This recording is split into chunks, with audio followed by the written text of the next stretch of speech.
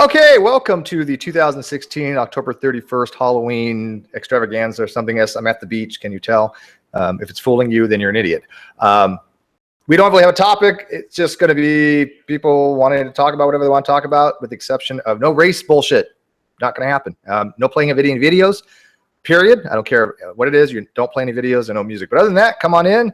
There are some other hangouts going on. I'll promote them as well. Brojo, I found out, has that'd be Brother John, not like Josiah McLean, is having a hangout if you like do costume type stuff. So please, if you don't want to listen to ours, go check out his.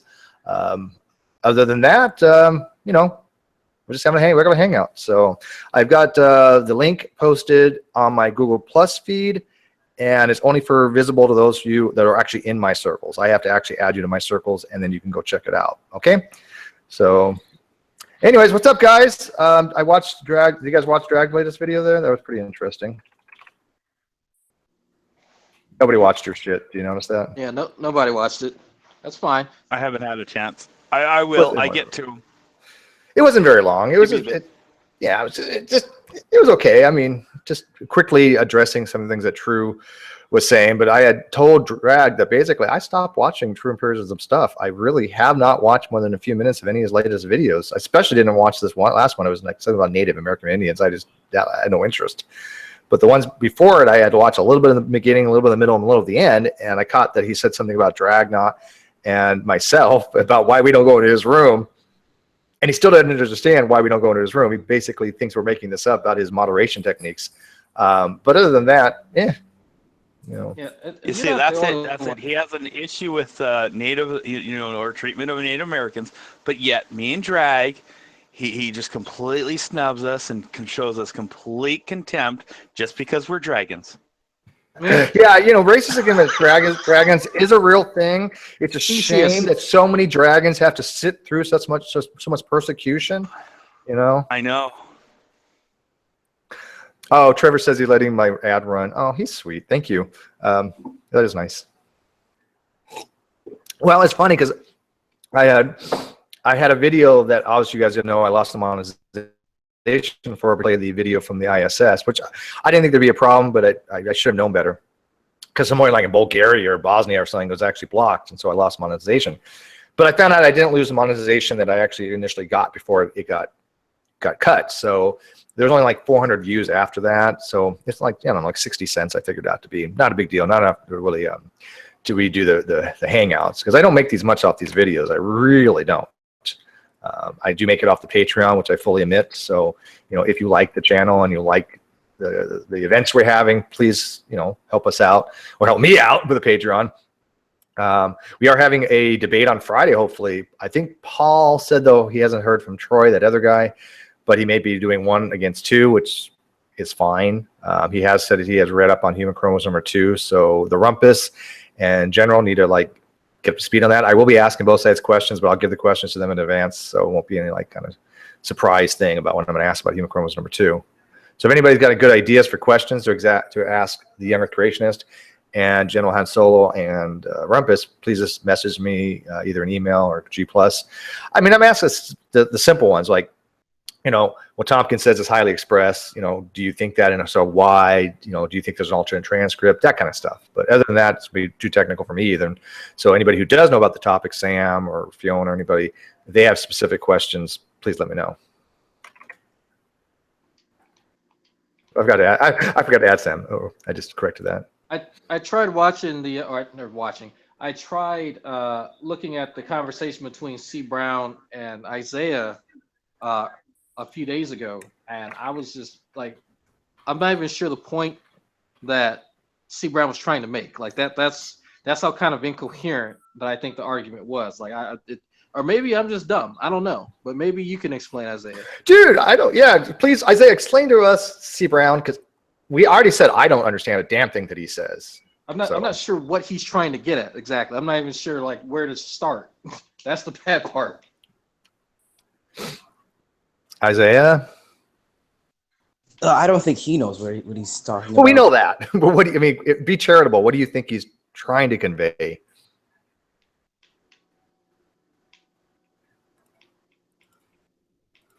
Say again? Be charitable. What do you think he's trying to convey? Because even in my wildest imagination, I could not parse out what C. Brown ever tries to talk about.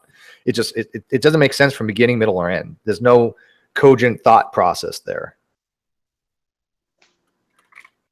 So far what I've got is we got on the topic of endosymbiosis, which is a really interesting topic, and I think the reason he's so incoherent is because he's reading these complex papers that are way above his level, and he's misunderstanding them.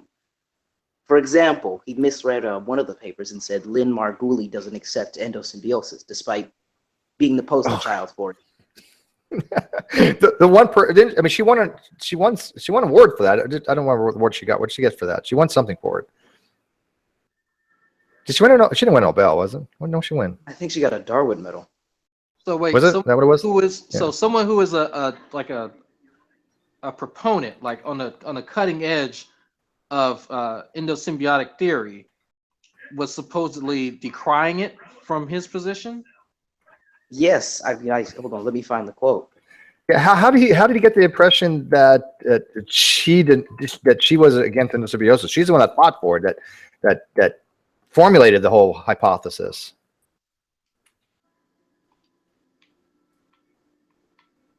He said he's going to look for the paper or whatever whatever that what's his face was trying to quote, because that's a terrible that's Tommy Hall level fucked up. Like Tommy Hall's probably the only other person that I can think of right now that will quote unquote read a paper and then get a completely different interpretation from it than what it actually says. No, he's not the only one. I see that a lot with the CCP. I mean, that's something that's indicative of almost all members of the CCP. I don't think they read anything in context correctly. I mean, that's why they have so many mistakes when it comes to fallacies. They read something and the way they're reading it as opposed to like we're reading it are two different things. Like, how are you getting that from what you're reading? They just, like I said, they have the brains like blenders. Everything that goes in gets spun around, and that's what they either think or that's what comes out of their mouth. Wow, science is getting attacked from multiple angles. See, I've been following along another angle where science is being attacked, where it's being bluntly accused that it's a colonial. Trying to remember what they said. My memory gets a little shaky. Yeah, they want decolonization. Oh my God! Please let's not mention that. Was just. It's freaking hilarious. It's freaking hilarious. I mean, I understand the concepts of I understand the concepts of decolonization, but how do you apply that to science is beyond me. I think they're taking something where they might have some good points and just tossing it away by having bullshit. Steve, there was this shaman that believed that he could make a lightning strike on anyone he wanted. So you can't explain that. Yeah, I know the story, and you can't explain that. Tides go in, tides go out. You can't explain that. You forgot that he was using the black magic. Yeah, the black magic. The black magic. You'd be using the black magic. You can't explain that. I can't do a Haitian. Can anybody do a Haitian? Yeah, I can't do it. Mon. To say mon, would that be like Jamaican? No, you're thinking of patois. That's different. Yeah, I don't know. I'm culturally inept. I'm not going to admit otherwise. I'm sorry, I really am. I've seen a few gaffes like that. The only thing that matches that is what some of the presidential candidates have. Well, not just the presidential candidate. Yeah, like Mike Pence, I think his name is. He said some pretty he was on the Senate floor trying to offer a refutation. Well, he's a young earther. Oh, he is? Yeah. Mike Pence is a young earther. Yeah, he doesn't know the age of the earth. Oh shit! Yep. Even worse. He said that on the Senate floor. Have you guys run into the Electric Universe people yet? Of course, I've been ran into them decades ago, man. They're nothing new.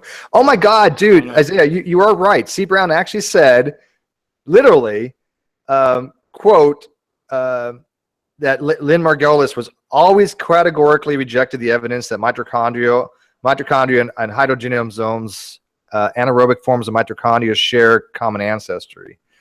So he's basically saying that Lynn Margulis, Lynn Margulis, how do you pronounce the name? Margulis? I say Margulis. I don't know. I think it's I think you might be right, Margulis. the pioneer of endosymbiosis theory or hypothesis, now he's saying that she always categorically rejected the evidence of anaerobic mitochondria becoming a symbiotic thing with eukaryotes. She rejects that the mitochondria and hydrogenosomes share a common ancestor. The quote below is C. Brown's quote. That's what he gets from it.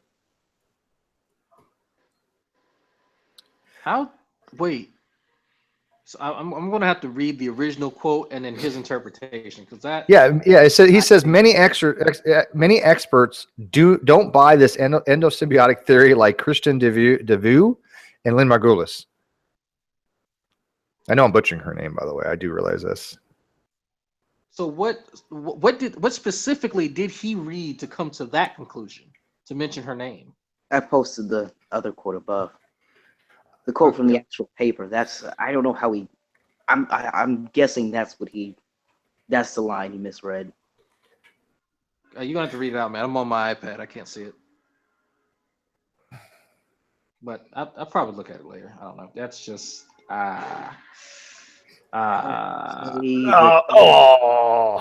The quote is a 2007 paper by the late Christian Devey is now often taken as the flagpole for micromutational theories of eukaryotic origin. But Devey, like the late Lynn Margulis, always categorically rejected the evidence that mitochondria and hydrogenosomes, anaerobic forms of mitochondria, share a common ancestor. That's the quote. He thinks it's saying she rejects endosymbiosis altogether. Yeah, how does he get that? Again, I butcher her name, but I know who the hell she is. How does he get that? It's called being a moron. No, it's because wanting things to be true is what it is. I pretty much my main defense against a lot of people has been pretty much I'm gonna go wherever the technology is developing. I'm sorry, if the technology is developing, then yes, there may be flaws in some of the theories and stuff, but if it's producing results, I'm gonna go with it. Like with evolution, that's produced results in many ways. It's helped us change our fishing strategies. Particle wave duality, well, that's going to be the next generation of computers. And we got, as far as I've been reading, they claim they have functioning quantum computers. I don't know how powerful they are, how actually practical they are, but they claim that they have functioning. So when those show up on the market, as I said, I'm going to follow where the technology leads, because, you may want something to be true, but if it doesn't produce viable results, I'm sorry, I'm going to question it. It's called bias. Yeah. Well, and that's the thing. When science produces a result, something that we can actually say, hey, we've got something from this. We've got technology we can utilize, as opposed to the bullshit that anti-science people want. I don't know why anybody would follow this anti-science thing that they're trying to put out now, right? Let's get rid of science, start from scratch. Why? Well, the problem is that people love their intuition. And science, the scientific method, is a way to remove intuition. In science, intuition plays a part in maybe forming a hypothesis, but after that, it can go get fucked. Yeah. Well, I said before that I think a lot of people don't have the skill set beyond just simple, common sense and simple, looking at something, I have basic reasoning. And they get confused really easily. We demonstrated the other day with Claim Your Inheritance. He had no ability to look at something and try to look at a past as, common sense says this. Well, yeah, but common sense is awfully wrong. So. Yeah, that's actually something that I'm seeing more and more of, where when it comes to science, people approach science the wrong way. They think that the natural world somehow bends itself around our intuition, when the natural world doesn't give two fucks about our intuition. We have to adjust our understanding and our intuition to the natural world. If it just so happens to be intuitive, then cool. That's a bonus, but that should not be how we view everything, because we are products of the world. The world isn't a product of us. Also, other thing I want to kind of add to the point is that I've also noticed this, and then I've been starting to put this in my posts, is that people strongly attach stuff to labels too, and that's the thing. Is like I constantly like I hear it's just like this is bad, because literally, and the only justification is the label. Like with the Michael Powers video I just watched, where he says is why does Greenpeace like the grapefruit, and that was a very good example of it. Is because a lot of times people apply, and because they hear it from people they respect and whatever, and then you just lock onto the label that GMO's bad, evolution's bad, and it's like, no, they're just things. It's just, are they accurate? And what do they entail? And I think a lot of people also generally lock onto the label, and they only dig onto the first 2 pages in order to find something they think that can justify their position against it. And that's the other thing I've noticed. A lot of people take a position just because, as I said, they've heard from somebody they respect that this is bad. And I think we get a lot of that too. At least that's my thoughts.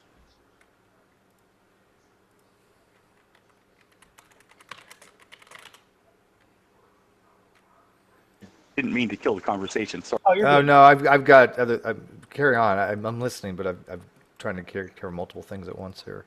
On a completely unrelated topic, for people going to Talking Shit Tuesday tomorrow, Brett Keane called the Atheist Experience. That was a fucking train wreck. Oh God. Oh yeah. Like if you get the time, find that 10 minutes in the call and watch it. Really? I mean, he seriously? Oh my God, I haven't watched that yet, but I will watch that. That sounds entertaining. They literally asked, "Hey Brett, are you broadcasting this on YouTube?" And he's like, "No, but I turned my speakers down." You can hear the Google Hangout somebody calling him in the background still, so he obviously is just fucking lying. And then it was, somebody messaged me on Skype. You are rebroadcasting this. We would have just given you permission. You're being a dick. Have they dealt with him before? I think Russell has, but he's calling it a win because they pretty much hung up on him because there was so much echo and Google Hangout noise that they couldn't answer him because they couldn't talk. And he's like, you would think that with his studio equipment, his good mic and all this other experience, that he would figure out how not to have echo, but. Well, you'd figure out, you'd think if he was, he'd been on YouTube long enough to know how to not do that, but obviously not. Well, none of those guys have ever ended well in the atheist experience. I mean, I don't agree with Matt on a few things, but I really like listening to him. But I've never seen any theist go on there and not get roll the fuck stomped. It was just Russell and Tracy. And Brett rolled up with do you have any scientific evidence for atheism? Because otherwise you're just making a belief statement. Well, yeah, it's a belief. Really, Brett? Really? They're like, Tracy Harris looked at him and said, "I'm not taking a position. I'm just telling you your position is fucked." God, these guys are And stupid. Brett's like, "Well, you never answered my question." And they're like, "No, really, we did, but it's hard to because we have to stop because we hear the echo and think somebody else might want to talk." And that reminds me of the old, was a few years ago when it was it Venom Fang X or was it the other guy? Venom Fang X or Shaka God. I think it was Shaka. Yeah, Shaka God was like, "Well, how do you know that atheism is the true and correct blah blah blah?" And it's well, it's a belief. It's a belief. It's no gods. I don't know why it's so complicated for people to understand atheism. I'm not even atheist, and I understand atheism better than they do. Yeah. I don't know why they think atheism is so weird of a concept. It just boggles my mind that they would sit there and go, "Well, atheism is a delusion. You can't prove atheism." Well, so what? It's a belief claim. It's a dogmatic claim. You're claiming that you don't believe God exists. That's fine. What's wrong with that? You don't have to prove it. It's a belief. You have to justify it, but that's not the same as proving. Yeah. But, but it's trivial to demonstrate. Sorry. Well, saying how a lot of great things are a belief until you. Hang on, Opal. A lot of things are a belief until you until you tested it yourself. We take a lot of things on trust. But then, I mean, a lot of things then start to prove themselves as you actually get like objects in your hand to test it. Like, all the theories behind how a computer works, we can test just by simply booting the bloody machine up. But I mean, it's everything's about level of accuracy. And it's like science is not perfect, yes, but it doesn't have to be, because we can't because it's the best tools we have to try and figure out what is the most likely cause. And the one thing I hate is that's the most honest answer, but yet that's the one everyone likes to try to jump on to say, oh well, just because you might have there's a sliver of inaccuracy, oh well then it's totally 100% inaccurate. I'm like, no. They want to jump on that certitude thing, yeah. Yeah. Yeah, like I mean, you head off. It's like you head off in any. If you got a very singular direction, if you head off in any direction, there's going to be a level of inaccuracies in your path. But I mean, just because you're a little bit off doesn't mean you're going to totally miss your target and go the opposite direction. And that's the one thing they can't seem to grasp. Yeah, I don't know why it's any different than like saying I know what, I don't believe in aliens. Okay, well, you don't believe in aliens. You have to justify it, but that's not hard to do. But why is it for a person who believes in aliens thinks it's weird for a guy that doesn't believe in aliens? Both of them are just simple, basic beliefs, right? So if you don't believe in God, you don't believe in God. I don't know why some theists find it to be that difficult a concept. I really, honestly don't. And I've never demanded that somebody accepts something, because it's always good to have challengers. But as I always tell everybody I interact with, the minute you want to start me to swallow the pill, you got to start putting down on the table your cards. You got to start showing the validity, the velocity of your position. I mean, fine, you don't want to believe the Earth is like older than 6,000 years. Well, that's fine. But if you want me to believe it, you're going to have to show me how it is. It's the same with anything. I'll go into neutral territory. It's my belief that there's no such medium as time. That time is nothing more than the extension of the laws of motion and the laws of energy. I mean that's my thing. But I don't go around asserting it onto people. I don't say you're a Cronus because you actually believe time is a medium. You actually believe time is a substance. Like I don't go doing that because that's just my belief, and I'm just looking for the evidence.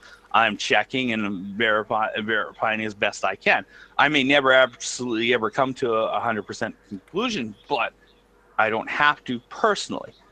But if I want to say make Isaiah believe it, I'm going to have to justify it. I'm going to have to show him, write down, and do tests or whatever experiment or whatever to show them the results that shows that this is such and such.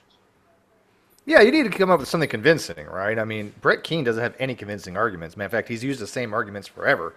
And I guess he's having a hangout right now. It's kind of funny because the people in there, well, I can't tell now. It crashed on me. But it was like Von Helton, I think.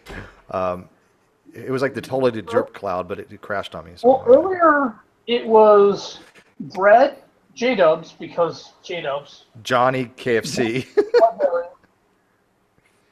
Josiah, because I'm not calling him Brojo because Brother John's Brojo, so fuck him. Then it was Arcane and Vecco. And all they were doing was they were all over Breadstick. All of them. That's what they're doing? Well, yeah, because, Josiah can't get into many hangouts anymore because of what he did. And so he has to suck up to these guys because they'll kick him out. What's that? I almost got him thrown out of Brett's hangout. Because literally Josiah jumped in there and I'm like, you realize that he's 16 and he's a fucking hangout sniper, right? And Brett read that out in the freaking hangout. I'm like, oh, dude.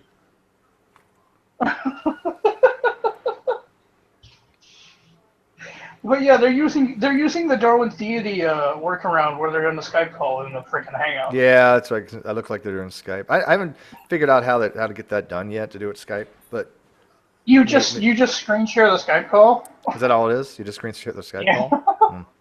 Okay. Yeah. The fact that Darwin's deity had to play freaking whack-a-mole either was hilarious. Was that when he was sniping people?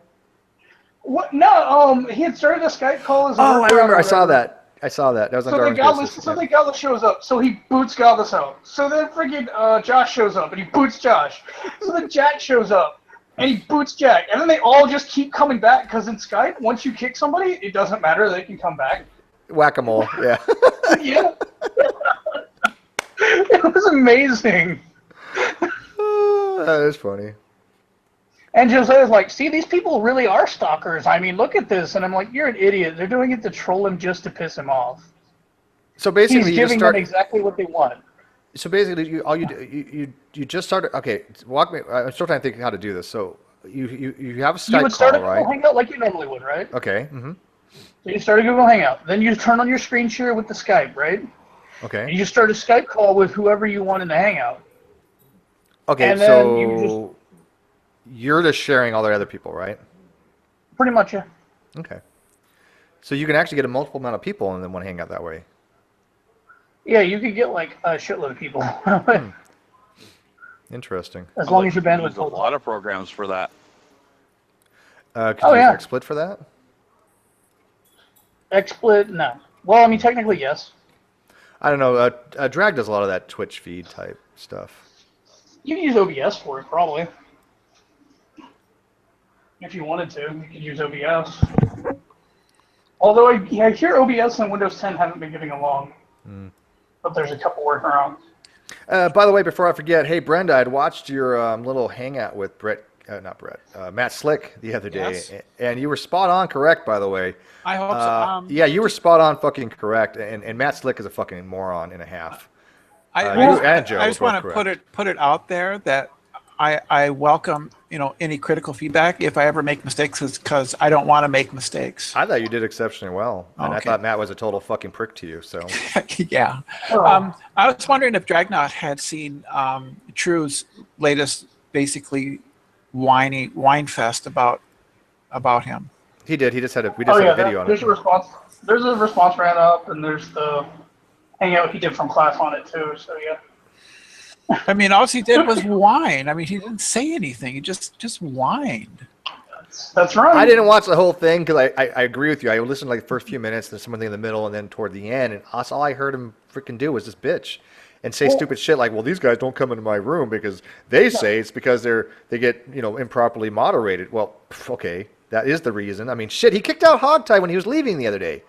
It's like, come on, it's just disrespect. Well, G-Man did, but still, it's disrespectful. Yeah, I know. Well, okay, here's the deal. Ronnie won't engage me. He's running away from me. I'm a fucking moron who dropped out of high school and got a GED. Drag and you, Steve, at least know these topics decently and would mop the floor with him, so he can't have you in his hangout. Does he ever send you a link when he does a hangout? Does he ever send you a link and go, hey, No, come 'cause he in? knows No, I'm of going. course No. not. He doesn't want you there. He's It's gonna not- bitch that you won't come in, but he doesn't invite you. It's not so much being mopped before technically, because obviously that's there's a lot of people in the community that really know these topics really well. But I think argumentatively, if true empiricism didn't have the ability to to control volume and mute and to hide from broadcast, and he was limited to actually addressing the questions, he would get roll the fuck stomped. Oh, And not just by me, but by anybody, because if you really listen to his hangouts, he never addresses shit. He has the same problem I claimed your inheritance to the other day. You can get him on something, you could be very simplistic with him, and he fucking doesn't understand it. So what's the point? There isn't one. And he just filibusters. Yeah, that's all it is. yeah. Yeah, you ask him a question about this, and he talks about Z. It's like, what the hell's that got to do with anything? It's like when he brought up like a Chatelier's principle. What the fuck does that got to do with what we're talking about? Like seriously. You're pronouncing that right. It was This the echoes- shitless principle. Yeah, and I also had to say too I was cool gonna play too. This kind of echoes my philosophy that anything that cannot stand anything that cannot be criticized cannot stand up to criticism. And that's true because they're welcome to come in here, right? I don't prevent Ronnie or Arbenz or any of them coming here. They can come in anytime they want. The only one is G-Man because of his fucking bullhorn. But other than that, yeah, they're welcome to come in here. I would love it, but they won't do it. So Yeah, I was in here when he did that. That was just that was really rude of him. I was What was here. That woke me up. I was asleep. what happened? When G-Man used the bullhorn in here, I was Oh, yeah. asleep. I was watching the hangout from the exterior. I put it on, I fell asleep. And then he used the bullhorn and he woke me up out of a dead-ass sleep. And he's lucky I don't still live in Delaware because I'd have drove to New Jersey just to slap him across the goddamn face. Fucking moron. How does this video have 3 dislikes already? We just started. I don't Well, know. see, The clown car somebody posse saw is it. on the roll. I mean, I don't care, but that's just kind of funny. and then I people invite their things up all the time when I like their videos, but when I don't. Well, no, Steve, if you want to be a dick about it, what you do is every time you start a hangout, you open up the little G Plus messenger thing and you send Ronnie a link. Every single time. He would just And get then when he goes, upset. well, you never invite me to your hangouts, you open up your thing and your screen share and you go, I've sent you one every time. There are all the dates and timestamps. Go fuck yourself. Well, I used to. I don't do it anymore. I used to actually invite Antonio, too. And by the way, we used to invite Antonio because it was proper format, right? You talk about somebody or, you want some kind of conversation, you invite them. It's polite, right?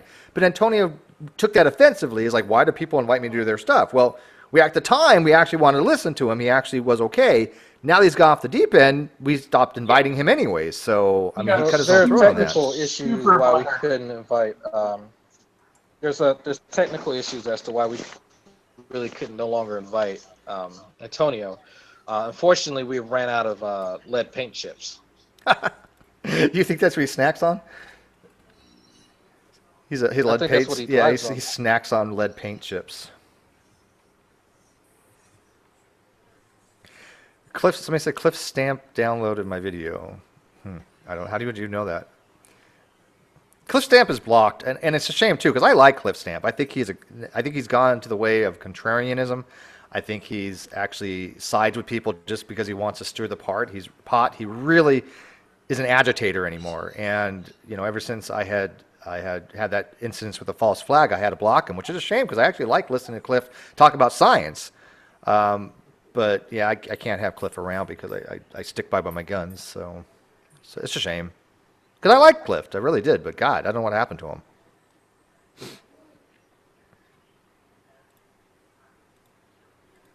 Somebody in the side chat said furries make Ronnie question his sexuality. That's hilarious.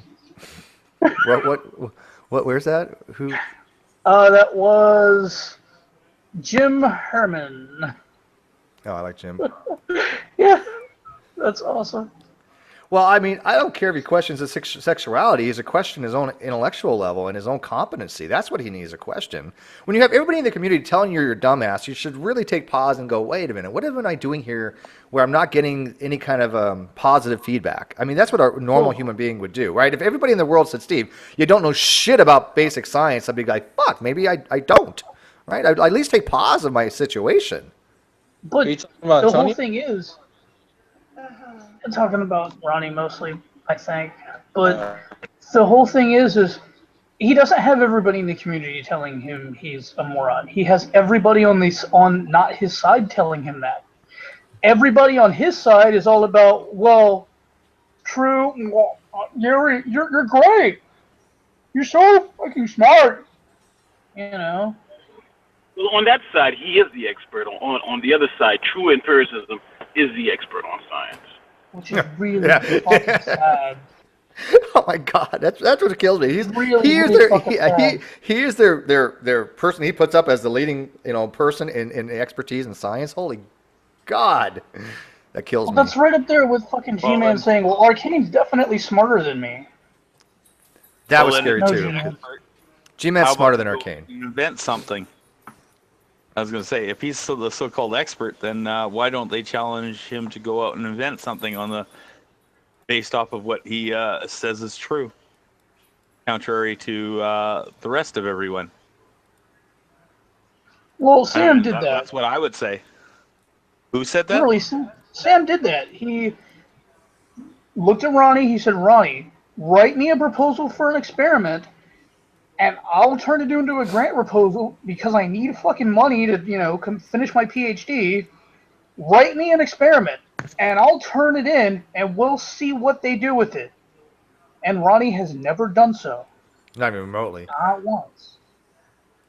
I've even And offered but something how- similar to him. I said, I have full use of the lab. I've been given access to the lab outside of my normal classwork, to do whatever experiments I want. I just have to let them know. And I said, hey, if there's something you want me to test, even with the meager amount of equipment that we have, I will test it and I will report it and show you, the results. I have no problem doing that. And nothing.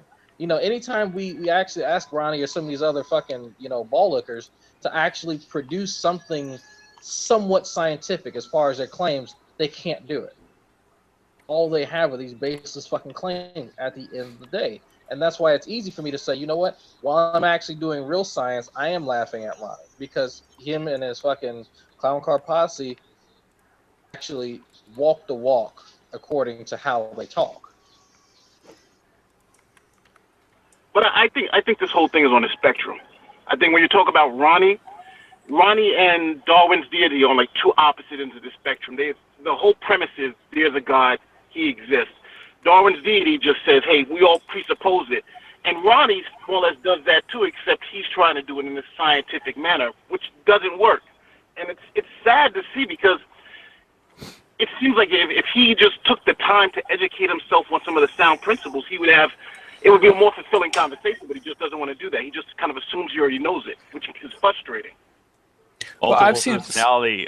Are you saying that my dragon god just doesn't exist? Hey, it's funny because I had a conversation with G-Man the other day, and he was talking about this. All atheists rejecting the truth and unrighteousness. So I said, well, so let's pretend I'm God. I'm God. And the first thing he asked me for was like evidence. So I'm like, hold on, I just used your argument. I said, if you deny that I'm God, you're suppressing the truth and unrighteousness. And now, when I say that, he's like, oh, let me see your birth certificate. Let me see this. I'm like, you're asking me for evidence, and it seems like they just can't overcome that hurdle that you have to present something, an argument at least. I think you hit a nail on the head there too. That's the one thing I noticed. They think that they're somehow elite, that the arguments they use that is only they can use. But I'm sorry. You got to be careful when you use an argument. You have to remember that for it to be a valid argument, somebody's got to take that formula that should have the same right to take that formula and apply it to something else. And I think a lot of people done it, but I think we need to codify it. That is, the minute you use an argument, the concepts behind that argument, for them to be valid, have to be applicable in other areas. And you made a good point there. But one thing I will say is with all these arguments, all G-Man's arguments, it just comes down to the one premise, is that all atheists believe there's a God and they're just lying to themselves. That is it. That is the extent of the whole presuppositional argument, G-Man's argument. You really believe there is a God, but you're lying to yourself in some way because there's so much evidence. And then when you ask them to show the evidence, it's lacking. So. And then once you present another God, they demand they turn around and become the mirror image of the thing that they claim that they hate, the atheists or the non-believers or whatever you want to put it on. Yeah. Well, it's like Tradow had been saying something along the lines that he sees all these atheists out there just dogging on the Christians, right, and hating the cross is what his words were. And I asked him, I said, well, what hangouts are these? Because the only ones I know that exist are Nadia's, who's not even around anymore, and then Ask an Atheist had some. And he said Star Splitter, which I don't think he's been around in a while, but not for a good long while. Yeah. So I mean, where is all this atheistic hatred that I'm seeing, or they're seeing toward Christianity? Because if there is, I would like to see it. I know we have militant atheists. I get that. Down and outbound. Wait, Steve, yes. Steve. But Steve. You haven't seen the atheist lynch mobs running around the internet lynching Christians? Not to my knowledge, no. I mean, matter of fact, I have Christians in here more than almost anything. It's usually 50% Christians. So I don't know where they're getting these ideas from that these militant atheists are out there just trying to lynch Christians and are being scared of the cross. Han Solo comes in, his symbol is a cross. Doesn't bother me. CJ Dub, his symbol is a cross. Doesn't bother me. Why would it bother an atheist? I mean, it's just like saying when people say, "Well, God bless you." If you get offended that somebody says "God bless you" when you sneeze, you're an idiot. Simple as that.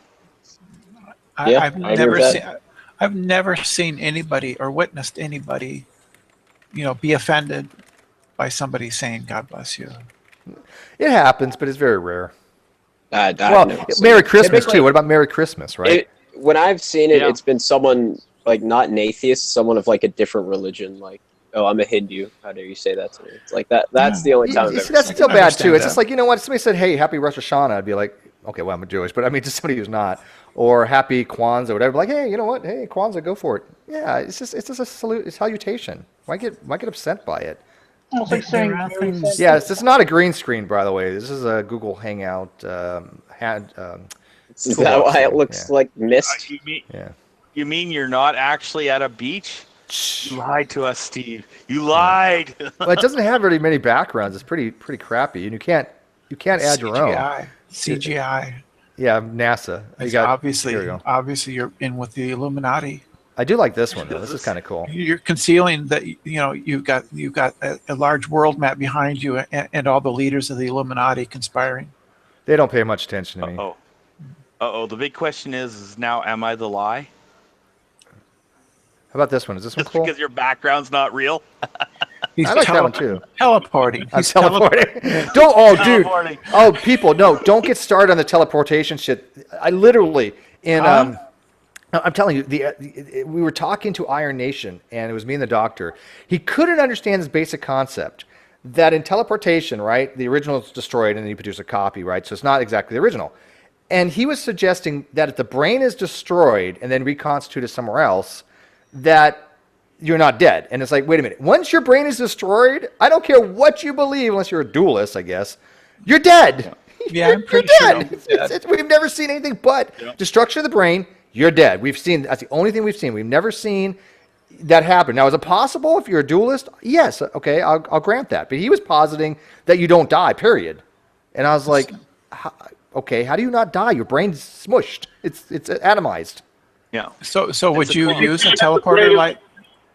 What, Brenda? Would you use that teleporter? Fuck no. Nope. I think I would. Really? Well, okay. I don't know. I'm not sure, but I think I would. If it's like, say they throw a rat in there and then it comes out the other side still alive, I might step inside. Yeah, but if it came out all panicky though, I don't know. It's a rat. Well, there was a story called The Jaunt by Stephen King ages ago. You guys ever read that story where they have this like No.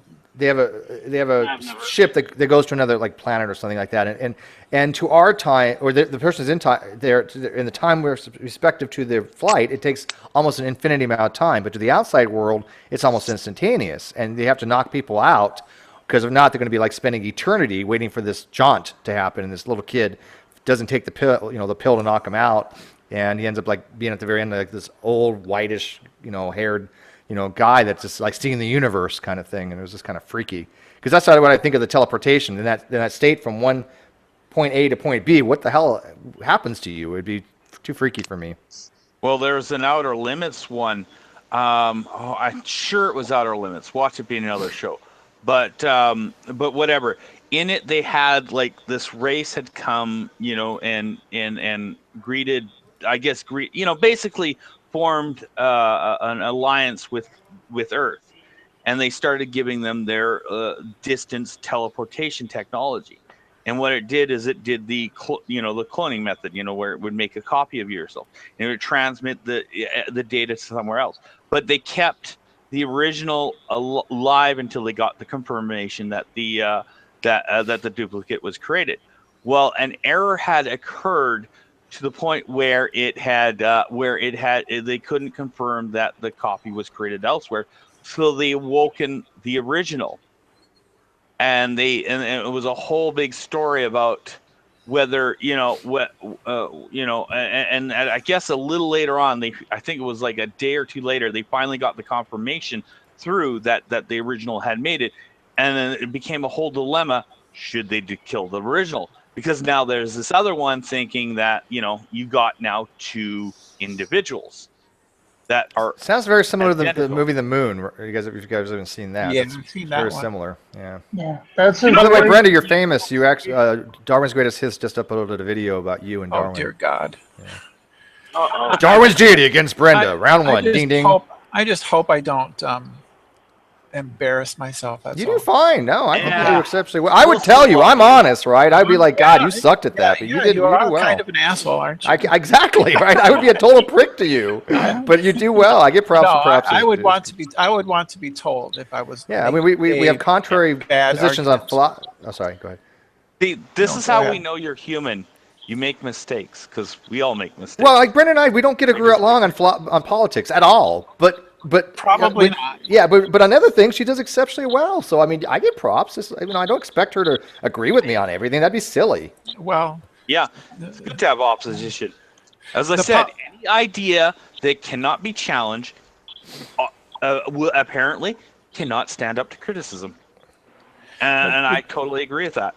the Glorious People's commentator is a little disappointed in Comrade Steve's performance lately. Conrad.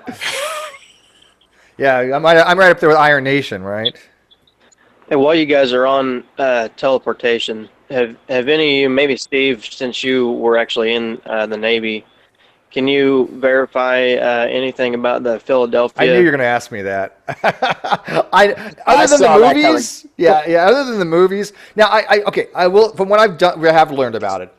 Yes, something like that did happen. They were using electromagnetic fields, large electromagnetic fields, to try to avoid radar. But there was no instance where the ship actually disappeared visually, optically. It may have had disappeared from radar a little bit, right? Had some kind of diminished capacity to reflect radio waves, but it didn't visually disappear. So the whole Philadelphia story, basically, or experiment, was blown way out of proportion. But there was such an experiment using large electromagnetics, yeah, probably. I think there was. How strong of a magnetic field would you have to generate to affect? Huge. that? The Gauss. Oh God. I mean, yeah, It would have to be massive. It would have to be a massive amount of Gauss, and that's the problem because you have a huge amount of things. I mean, what if you have any kind of metal on you, you're kind of SOL, right? I mean, I don't know how you would be around Not to mention an entire destroyer worth of metal. Yeah. So, speaking as a person who used to climb live power pylons for a living, the human body can handle pretty incredible levels of magnetic field. It's It's not worried about you, but if you have any metal on you, right? Yeah, it's not going to suck the iron out of you, but I mean, if you have metal on you, then that's going to be a little bit problematic. What about fillings in your teeth? They're non-ferrous. Oh, okay, yeah, that's right. Yeah. Yeah, I mean, do you guys remember when Magneto, like with his magnetic power, took the iron out of somebody that drunk that solution that had a lot of iron in it, and he that was wicked. That was awesome. Oh yeah. Oh shit! I forgot to add nootropic. Oh, my bad. I'm so sorry. God, you're nootropic. forgetting everyone, Steve. He specifically asked me to, and I totally forgot about him. I got some other people that I reminded, but Why am I not in your circle, Steve? you are in my circles. Well, then why did I not see the post? Fuck, I know. Yeah, I don't know. Some people do, some people don't. But I mean, I could double check. I mean, first of all, you get the post if you're subscribed to me. That's not my end. It's if you're subscribed, and you have that little bell. I'm subscribed to you. Did you click that little bell next to the subscription? Yeah, I did. Really? That's how I got to the stream. Huh. So I've got a short Halloween story if anyone's interested. Sure, go nuts. Is it It turns guaranteed out- to scare me? Possibly. Happened to me many years ago, so I may get some details wrong, but it turns out that my birthday is in fact Halloween, October 31st. Because I'm in a different time zone, I celebrated it Ooh, yesterday. spooky. Well, that's how I know that Oct 31 is the same as Dec 25, so Halloween equals Christmas. Anyway, only a math nerd would get that one, I suspect. But anyway, so many years ago, I was celebrating my birthday on Halloween, and I got filthy, rotten drunk with a bunch of friends, and then sort of staggered back to my flat. And obviously, in the middle of the night, the call of nature required me to get up and go to the loo. So I was standing there doing my business, and then I suddenly realized through the fuzzy haze that when I'd walked into the loo, the light had come on, but I couldn't remember switching it on. So anyway, then I was lying in bed a little later, and I suddenly realized that when I'd left the toilet, the light had turned off without me turning the light off. I was a bit spooked out by this, but in the cold light of day, I was willing to believe that I'd just imagined it all. But I have proof, irrefutable proof, that something dark and malevolent was happening in my flat that night, because when I got up in the morning, someone or something had pissed in my refrigerator. Well, if you're drunk, that was probably you. Like I say, some details may not have been Yeah. entirely accurate. I have a similar story, and this is the truth too. When I was living in Utah, I was living with a girl named Jill for many, many years, and we were doing a Ouija board one night, and nothing happened, and it was just kind of stupid. But later on that night, about like 2 or 3 o'clock in the morning, we had a lava lamp, and literally the lava lamp turned on by itself. Never happened before, never happened after. How the hell does a lava lamp just magically? And all of a sudden, like there was like purple everywhere, and I'm looking at her, she's looking at me like, "What the hell just happened?" And I got up and I flipped the switch, turn off. But I'm like, that's just odd. The one night we were starting to play with the Ouija board in the apartment, and a lava lamp just turned on out of nothing. Never did before, never did after. So take it for what it's worth. But it was odd, right? True story. Do. Yeah, figure that one out. So, Steve, I've got a question about this whole "you'd never teleport" thing. Well, one second. It wasn't a light switch. It was actually like I don't know if you can see it, but it's actually it's like one of those. Let me see if I can see the lamp here. Oh, without killing it myself. Oh my goodness. Can you guys see? It was that kind of switch. It was a rocker switch like that. You think maybe some wires were loose and they were just somehow? Oh, I'm sure it had a naturalistic explanation, but yeah. It happened. It was one of the weird things. It's like, why on that particular night, Oh yeah. Covering their track. That's all. Happy coincidence that is indistinguishable from a real supernatural. Yeah, no. I mean, it's minor stuff, but I mean, I've had a lot of minor stuff occur. Nothing huge besides maybe I had one person who said that she was. It wasn't possession; it's called obsession, I guess in the way the Catholics call it, if I'm not mistaken. But her eyes were like dilated, and she was clammy and glazed over. And it was when we were using a Ouija board back in high school, and it was just kind of freaky. She didn't look right. Anyways, what was your question? I was just going to say, first of all, you don't have to be a duelist to be willing to do the whole teleportation thing. All you really have to do is believe that the important thing about you is the process which the process which runs on your brain. You just have to believe that you're the process, not the brain itself. Yeah, but see, I believe that consciousness is an emergent property. And I think that once you destroy that substrate of the brain, the physical part of it, I don't think you can shove it all back together and have that consciousness reconstituted. Now, I'm not going to be able to support that via an argument. That's just a visceral thing that I think. Yeah, I think I'm along the same way because I see it as, even though it may be very similar, it's not the same. And that's just a perception from my view. I mean, I know what you're talking about. There are some people that just don't care if they're the original. It's just as long as what they see themselves is still contained within this universe. And, for those people, I'm like, say, sure, go for the teleportation device. But for me, it's until it's wormhole-like, where, it opens 2 points in space that you can walk through. Then that's the only way I'm going to do teleportation. Well, my thought is that if you have two civilizations and one uses a destructive teleportation, and one doesn't use teleportation at all, that the one that uses the destructive teleportation would have a competitive advantage over the other.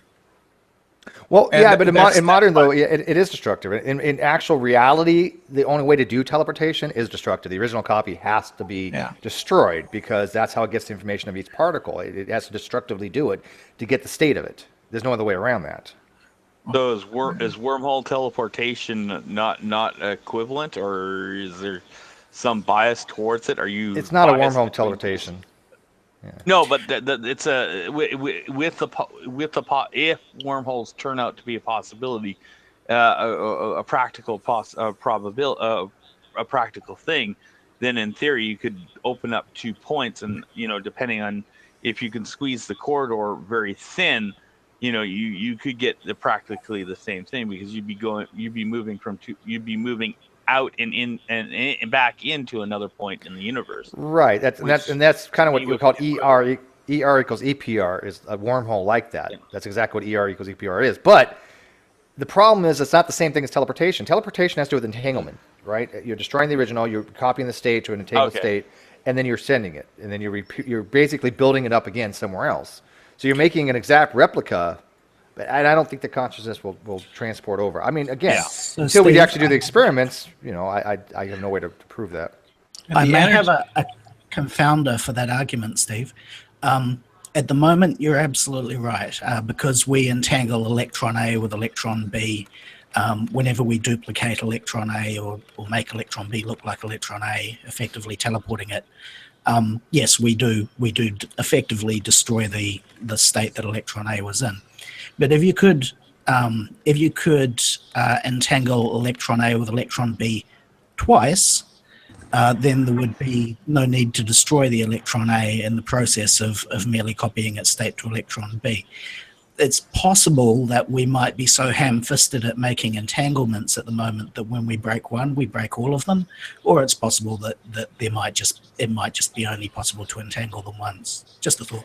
Well, no, we can have multiple entanglements. I think we've actually done that, haven't we? Had multiple entanglements. But still, it's not just the entanglement; it's the information of the system.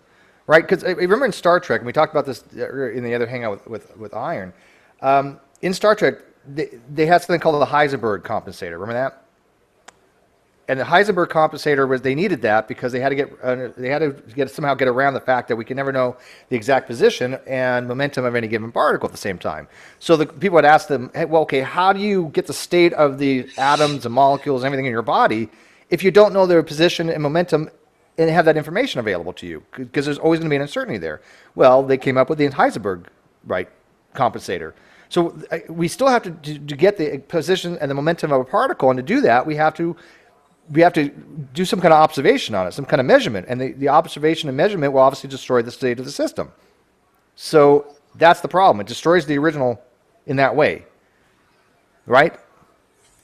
I see what you're saying. So the only way around it, if that argument was correct, would be to use states which are their own opposites, which apparently can exist. Well, that's a little bit. Are you talking about like cesium, when one particle would spin up, one particle will spin down, that kind of thing? No. So in Heisenberg showed that there were basically things which had their opposites. I think one might be mass and one might be momentum, or one might be energy and one might be momentum. So the more you read of one, the less you read of the other. But that's what I'm talking about, momentum and position, right? Yep, you know the velocity and momentum. If you know more about velocity, you lose the precision on momentum. The more you momentum, you lose the precision on velocity. Yeah, absolutely correct. Mm-hmm. And there are other pairs that counter each other like that. But it's actually possible to measure certain combinations of attributes which are their own opposite. And so by measuring these specially defined attributes, you can effectively get them to arbitrary accuracy because they're their own their own opposites, but they're not very useful. It's not something like nice and chunky like momentum, unfortunately. Mm-hmm. And and that's why I'm sorry, that kind of teleportation I see as just nothing more than a glorified quantum cloning, except you just decide to kill the original. And that's why I'm with Steve. It's like I'm kind of the myself-ist or whatever. I see myself as myself. I'm not concerned. Whereas the other people, they're just concerned that something identical to them is out there, and that's just my barrier. That's just my personal barrier. I don't know if Steve's on that line, but that's would be my suspicion. He's on that line too. Yeah, I think so. Okay, so just on that, just briefly. So any entity is always going to consider itself to be itself. That's fine. But if you, for instance, had a process running on a computer and then you made a copy of that process and started it running on 20 different computers, they're now all that same process, because the important thing is the process, and they all still think they're themselves. So it's really just about... yeah, well, wait a second. Is Okay. is it important that it's a copy? I mean, all the important things about that process you were running is that process gets to continue accurately from the state that it was running in, isn't it? Well, okay, But and you're saying that also not only the, I was going to say not only that is like I was going to answer that because it's now like even if you copy it and duplicate it, you're still putting it in another system. And yeah, it may be as nearly identical as you could ever possibly get in the thing. But as I said, it's still still a glorified cloning machine. You're just like you're just copying. And for those people who don't care about their originality, that is fine. But I just happen to be one person who cares about his originality.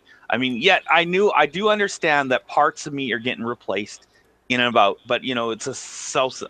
I know it may sound like a contradiction, but maybe I'm missing the point that. But to me, it just still seems that it's a maintenance system keeping the whole thing running. But yeah, it's a ship of Thaddeus type problem. But here's why I don't think that the consciousness will transfer over. Okay, and this is again just my pure opinion. Even if you can get every state of everything in your body, and we're talking trillions of bits of information. I mean, just a ungodly amount of information, right? I think there's going to be some kind of quantum uncertainty just in the actual consistency of, like somebody even brought up the quantum foam, right? There's going to be some resolution below Planck's length that you just can't get. So if there's anything happening at that level, that information is not going to be carried over. And so again, because I think that the brain, the consciousness is an emergent property. Even if you took the physical aspect, and I'm not just positing dualism, but if you take the physical aspect, there's going to be interactions on the quantum level that we just can't reproduce, even by teleportation. There's just something that I think is there that we can't reproduce. Now, again, visceral, completely visceral. So I don't think that I'm advocating there's any real position for Steve, what if the consciousness is actually a property that's above that Planck length level? Did you hear me? I don't know what happened there. If the consciousness is what? What if consciousness is an emergent property that's actually above that Planck length level? Bear in mind, I know no physics. Sure, it might be. Well, yeah, I mean, I guess so. I mean, I think that everything's integrated on it, right? Because a lot of the brain is quantum states, right? How electrons are going to be going from dendrite and axon and nerves and all that shit. There's going to be obviously quantum things that are going to determine what happens to these electrons. Oh my God, what are you doing? It's like World War III, Geist. Hey, I want to interject here. Hey, Steve, do you remember that movie that came out back in '99 or 2000 called The Sixth Day with Arnold Schwarzenegger? Yes. Yeah, I remember that one. Okay, see, that was the first time that I realized that even though they could make a clone of you, it still wouldn't be you because the essence of what made you would not be transferable to that clone. Yeah, I think it's science fiction. Your memories would still be transferred, but it would not be you. Yeah, I know, and I think so as well. Does that make sense? Oblivion with what's that? Matt Damon, wasn't it? No, Tom Cruise. Tom Cruise. Tom Cruise, yeah, they had that in there because they cloned, that alien ship cloned a whole bunch of him, and they had him in each sector.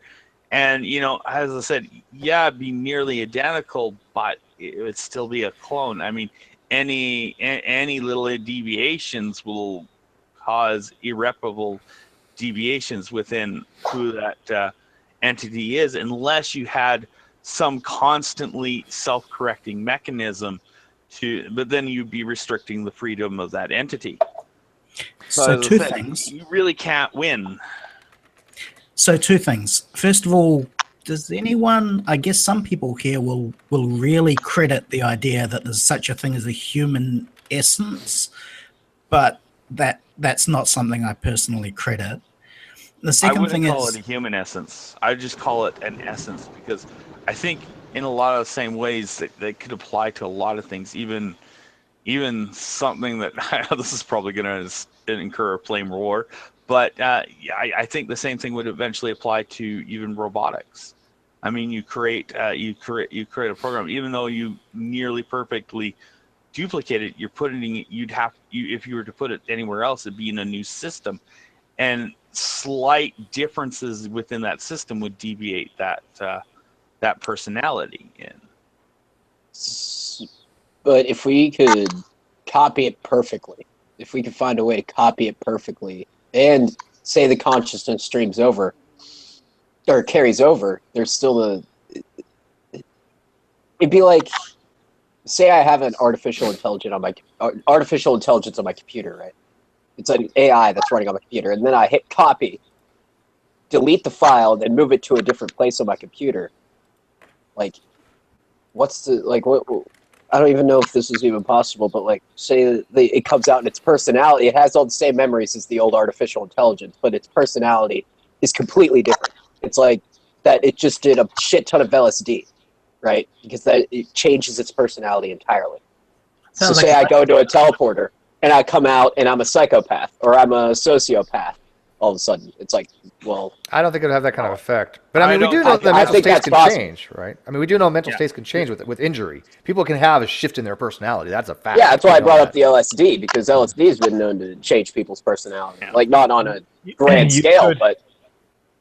You could, in theory, if you had a transporter device, even a, reconstructive, whatever kind it is, and you could beam in and out information, you could, in theory, turn people into psychopaths. We do know enough about the structure, the brain the structure and at least the structural difference between those who are more sociopathic and those who aren't, to do that, actually. Well, I could go along with that. It's possible, sure. Before he stops, I want to ask him a question. Well, what about the opposite? I mean, yes, you could switch them to psychopaths, but what if you totally docile them? I mean, it's no different. Yeah. In 1,000 years from now, it'd be great to have this conversation again if we were all alive. That'd be cool. Most likely. Well, there was an article. There was an article that just said the person. It has to be on Halloween too. There's interesting. There was an article out, I think, like last week, that said there's a person alive today who should live to their 1,000 years old. Yeah. Maybe. I don't know. Yeah, that sounds like true empiricism. Oh, yes, here's science saying that humans are supposed to live to 1,000. No. Yeah, you just put a video on that. It's to do with... Well, if humans develop cell walls, then, we're good to go for a good 2,000 years. Yeah, it's probably to do with, this idea of the singularity. And I think maybe that's possible, but I doubt that it's as close as people think. But that's just, like I said, that's my guess. I don't know. Well, see, my problem with I was going to say the problem with that is that was the biggest turnoff for religion for me, is that whole eternity thing. See, I don't want to live forever. I mean, maybe another 100 years, maybe at most. For me, I know some people could probably get another 500 years, but I don't think I'd want to be around hang forever. on. Eternal life, though, would be different from what life as we know it, from what I understand in the religion. Yes, you're not going to be living like we are now exactly. Now you're supposed to have a perfected being, body and celestial choir of heaven and stuff like that. Yeah, I think that'd be a lot different thing. But the problem, it's a good philosophical question, is what if you don't want that? Can you optionally opt out and say, I don't want this? After you're in heaven, because if not, then you have no free agency anymore, right? Before we move on to that, I had a point. I was like, if a human being that was born today I think the possibility of that depends strongly on whether or not we have a few more really big wars. And I think the possibility of something like that actually increases if we have a few really big wars, because every time there's, like, say, World War II. So much technology came out of that war. If we get another war, like say the United States, China, and Russia were to get into a three-way war right now, each one would want to make each of their soldiers indestructible. So they would be working at that technology. Yeah, I kind of teleportation would be a stepping stone towards that, because if you could effectively and that's why I went on this route, because if you could effectively teleport somebody like what we've been describing with the you create a clone, whatever, if you could make minor changes, you could probably every time somebody teleports, you could rejuvenate their cells so that they'll be more durable and stuff like that. And that's effectively, as I said. Or you just keep the original, and if the copy gets destroyed, you create another one. I just want to point out the obvious, that the probability of if you had means to perpetual life, continuing until the universe fucks over, you can't continue within the current universe. there's still a limit because there's an increasing probability that there's going to be an accident. And the longer you wait, the more the probability of that Yeah, goes up. you say you stop aging tomorrow, there's still the possibility you go out and get hit by a bus and you die anyway. So. Well, even worse. Let's say you did have immortality, like literal immortality. At some point in time, the Earth is no longer be here. At a certain point in time, the Milky Way won't be here. Right, Sometime, that's what I meant. there would not be mass anywhere. You'd be basically floating alone in darkness. You'd be, I guess, for all practical purposes, in some kind of annihilation state. Well, but there was this is actually, just, I don't want to, you said true empiricism, that this may be a true and clear empiricism claim, but there is an geneticist from Cambridge who's putting forth this, and I put the link in the chat where you can see like his reasoning for it. He's not saying that it will happen, but based on the way science is progressing, that yes, there possibly is a person alive today that will live to 1,000 years. I want to mention something else about which is life extension. The interesting question is this, to me, one is human psychology has certain features that might not be adapted to living indefinitely, even if you were to rejuvenate. So I wonder if we'd reach those limits. So for example, and they may be physical in ground. So for example, what is the true capacity of our brains to rewire if we lived indefinitely? If you just preserve the physical body, it's got to be some sort of limit where you'd start to lose memories. And in that case, you might suggest the answer is, well, we can just augment our brain and so on. But then you run into the personal identity change issue, and which is like the shipper thesis, in that you may have to modify your psychology so much that you wouldn't actually be the same person at all. So you are not actually living forever. You are evolving into some other beings. Well, Nootropic, do you think that in the future we will actually be, if you implanted like memories into people, right, false memories, their personality is going to be shaped by those memories in some way, obviously, right? That's how we all survive in the universe, is that how we are now is based upon our experiences. Now, you feed somebody false experiences, you're shaping their personality. That follows, would it not? Yeah. That happens now. To some degree. I mean, I guess with like implantation and suggestion, but I'm talking on the physical level, not just like hypnotherapy, but I mean literally going into the brain and implanting these memories and changing them. I think we could have huge effects on someone's personality. Yeah. If you had a great childhood, don't be a serial killer. So I think I caught you in a contradiction, Steve. That wouldn't be the first time. Go ahead. Well, you just said that you can have a big impact on who someone is by giving them unusual external stimulus, and I completely agree. You can mess people up and change who they are. But then earlier you were saying that the reason you wouldn't do the teleportation thing is that it couldn't be perfect, and that implies a real concern for the minute details of who you are. So if you're worried that you'll be a completely different person if anything goes wrong with your teleportation, but you still think you're the same person after someone's convinced you of a bad idea, that seems like a contradiction. Me not wanting to be teleported because the possibility of having something that screwed up my personality, how's that a contradiction? I don't want to be for that very reason, because it is possible your brain's not going to be the same state. I think I can save Steve. If I can throw in a point quickly here, I was gonna say, identical twins. Well, here's the thing: is identical twin just a backup copy of yourself? No, identical twins are two different. I mean, they're not even genetically perfect. They're not even close. I mean, there are genetic differences between two twins, obviously. Even if they were, like, we'll then go the next step, a clone. I mean, like, okay, so you perfectly clone yourself, and you maybe even imprint a lot of your memories on it. Is that just a backup of yourself? Or, and so that if one of you dies, well, okay, it's not a problem. There's still a backup of yourself. I look at it. But I know I'm working there. And then in the next step, a quantum perfect clone, like the teleportation. The minute that there's two of you, is it right to kill the original? Are you not is that just not a more? I just don't think it would work that way. Have you not seen The Prestige? See, now I'm imagining like walking down the street and then just finding myself and just like coming face to face with myself and be like, well, one of us has to die. Well, there can only be one. Well, okay. Well, technically, though, they say that if we have an image of who we are in our head, that if we came across our twin or our clone on the street, we wouldn't recognize them because it wouldn't match up to the image that's in our head. Oh, I think I would.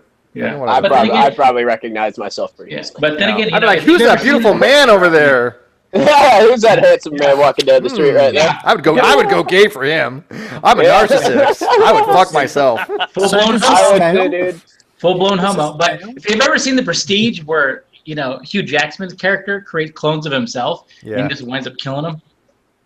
So does this homicide latitude scale? I mean, if you come across someone who's just extremely similar to you, do you have this urge to kill them? Not me. I probably would, because I'm an asshole. ASSHOLE, asshole. Oh, I think a lot of people would have sex with them.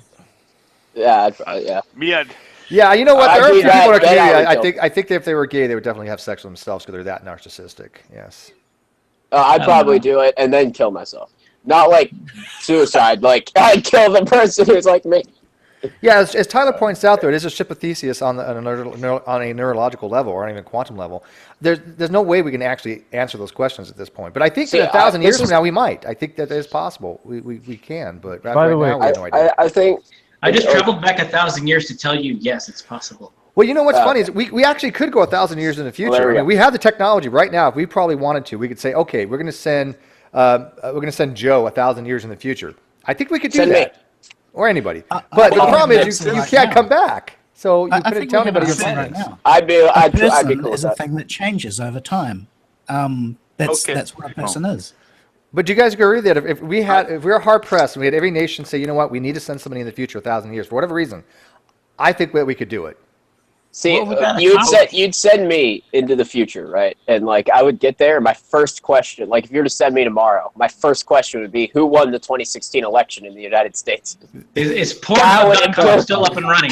I don't have one. Yes. You know what they'd be like? The answer would be like this: we don't talk about those dark ages. Oh, okay. You're like, you're from the stage. I really doubt that humans, as humans in their current form, will be around within the next few hundred years. So I think we may have that machine integration, full blown, fuck knows what, copying, augmented into just beyond what we can imagine. Personal identity mixed in with group. Transference of fuck knows, and I just think if you went 1,000 years, you would look like less than a bacteria. I think we saw that on Star Trek. They're called the Borg. Not to mention, if I went 1,000 years into the future. Hang on, the Borg are primitive compared to what I'm envisioning. The Borg are still biological. If I were to. Well, hang on, let me finish. What we're talking about is full-blown machine intelligence able to transfer, alter, upload, copy, massive, basically processing speed, memory enhancement. Star Trek 1. Just see, I have a visceral thing that I say no, that's not possible, but I don't have a valid argument against it. But that's Vega. Oh, the Vega. That's Vega from Star Trek 1.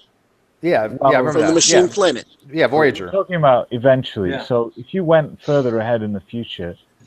Even if it was we just had humans in some semi-biological form still existing, they would regard you as somewhat, at least like a retard, or somewhat worse. Look at you. So I don't think we have to go that route with machines. I just think we have to speciate, and if we go to other planets, I think obviously we would speciate different because the environment would be different. Right? Okay, let me pose a hypothetical. So like. If I were to go 1,000 years into the future tomorrow, and humans were somehow still around, like in a similar form to how we are right now, like who? Oh, it's only 1,000 years. Not going to change that much.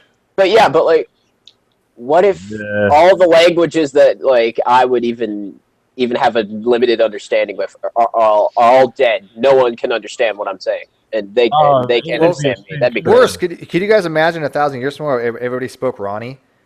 That would be fucked up. No. G-Man. Millions of years, non-dog into a non, yeah. You can get a feeling for how some of that might feel like simply by going on YouTube and watching talk shows from the 1960s and watching them interview people, and you get a sense of how much at least social norms have changed since that time. It's really quite striking the way they treated black entertainers in some of the older talk shows is just horrendous, and the way they treated women, it just really would not pass today. And we've changed a lot more than we really are And that's in a few aware of. decades. You mean women in the 60s Imagine a were out of the millennial. kitchen? Well, you can just go back and watch old talk shows, and it just seemed, or old sitcom. Well, maybe not an old sitcom. What if they're I- idealized? You know, it's funny, Brenda. All-time advertisements with women? I didn't hear. I didn't. No, hear. I was gonna say, have you seen some of the old-time advertisements with women? Oh yes, they're just horrible. Yeah, yeah. Hey, Brent, I don't know if this is true or not. Maybe somebody can validate this or not, but I heard this the other day when I was watching some show. They had brought it up that back in the day, like when the Rat Pack, when it was Sammy Davis Jr. and Frank Sinatra and then Dean Martin, that when they were headlining in Vegas, Dean Martin and Frank Sinatra and those guys would be in big red letters, and then Sammy Davis would be in black letter, right? And this was on a show called Timeless I was watching when they go back in time. I was like, that if that would have happened now, I mean, can you imagine the fallout? So, I mean, yeah. Actually, you know, honestly, Frank Sinatra and Dean Martin, when they would try to do shows in the South, if they wouldn't let Sammy Davis Jr., play with them, they'd cancel the venue. Yeah. Because they were that loyal to their friend Sammy. Oh yeah, and Sammy Davis Jr. took it all in stride too. But we're not talking about race, so that's, I know. But yeah. There's a show called what is it, 62? Isn't that a time traveling show? They go back to before the assassination of JFK, and the guy's trying to stop it, but he keeps messing up. Is that 11/22/63? That could be. That doesn't sound familiar. I'm fuzzy on the title. I'm fuzzy on the title, but there's a show like that, a TV show. Well, okay. Well, it just came out on Netflix. It was with. That's what I'm thinking of. That's what I'm thinking. Yeah, of. James. It's called 11/22/63, where there's like a wormhole or like a time portal in this diner, and you can go back in the past for so many years, but when you come back, you're only gone for like 2 minutes. Wow. But yeah. The whole point is to try to live for 3 years in the 60s to prevent the assassination of JFK. But they have this term called the past pushes back. So anytime you try to do something that'll change the past will try to prevent you from doing it. Like it'll do stuff to get in your way. Yeah, Nate, they say like time wants to like stay consistent or something. Yeah. But have you guys watched Legends of Tomorrow? That's the same kind of principle. Yeah. I like that show. That's awesome. One thing about going in the past is that it raises an instant paradox. If you're saying, I think what movie? The grandfather paradox. Exactly, where to want to go back in the past and change an event. To even want to do that, when you go in the past, you can't change that event because that would stop you from even wanting to go back in the past. But I had a question about that. Yeah. It's like, how much does your intention when you go back into the past like to do something? Well, how much does I got to be honest with you, affect your ability to do it? I absolutely do not believe you can go back in time. Like say if I were to go back in time, right? Say it's possible, and I just happened to be at I didn't go back with any intentions to save John F. Kennedy whatsoever, and I just happened to be near the car, and then the bullet pegs me in the back of the head instead of John F. Kennedy, and then he drives away. Does the timeline then change because I didn't intend to go back? So that way, do you feel me? The only way you can solve that is the predestined paradox, where that it is something that has always happened and it will again always happen. Yeah. See, many worlds. Yeah, many world hypothesis, right? Yeah. It would be a different collapse, and you're going to go back to your original. But the way to solve that is just to say that, you know what, the way to resolve paradoxes is that they can't happen because you can't go back in time. So it's just, to me, nonsensical to talk about, because I do believe you can go back in time on the quantum level, like a Feynman diagram. We do understand that Feynman, when he's talking about certain things happening, that electron and positron. One is going forward in time, one is going backwards in time for virtual particles. But it's on the very, very, very small Planck's level. But for the macroscopically, I don't believe in time travel, and so therefore that solves all those paradoxes. Now, granted, it's a cop-out, but I've read articles saying that scientists just recently have come up with saying that, yes, the consensus now is that time travel going backwards is impossible. That just came out like last month or 2 months ago. Yeah. Are you slowly becoming non-Chronos like I am? Non-Chronos, yeah. I feel like you've just dodged my question. I didn't dodge it. No, I didn't dodge it. Yeah, Because it's such a hypothetical question that doesn't matter. Well, none of the questions we have asked in this New York Hangout since I've been here have mattered at all, but we still had fun. The answer is it could be either. The answer is either one is completely plausible, right? It's Halloween. Either answer, and I think Brenda said the best, multi-world. But yeah, you can have conjecture either way. Would it change your thing? Sure. If it doesn't, yeah, sure. There's no right or wrong answer because there's everyone you want to believe, right? Well, I've always looked at the it's not because it's like there's a logical solution here. I'm sorry. There's no way you can determine what the logic. It has to be absolute because it's such, to me, nonsensical to say that you go back in time that I don't think you could try to solve that one way and definitively say if you went back it would be this or it'd be that. You have no way to do that.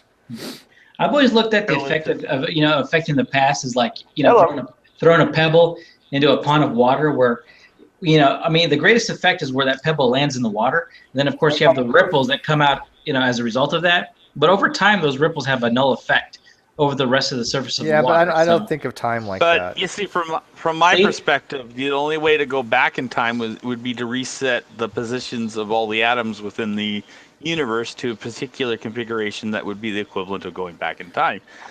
But in that front, all you are is you're just still going forward in motion. You're just kind of resetting. Well, at that point, you're not even going back in time. You're just moving time itself backwards almost. But see, I agree. That's stopping the inflationary chain of the universe. I don't think of time as a medium, right? I really don't. Right. Time to me is just all time is to me is a difference between one entropic state and another. That's it. If entropy isn't going up, then time is flowing that arrow. That's how I think of it. It's simple. I don't think of time as something we can go out of and in of, and it just I don't. Now I do believe that time could be manipulated as far as slowing down and stuff like that, of course. But I don't think of it as an actual medium that we can do like a VCR, go forward and rewind and back and forward. No. Well, technically, if you can have I'm a B theorist. Yeah, I accept B theory, by the way. Yeah. Well, if you can do if you can close the loop between or if you can create a CTC, then all you have to do is travel the distance between points in time. It's funny you mentioned that. When I was in, I think it was ninth grade, the local college had a open course on CTC, closed timeline loops, and I was a kid back then. Right? Obviously, it was a ninth grader's thing, and it was one of the things I loved reading about black holes and stuff like that. And so I'm asking them questions about this. They're like, "Who the fuck is this kid asking about this shit?" But I love reading about Penrose and I was reading Ronald Mallet, Paul Davies. I don't remember him. Well, I was very much found it fascinating. And you're right. In a type of closed time loop like that, you could do that. But the only way I'm sorry to interrupt. But then why are you doing it? Because this is kind of pressing, or not pressing, but. I don't know. Shut up. There's someone who wants to come in. Do you mind if I bring him in here? It's a kid. He's very interested in this. It has to be 18 and up. Okay. Never mind. Sorry. But other than that, if they're 18. So were you like Jesus at 12 years of age at the temple talking to the teachers? No, but it's just something I like. But the only way I could figure out or read about how you could formulate a closed timeline like that, one of the ways that Paul Davies suggested was you took a black hole and you basically rotated around the entire circumference of the universe at relativistic speed. That was one way. That's interesting. The other way, why didn't you say so? The other way that they hypothesized was have an infinite tube, and then the tube would rotate at relativistic speeds, and as you went through the tube, you would go backwards in time. And there's actually, I think don't get me wrong, maybe it has something to do with von Neumann, and I don't remember what the hell the tube's called, and I haven't looked at this shit in ages. But there was one other method where you could create a closed timeline. Do you guys ever remember? Somebody, Trevor or Tyler or whatever might remember, but. So I can speak to that as an engineer. I remember reading one of these schemes for creating time travel using. Oh, we can hear you. I remember reading about one of these schemes for time travel using a naked singularity and constructing a structure around it. And the physicist said that there was a tensy problem and that you'd need a material with infinite strength. That's the problem. Yeah, infinite tensile strength, correct. But he pointed out that this wasn't a problem for the engineers, not the physicists. So there you go. Yeah, you'd have to have something structurally sound enough that it wouldn't disintegrate, right? Because you're traveling at such high speeds. The other thing was, as you mentioned about naked singularity, well, they say nature abhors a naked singularity, right? There's nothing in science that precludes a naked singularity, but physicists don't like the concept of a singularity existing in that state. So, and the other one was, if you remember, I'm talking to Chris, if you remember, in certain types of black holes, and I believe they're called a Kerr-Newman, that if the black hole is rotating with an angular momentum and a charge, because those are the three things for the no-hair theorem, if it has a charge, if it has rotation, and it has mass, those are the things that are conserved.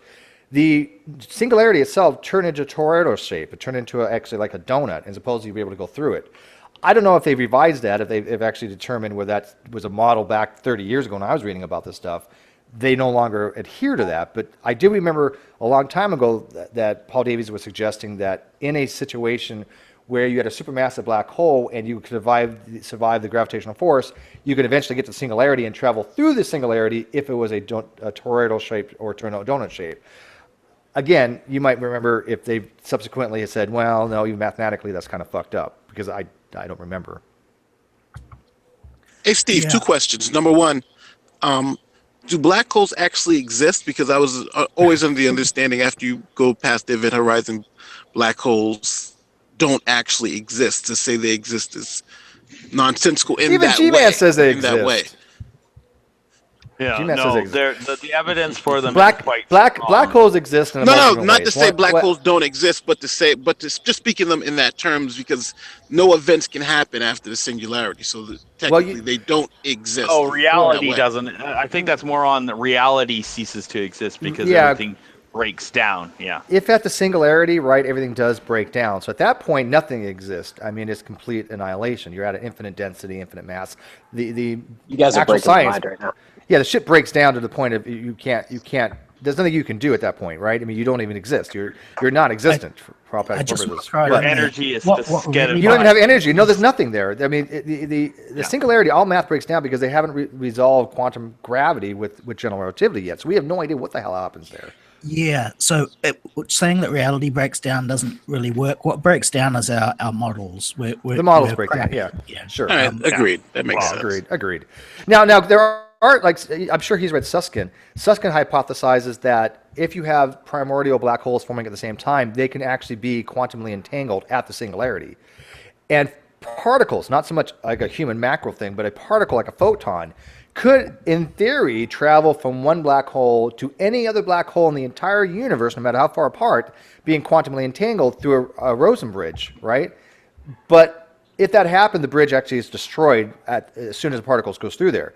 But it would be possible to send a particle from one part of the universe to any other part if you have two black holes that were primordially linked via entanglement. Now that's, again, as I understand it. I know, I mean, I don't want to come across as like, somebody who understands quantum mechanics that well, but this is how I understand it. Oh my God, dude, stop. The question there is, George. Question there is, can a particle fit through an entanglement? A photon supposedly could, right? Well, yeah, maybe.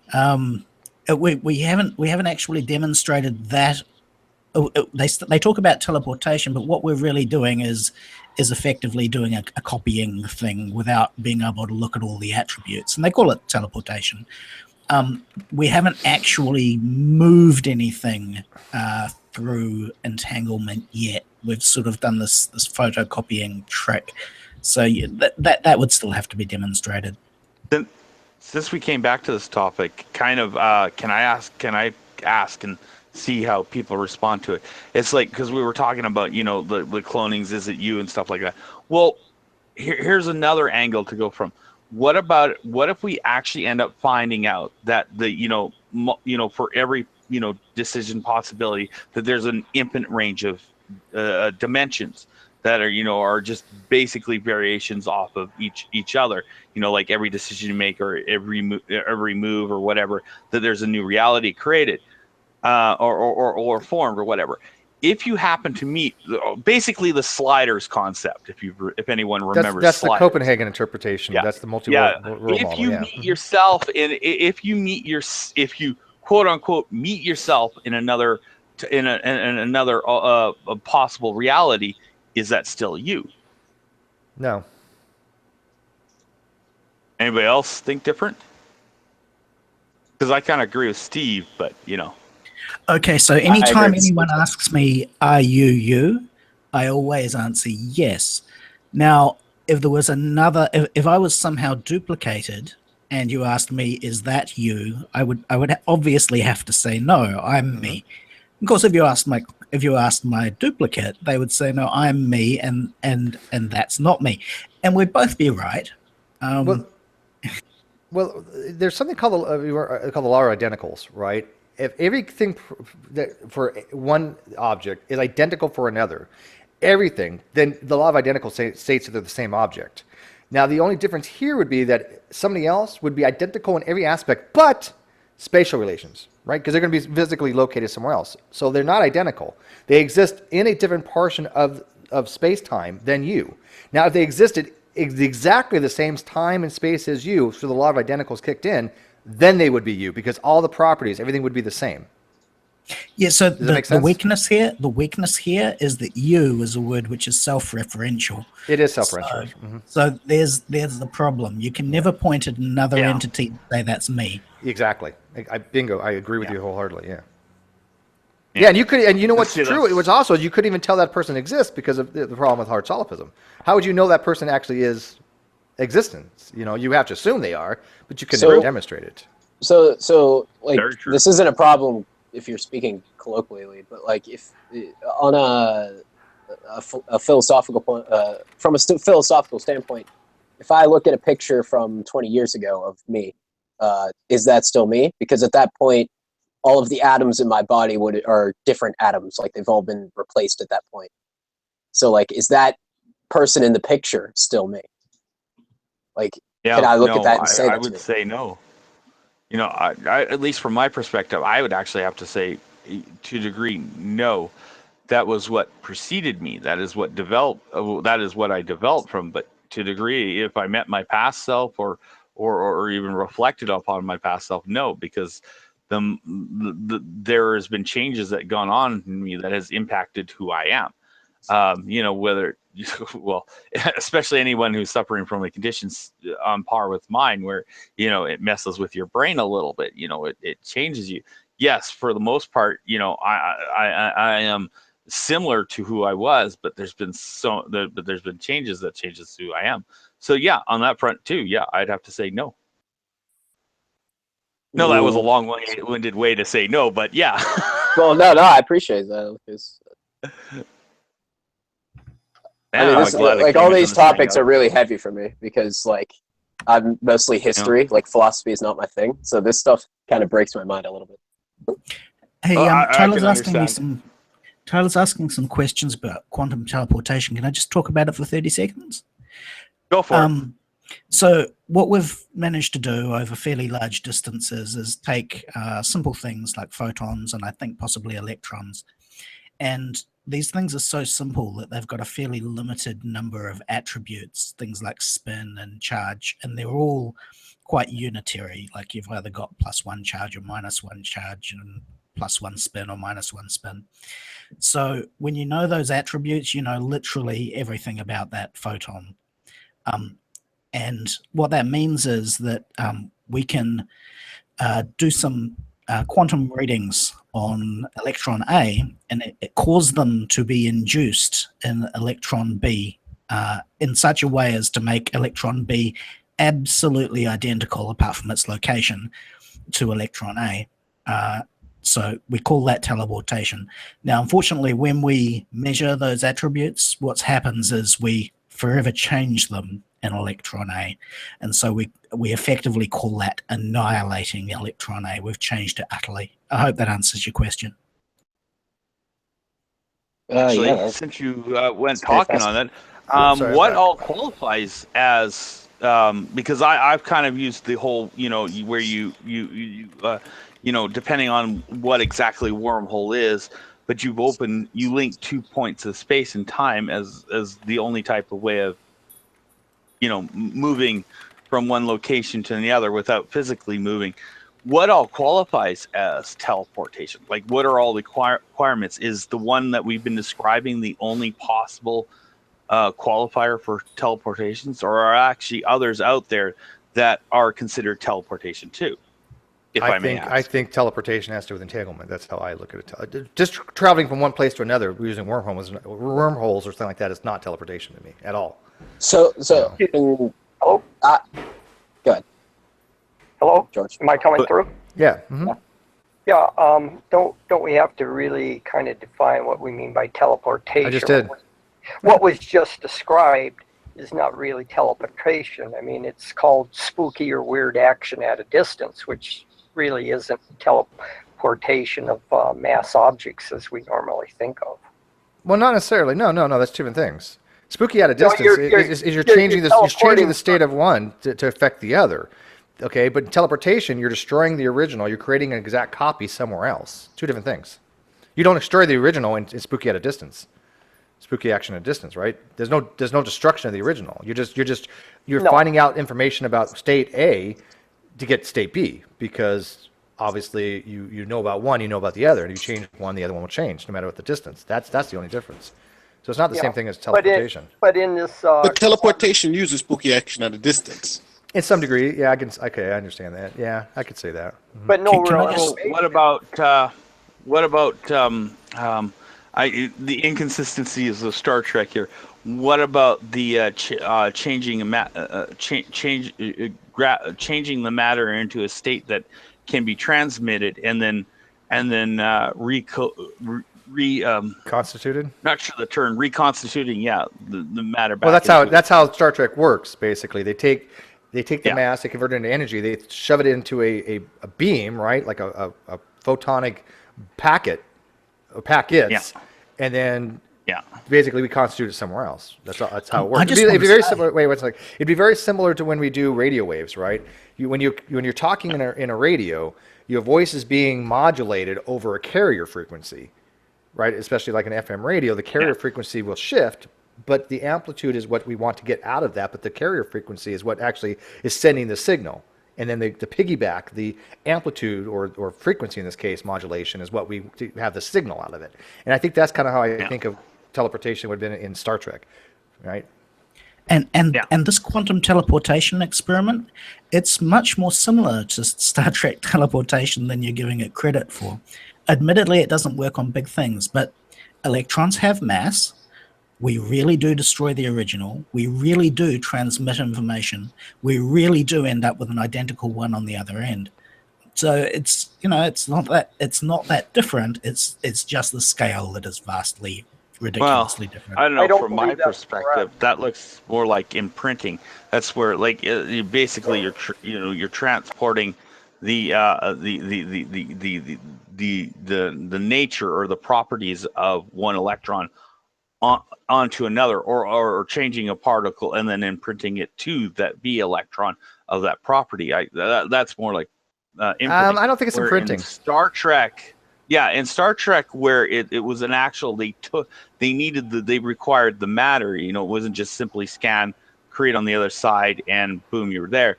Because they've had a few episodes where they talked about traveling through the beam, and as I said, it's literally just changing the matter to one state, shooting it through, and then reconstituting it to the other. Okay, but Opal, how would you apply that to quantum tunneling then? I mean, if the electron is on one state of one barrier, and it actually will go into the other side of the barrier, and in violation of the potential energy well, right? You're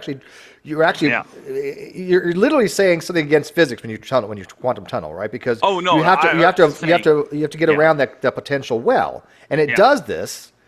Does the electron that exists prior to the barrier and the electron exists after the barrier, is it the same electron? Well, physics states that it is the same electron, but it has to tunnel through this potential well. At some point, maybe that electron doesn't even exist at that point, mathematically.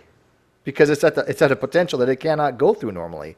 It's like it'd be like you have a two cliffs and you got like a well between or something like that, and you roll a ball and the ball goes down, goes in the well, and then comes back up. Physics wouldn't allow for that, but that's exactly what a electron tunneling is doing. The ball's the same, right? The ball exists on one side than the other. Same thing here. So I don't know why it'd be in printing. I actually think it'd be the same electron, but in different position in space. So we talked a lot about spooky action at a distance, and I just want to drop something in, which is an observation which has come out recently. Basically, the string theorists tell us that space is pretty much just stitched together out of entanglement.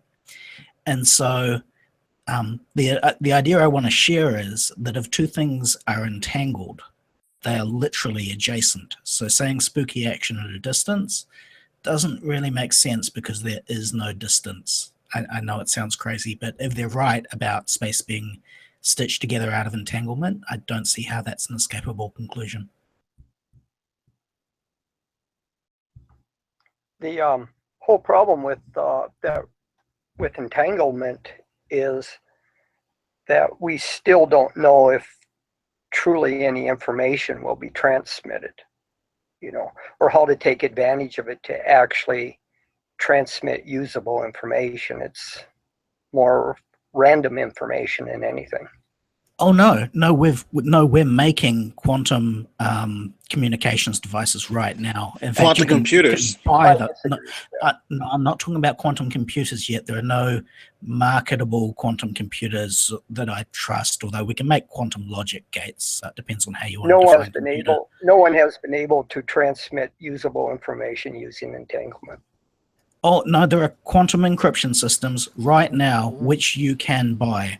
Yeah, that is okay. That is true. But the problem is, hang on. Well, no, it's the same thing actually.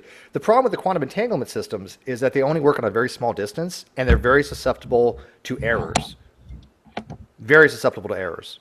But we do have them. They do exist. But the sound thing about them is, unless you can tap into that stream, you can't decrypt it. And if you do tap into that stream, it changes the state of the system, so you know that somebody's been in the system. It is an inherent thing that it has a detection system, because if you get the information out, either party, well, I know not either party, just the receiving party can tell that it's been tampered with. So they can change the encryption, and so it's kind of a very, very good system, but it only works on very small distances because of noise. We don't have fiber optics or whatever the system is of high enough quality to not change the bit states as of yet. That's how I read into it. Would that be right? Yeah, you've got it right. And there's lots of interesting math. Basically, there's a certain number of qubits which you have to transmit, and there's a limit on the number you can drop before you know that you can't trust the information. So you ask for retransmission. There's computer scientists working on it. But the reason they can work on it is that there are quantum communication systems that you can buy and put on your desk. You've got to be fairly rich, admittedly, and work on the protocols for this. Well, that's just the software behind it too. That's not fully the hardware. I know there's been claims of it. I don't know the validity, because I know one company's claimed they got the first working quantum computer, but I don't know how valid that is.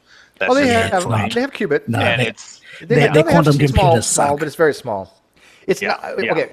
It's a type of quantum computer, but it's not what we think of a pure quantum computer. They do have what it is instead of having two states, 0 and 1, there's I think it was 4 states it could possibly be. Is that right? Yeah. So each bit, so each state can have up to 4 quaternary structures.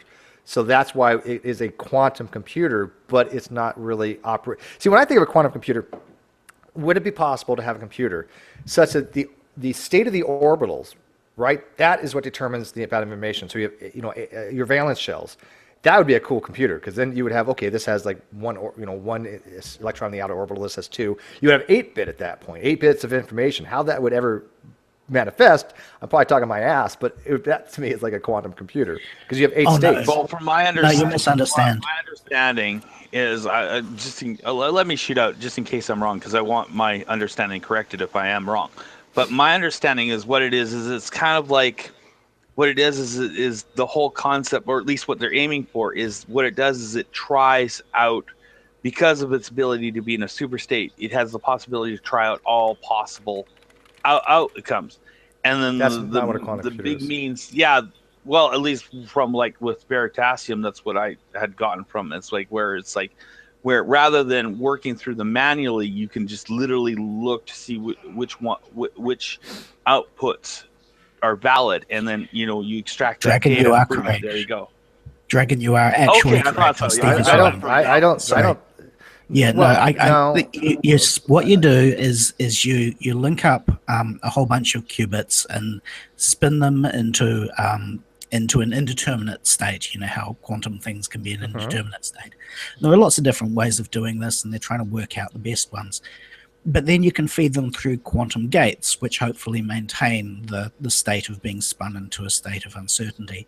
And then you link up all the gates in a nice logical way to solve your problem. And just like you do with a normal computer. And then you effectively let the thing relax, and it will relax into an output state, which you're after. And this can't solve every computing problem, but there are some insanely difficult computing problems that it can solve. Now, unfortunately, the quantum, and we can make quantum gates which do exactly this, but they tend to be things that are very big on the scale of laying it out in your lab to make a couple of gates. So they work, but the quantum computers that I see on the market right now don't appear to me to be actual quantum computers. I think they're fibbing. Okay.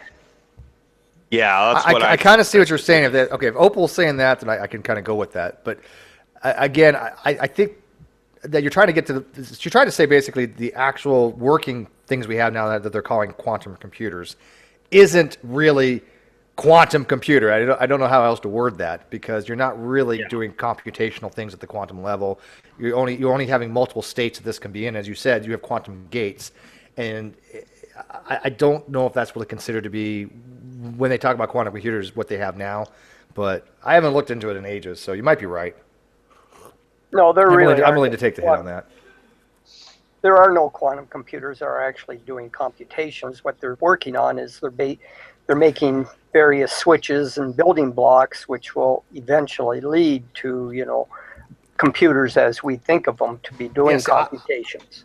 I thought, and I'm probably wrong on this, but I thought the state of the matter is right now is that we have quantum computers that can store information in the quantum level, quantum matrices. Again, we're working on switches and storage cells. But right, because George, you'll remember, you and Chris will both remember back in the day they had magnetic storage. Remember that? And I'm not talking about a magnetic medium. I'm talking about whether you had a ferrite core and you had wiring going around. You had a matrix core memory, right? Magnetic core memory.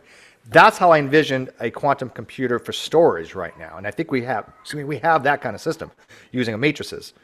But you can't, as of I know yet, we have certain building blocks, but we don't have enough of these various types of modules that can put together a real computing device yet. Well, and think about it. In that matrix, though, if you have, correct me if I'm wrong, because you guys probably know way more about this than I do, but in that type of matrix, how do you shield it perfectly from like radiation? Because any kind of radiation can change the state. Yeah, with great difficulty, Steve. Because that would be a huge thing. You've hit on exactly the problem. There are two huge problems. One of them is it's hard enough keeping a nice entangled pair isolated enough from the rest of the universe that they don't decohere. When you start trying to put together a bunch of different things that are in quantum states, the risk of decoherence just goes through the roof. It's so hard. And so they do things like supercooling and shielding and all of that sort of thing. But you've hit on a huge problem. Now, the other problem is these things, you have to program them very, very carefully because you can't lose any information.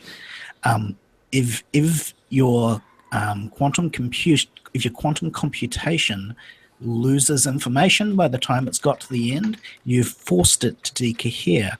So effectively, you run the calculation forwards, and then you sort of run the calculation backwards, and then you get to look at it. It's all very tricky. Hang on, I got to go close the door before we get the trick-or-treaters. One sec. Trick or treaters. Anybody get much trick or treaters today? We got a few.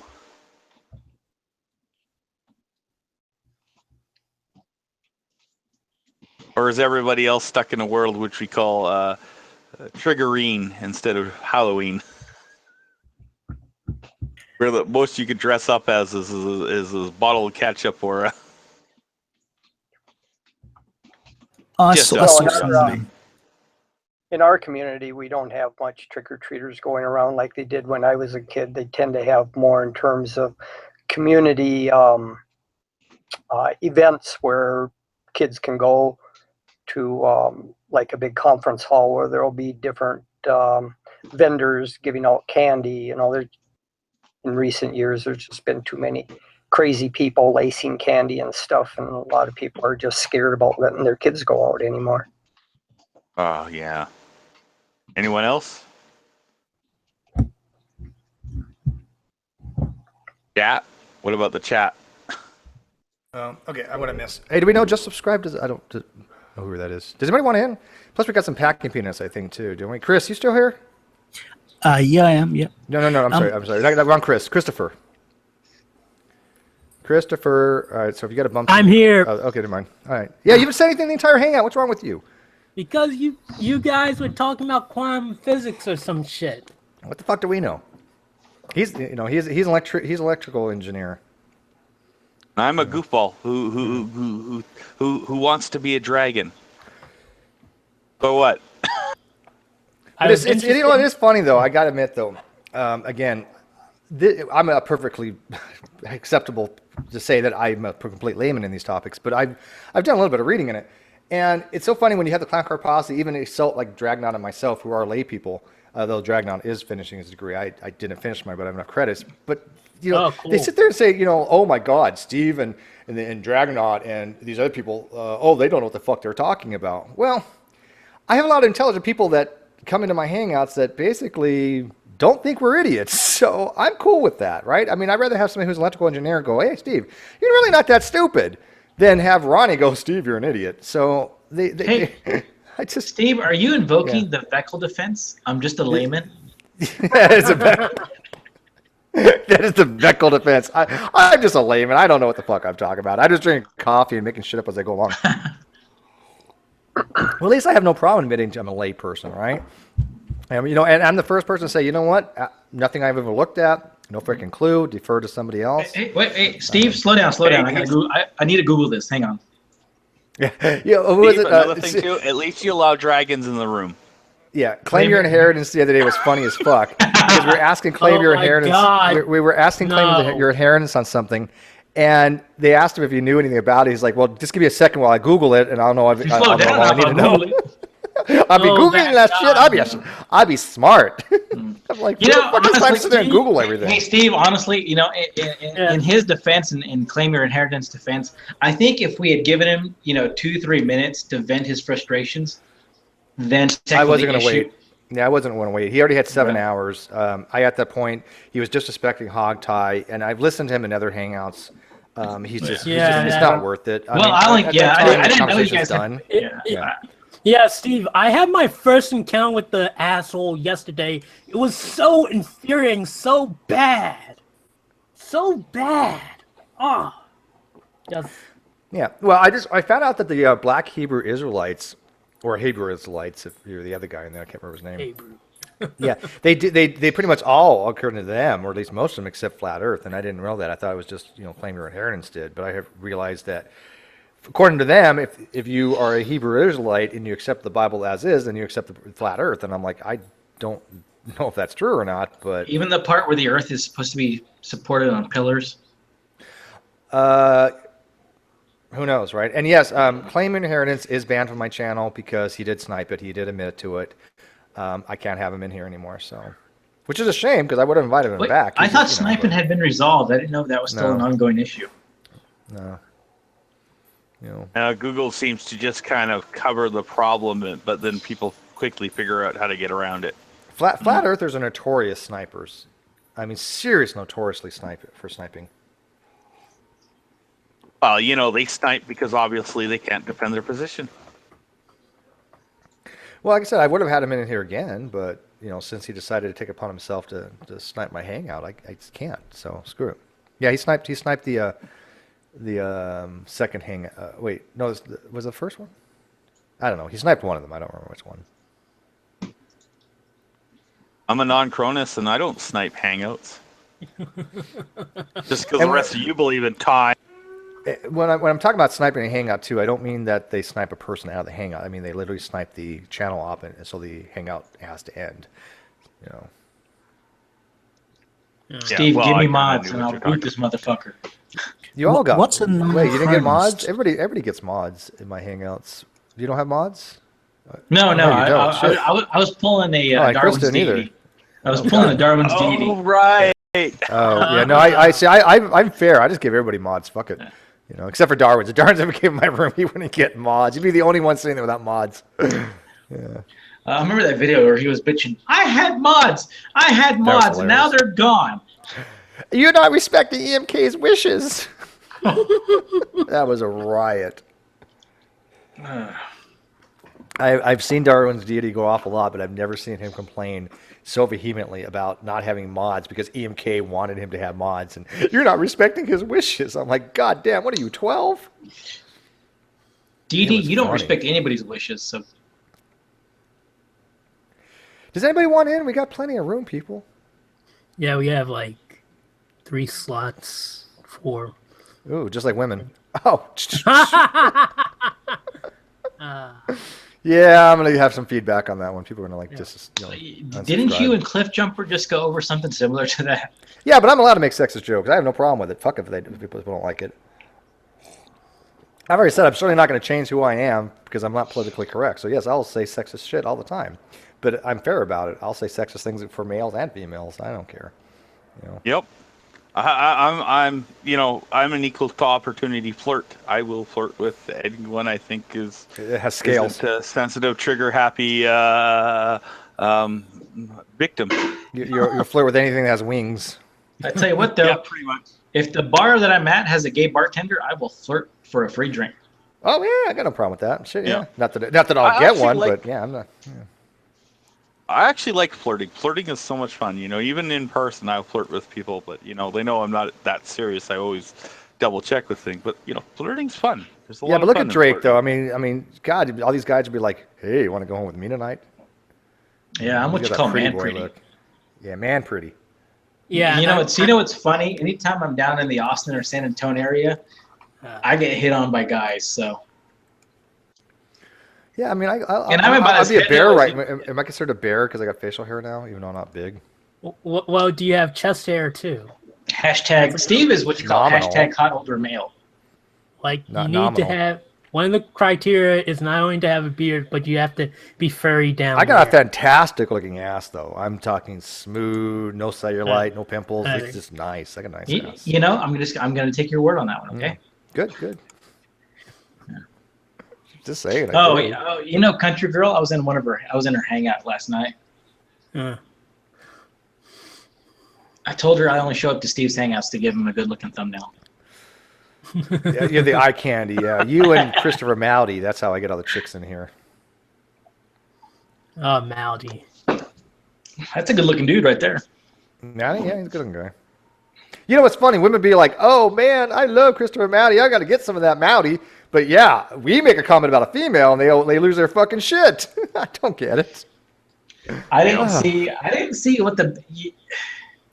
If you have an attractive lab partner, of course you're going to extend. I'm not going to bring up the old shit, but I'm just saying that as far as like commenting, yeah, it's get over it. People say shit all the time about other genders. We do this. That's humanity. Welcome to the internet. And I think if people are that sensitive, then they probably don't understand the internet. I mean, it's kind of like somebody had said, and I don't remember who it was, but they said something like, you know what? There is no safe zones. There's no safe space on the internet. You are exposed to everything, and if you can't handle that, then it's not the right place for you. No. That or you apply filter. I'd like more voices. Yeah. If you have a sensitive conscience, the last place you should be is on the internet. Yeah, yeah. Yes. And that, strangely enough, applies more than just to sensitive women because apparently they're sensitive other people who believe in 6,000-year-old stuff and things not being spheres that are apparently should listen to that advice too. And then they get upset when you call them stupid. It's like, look I'm sorry, I'm feeling bad for you, but if you think the Earth is flat, you're dumb. You're fucking stupid. I don't know how else to put that. I'm not trying to be mean. I'm not even trying to be having hyperbole. But Jesus freaking Christ, it is the shape of the Earth. It is something that any grade schooler can go out and figure out and understand the science behind it. And if you're not that smart to understand that the Earth is not flat, you are, in my definitionally speaking, stupid. And if you're quoting a centuries-old book for your info, no, I don't have a problem with that. Yes, you say the Earth is flat. Then what was the math you did to come up with that answer? They don't understand simple math. Go ahead. Yeah, all I say is if you truly believe it's that way, well, then prove it. Do you know what Claim Your Inheritance said? He said calculus is fake. He says calculus is fake. What the hell does that even mean? He doesn't believe in calculus. Calculus doesn't exist. That's just one of the tactics of some of the flat earthers. They deny math. Right, and gravity, because again, it's all I hear is I'm too stupid to understand calculus, and I shouldn't say that's all people that don't understand calculus. But if you're going to say that calculus is wrong, then you're stupid. If you say I don't understand calculus because I'm not good at math, you're not stupid. You're just not good at math. But to say that calculus doesn't exist or is fake, then you're an idiot. Yeah. Like I knew math was sexist, but wow, being fake, that's totally different. Math is tailored toward men is part of the patriarchal regime. Yeah. I have to ask a question. Invented by men. Yeah. I have to ask a question, Steve. Mm-hmm. Has Nootropic told you about the 6 hats thing? Doesn't sound familiar. Oh, well, that's just something that I recently found out that he's into. Because when I brought up, and this is not a crack him, but I just found it strange, and I thought that he was a no-nonsense person who did not tolerate idiocy. At least in my mind, it seemed like he was defending. Like, I don't know if anyone knows about this video that circulated the internet a couple weeks ago about this woman in South Africa, and she's saying that we need to decolonize science. Yeah. Yeah. What about covered that earlier. Yeah, we understand decolonization of science. What about it? He supports that? No, he was saying that just calling them stupid. I guess he's just more of an optimist and wants to find a solution and thing. But with people like this, I don't think it can be. I'm not understanding what you're saying, Chris. Gary, yeah. Can't understand what I'm saying. What is Nootropic's position? That just arguing at people like in this great debate is kind of pointless. Of course, it's pointless. No. Nobody says otherwise. This is a pointless media. But there are certain people that it may not be pointless to that do learn something. But to argue about religion, to me is absolutely pointless. I've always said I don't get into the religion aspect of it, the atheist versus theist. I'm an atheist. I don't give a shit. I find it interesting to listen to, but I think it does nobody any good. I don't think it really solves anything. Well, wait a second, though. Maybe the thing and the demand for changes to technology and stuff. That's because you lack faith, Steve. I didn't hear you. What? Maybe the thing that it can solve is helping us understand other people's positions better, and thus understanding their motivations and their likely actions. Yeah, okay, maybe, right? But that's when you're arguing, or that's when you're discussing people's positions and people's beliefs, right? That you're discussing. But people actually have a debate, theism versus atheism. You're not really discussing. You're basically saying who's better at providing an argument for the existence of God, or who's better having an argument for the non-existence of God. I don't care either way. I don't think either side can actually do it. I think it's just who knows the material better. Some people can argue better than other people. It doesn't mean God exists or God doesn't exist. It's just who's better at arguing. And I think people like to match wits on that, right? People like to argue. That's the whole great debate community is people that like to argue and discuss things. But I don't get anything out of value-wise discussing the existence of God or the non-existence of God. I really get nothing out of it personally. And yeah, I'm a white demon, by the way. I found that out. What? Yeah. Oh, he called you that too. Okay. Who claimed it? The BHIs call us white demons. This person who was advocating decolonizing science, I'm just wondering if for pragmatic reasons she should be humored. I mean, what's she going to do? Go out and start a new brand of ethnic science? Okay, so what's going to happen is that everyone who gets involved is either going to discover that they're wasting their time and they were wrong, or they're going to get an interest in how the world actually works, and maybe some of them will become actual scientists when they work out that other versions don't work. And that's, but that's actually kind of what's happening, right? I mean, these types of things, and I believe that was in Africa where they did that. It was actually in South Africa. And you know what? I am for that type of thing in college. I'm for free speech. I'm for people putting forth the dumbest fucking ideas ever, right? Because I believe the good ideas will come to the surface, and people, like you exactly said, they may latch onto her and go, yeah, you know what? You're brilliant. I love this decolonization of science that started from scratch. And then 4 years later go, fuck, that didn't work. That is the time to learn these things when you're in college, right? Learn to be stupid while you're in college, so when you get out, you're not stupid any longer. I'm fine with that. Well, the thing is I mean, I think they more want us just to reject everything so that they can impose what they want. Because science itself doesn't, correct me if I'm wrong, has an internal self-correcting mechanism. If somebody doesn't think something's quite right, you can go out and perform the studies, tests, experiments yourself. I mean, isn't that what they did to a whole bunch of psychology studies? And they started finding, ooh, these weren't done so well. And, so they're starting to do a little bit of overhaul on some of the things they used to think about or base things off of in psychology.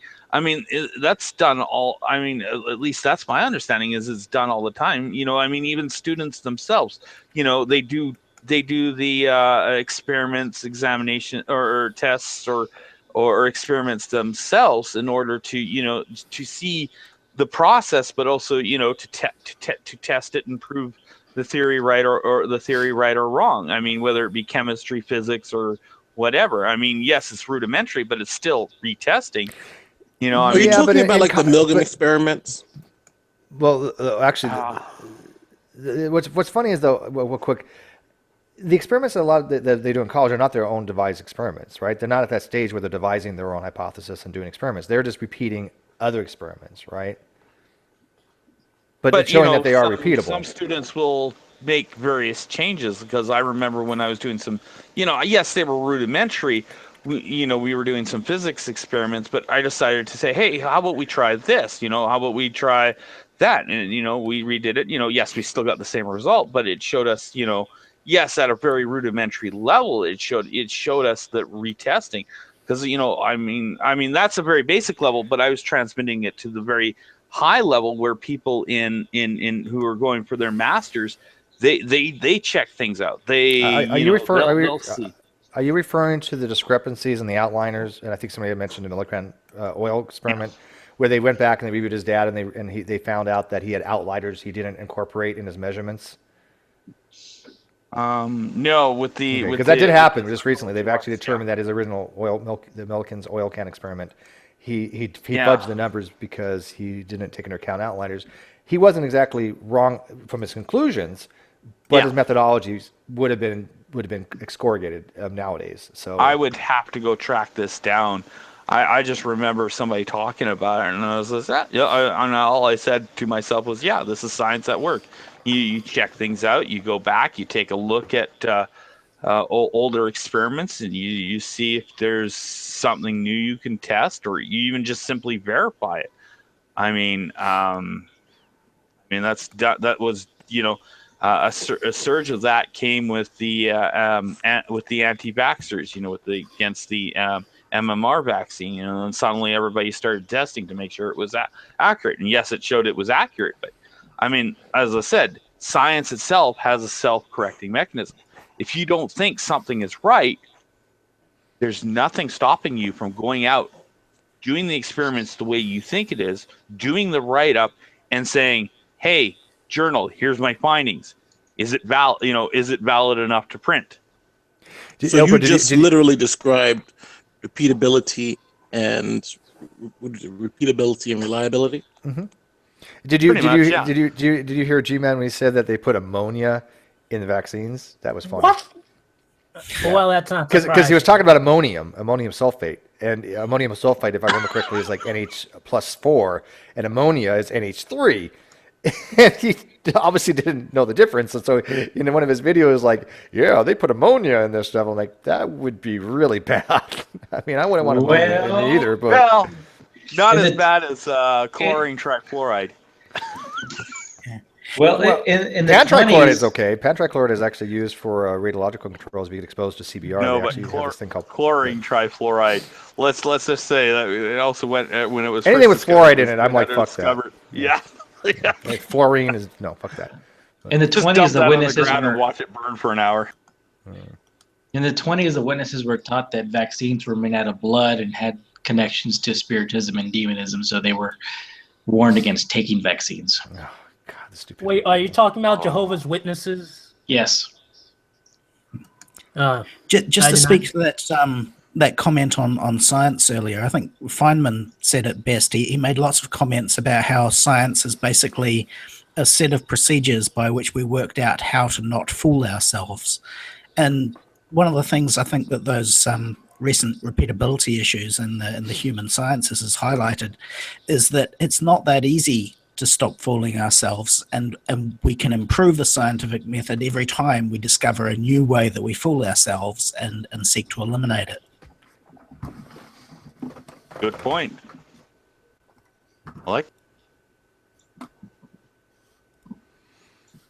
Yeah, I think we have a lot of self-deception when people.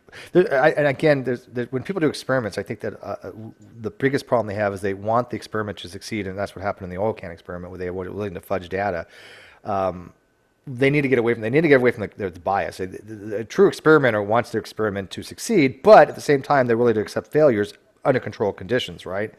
So it's a methodology there to do that. I heard about this too. Journals are kind of to blame because they're more likely to publish positive results or something new because Yeah, but now you got to have raw data, right? The raw data has to be included now. And I mean, if somebody does an experiment and says no, this doesn't work, unless it's significant, unless it's overturning, at least of what I've been told. This is like hearsay on my part, but to a weird degree. But that's what I've been getting feedback on those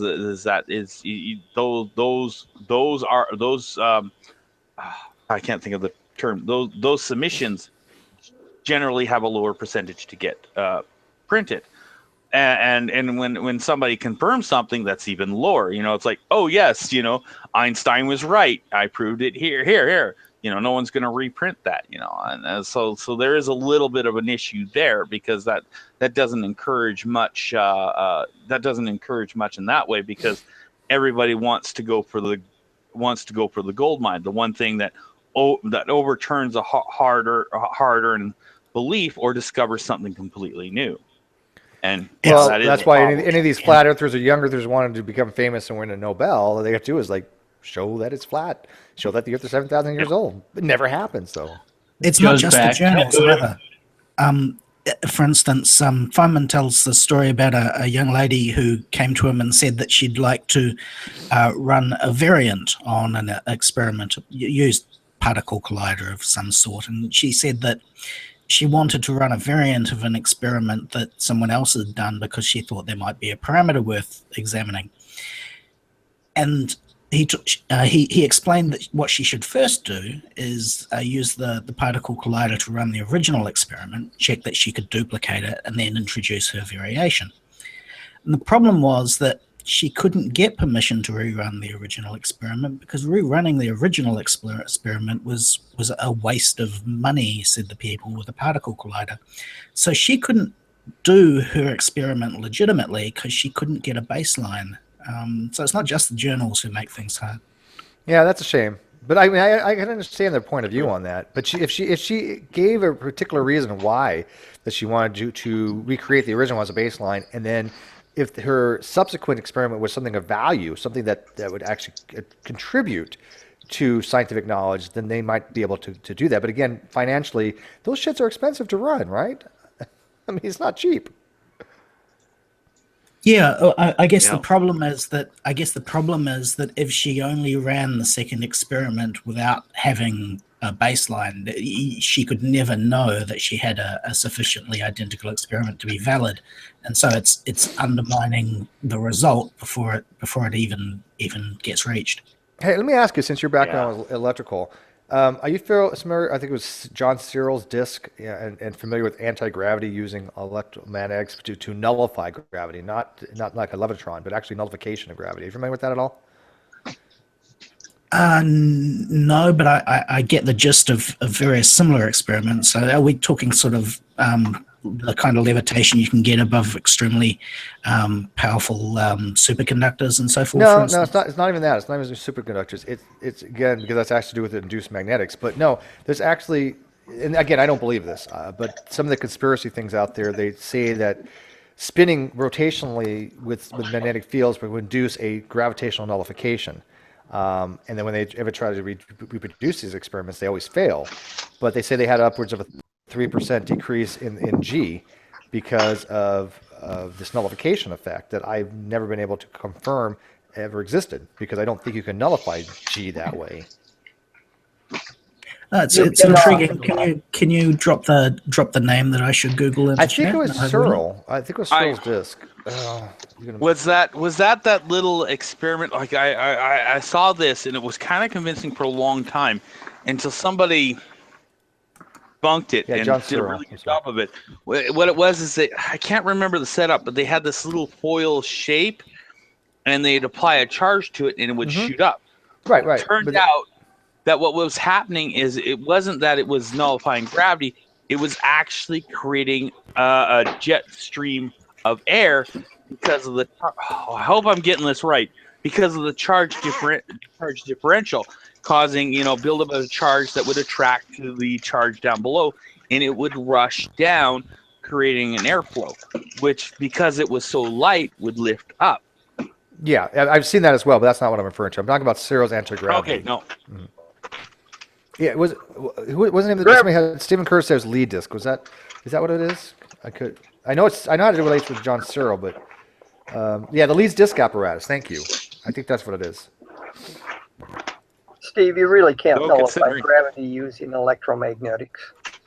Well, I don't believe it. Right? I don't buy. Yeah. Because you're dealing with bosons, leptons, gravitons, and the forces that. Joe, what are you doing? Pardon? Eating. What's up? Your starfish is noisy today. Interactions are different. Why don't you eat your starfish? I can't blame your inheritance. It sounds like a starfish is making a margarita. No, I'm putting. I'll kill that starfish. Yeah, Joe fucking bitches and drinking tea again. All right, I'm gonna mute myself. That starfish needs some undies in a bunch. It was hilarious because when Joe was listening to Claim Your Inheritance and G-Man go at it, he's just taking his tea. He's just like, I'm just listening. It was hilarious. I'm gonna put some tartar sauce in that starfish. I don't think starfish are that edible. Yeah, that's what I was gonna ask. Yeah.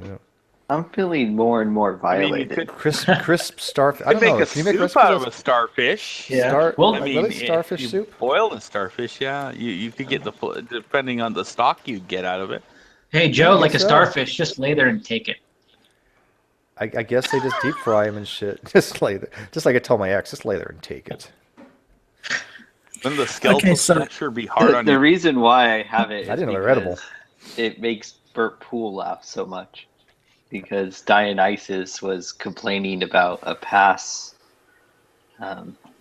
fling, if you will, that was just like a starfish. Or was it, I think he was saying an entire race of people have sex like a starfish. And so here we are. I love Bert Poole. They're also a keystone species. I don't know if you know that. No. Okay, let's ask the chat. Does anybody know if you can make soup out of a starfish? Yeah, I know. I looked it up. You can. I just looked it up. Oh, you yeah. can? Cool. Yeah, I had no I've idea. been looking at some Is of it any good? I've had bird's nest soup. That was awesome. Expensive I've as had shit, but it's amazingly good. I've had shark fin soup. Yeah, I've had shark fin. That's I've had good. swordfish a lot too, but no, bird's nest soup is made out of a bird's nest they find off a little island off of PP Island in Thailand, and it's basically the PP Island, yeah, and it's basically the spittle and twigs and everything else kind of like digested, and it's very thick and very sweet, but I found it to be really good. I thought it was tasty. I'd actually like to try that delicacy in the I think it's the Philippines, where it's like it's like an egg that is halfway to Balut. hatch. It's a Balut. ducky. Yeah, balut. Yeah, Yeah. nasty. I'd like No, to you try don't. that. Dude, the smell alone will make you fucking shit yourself. It What is about- the most god awful smell? It smells like death. What about that coffee that they harvest once it's been pooped out? That's the Arroyo coffee bean. Oh Is yeah. that it? Okay. Yeah, it's like pooped out by some cat. Yeah, but that's some supposed wild to be the cat. most Yeah, a aromatic. Yeah, it's supposed to be the most aromatic, most expensive bean you can get. Yeah.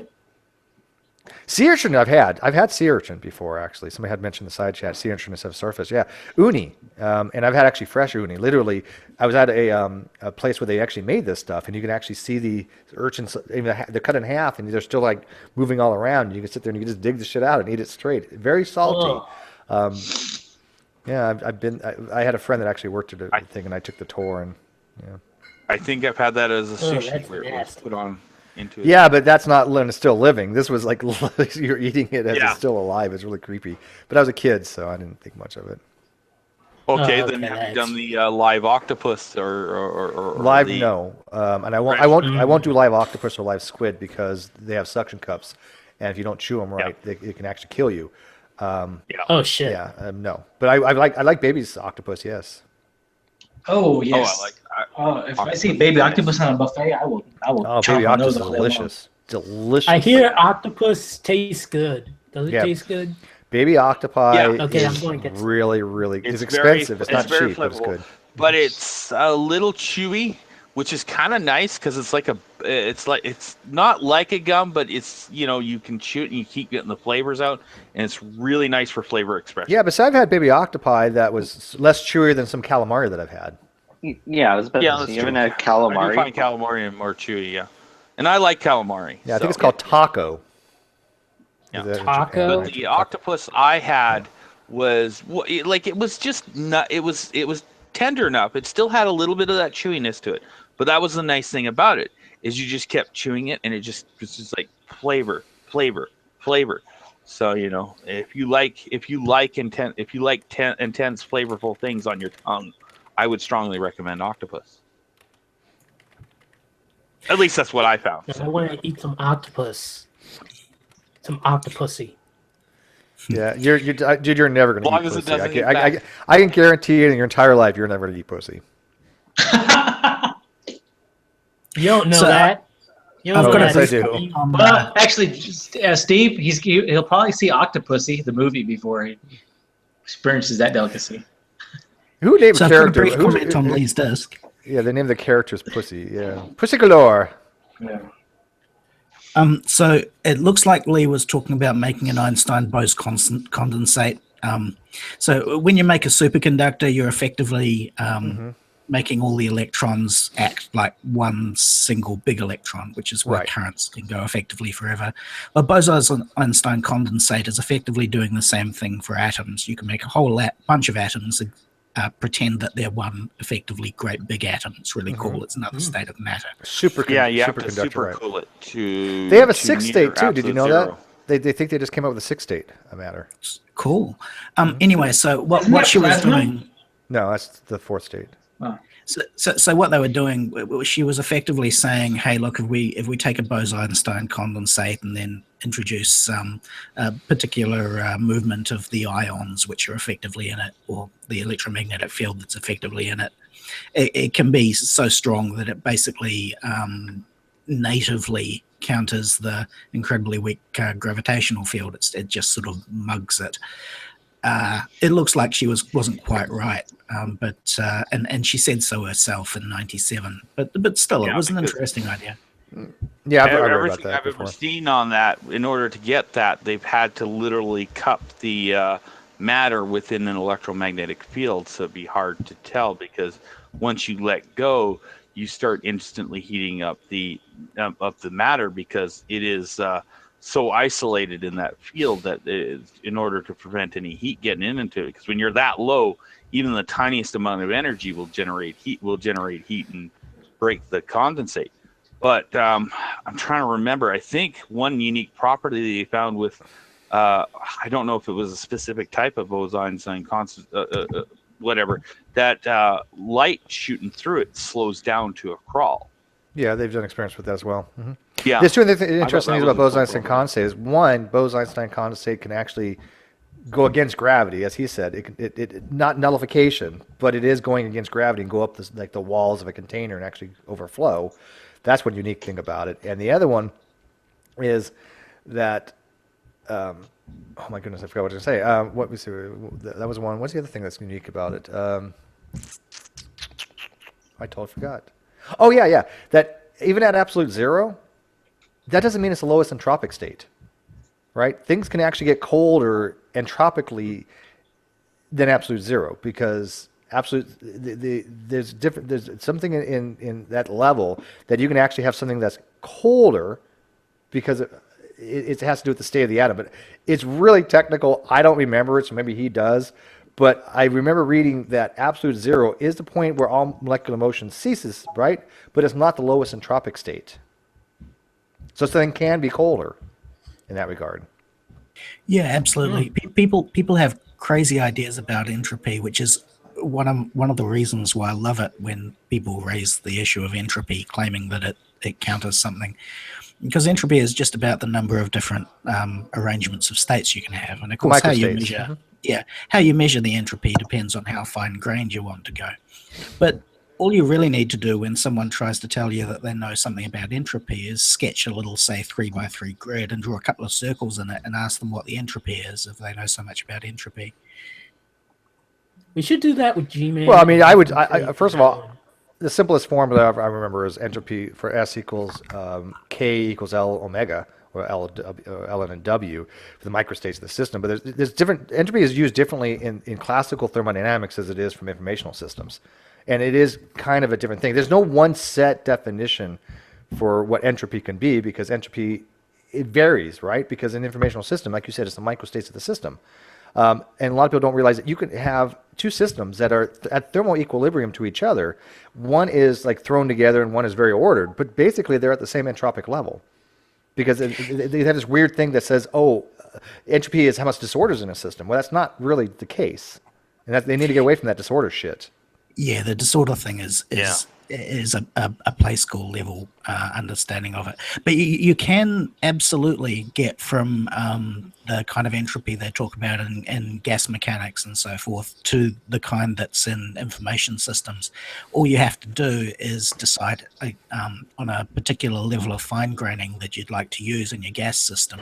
And it'll work for just about any level of fine graining. Yeah, no, I'm sure the relationship, sure. Being a simple-minded here, as I said, the way I learned it, and I thought I thought I was accurate on it, was that it's basically a measurement of usability within the system. Like when you that's entropy. Sean Carroll has put it, it's like when you have a whole bunch of entropy water is the unused. behind a dam. Yeah, you have low entropy. But when the water when the water goes from one point to the other, where it's even balanced on both sides, your entropy is high because you can no longer use energy in that system to push your turbine or whatever. One way to look at entropy is the amount of wasted or unusable energy in the system. You can't extract work from it. Yeah. That's one way to look at entropy in a classical system. And if you look at a Mollier diagram, if you look at the temperature and pressure of saturation of a particular steam, right, in your turbine, then it's going to give you the enthalpy and the entropy of that particular system. And the entropy is how much energy is in that system that does exist that is unusable. You can't extract work from it. So because on a turbine, that's what you're doing. You're extracting work from the heat of the steam itself, and you're converting it to mechanical energy. Yeah. Yeah, that's exactly the way that I learned it. And enthalpy would be the internal state energy. Yeah, it can also apply to like the light we get down on our Earth here. It comes in at a certain wavelength, and then the Earth radiates it out at a lower wavelength that is less energetic. It's more than that too. Actually, there's an exchange. There's exchange of entropy between the Earth and the Sun all the time, right? As we're absorbing energy from the Sun, the entropic state of the Sun increases, ours goes down. In a biological system, that's where we can have local decreases of entropy because the Sun will actually increase. The second level of thermodynamics only states that the universal net has to go up. That's it. Yeah. Again, I'm just talking shit. I have no idea whether it's true or not. Whatever. Well, we all have a level of accuracy. I mean, some of us are just more accurate than the other. I took thermodynamics 25 years ago, man. Literally, it's been 25 fucking years since I took fluid theory and thermodynamics. Well, that's what I said, I have a level of accuracy. You have a level of accuracy. Yours just happens to be higher than me in some areas, and there might be a few areas where I'm a little higher. Who knows? Yeah. Well, George and Chris, obviously, they're going to be the people that know more and more. And yes, I do remember the Carnot cycle. I do remember actually taking the Carnot cycle, and what you would do is part of the cycle, you just have basically a rectangle. The line underneath for the process itself, if you take the integral of the area underneath that line, that actually gives you the work of the done on that system. That's one thing I do remember about those Carnot efficiencies, which is the theoretical maximum for any steam engine. You remember the word adiabatic in there somewhere too? Yeah, adiabatic process. Yeah. Yep. For an adiabatic process, right? When you have expansion, that's when you hold the pressure. Wait, the temperature the same, the pressure changes. So the expansion, you have expansion, but it held at the same temperature. Is that right for an adiabatic process? The main thing I remember about, and I only went to a couple of lectures on it, but the adiabatic thing basically was that the process was as efficient as it could possibly get, and I think you were. No, I think it's more than that. I think you have an expansion of volume, but it's held at the same temperature, I think. Well, you know what? That's what Google's for. And I don't mind Googling shit. Hang on, slow down so I can Google that. You know what? Hey, we don't mind. We're not fucking Ronnie, right? Here we go. Yeah. So an adiabatic process is one that occurs without transfer of heat or matter in the thermodynamic system and surroundings. Okay, so that makes sense. So basically, you have a process where you have the work done. There's a change in pressure and temperature, but there's no net gain or decrease of actual heat in the system. So there's no thermal difference between the initial system and then this final of the system. So the system has not changed heat, which would be temperature, right? So the temperature would not have changed in an adiabatic process. Is that correct? Oh, well, wait a second. Does the temperature not change, or does the heat energy not change? Because, I mean, you could change the temperature by, say, compressing. Okay, that's internal to the system, right? Okay, that makes sense. Because, according to this, it's saying that there's no transfer of heat across the boundary, the thermal boundary, right? So I don't know if that's going to affect the internal process. So I'm going to have to do a little more research on it. I don't remember. Yes, so it sounds like because the heat energy is staying the same, but you can mess with the pressure and the volume. I got it. I know what it. If the pressure and velocity stay constant, if the product stays constant, right? If pressure goes up, velocity or volume goes down, or volume goes down and pressure goes up, whatever it is for that product of pressure and volume, that is an isothermal system. Okay. Now, sounds right. Okay, so if our piston on our train is on its way up, that's adiabatic, assuming it's a perfectly insulated piston, for instance. Yes. Yeah, exactly. That's a perfect example. And the other one for an adiabatic gas would be if the temperature and the volume stay constant. Okay, because P equals V RT divided by V. You're going to rearrange that. So T times V equals a constant, and that's what they're calling an adiabatic gas property or gas law. I'm looking it up right now. So cool. and that's based upon the specific heat. It's actually the inverse of the specific heat capacity of the volume times temperature. But that gets into like all this other weird differential math that I'm not even going to bother with. But I'm looking it up right now in the lecture notes. So between isothermal and adiabatic expansion. But who the hell remembers this shit, right? I mean, I haven't taken physics for 25 people years of this who crap. people who dedicate their lives to it, who devote most of their time to studying it and making a career out of it. All I know is I've had this shit before. I did take this, so I do remember something. But yes, I remember ideal gas law. PV equals nRT, of course. Everybody remembers ideal gas law. And I remember Boyle's law is PV1 V1 equals P2 V2, and then Charles' law well, I remember combined it's P1 V1 over T1 equals P2 V2 over T2 when you combine the Boyle's law and Charles' law, right? Because we used to have to do what's called quantitative analysis, where if the initial conditions change, where you have a decrease in volume or an increase in volume, whatever, how the other things are going to be held constant, what happens at the final. Because going through a turbine, you have high pressure steam, and at the end of the turbine, you want it to have atmospheric pressure. So there needs to be a pressure drop. So there's different stages called Rateau stages and Curtis stages that will actually drop the pressure incrementally. And it drops the pressure incrementally so it can change it to kinetic energy. That kinetic energy is the rotational energy. You want to do this over a series of steps because, one, it's more efficient, and two, you don't want to have condensation initially because then you have impingement of the blades. So you want to have these things over a step-by-step process so you don't hit this high amount of condensation from the steam being all of a sudden lower pressure. And what happens when steam lowers pressure? The water that's saturated in there will come out of the system, and you have water now hitting your blades traveling at thousands of RPM. Not good. So I've just been thinking about the broader picture with science and the people who say they want to decolonialize science, and I've been thinking if a physicist walked into, I don't know, a theological college and started telling them that they were all wrong and it should be torn down, or if a mathematician walked into the music school and told them, no, your scales are all crap and you could make much better music by making it follow this binary scale, the appropriate response for the music school or the theological college would be to say, you're irrelevant here. You have no place here. Go away. Isn't that the response that the university science department should simply have had to this person? I don't know if I agree with that. I don't know if I agree with that. I think the relevant response is show us. Yeah, that's good too. Yeah.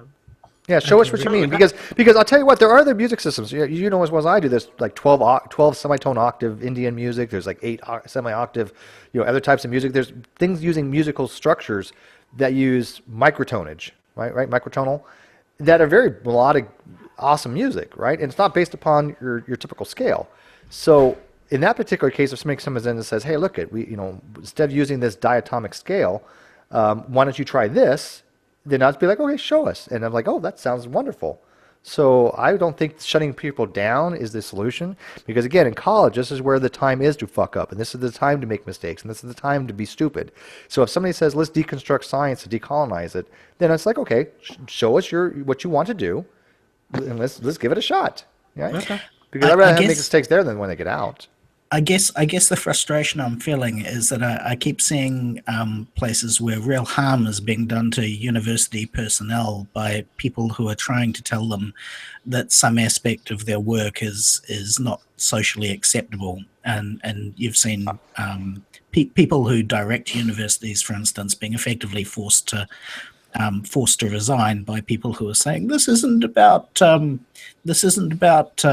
This is about creating a home.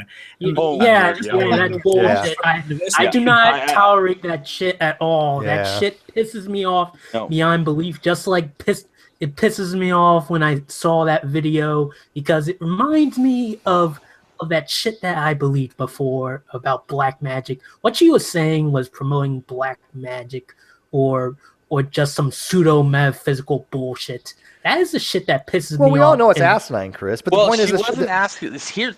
Oh, so I was going to say. I was just say with the here's thing, backlash. from my perspective.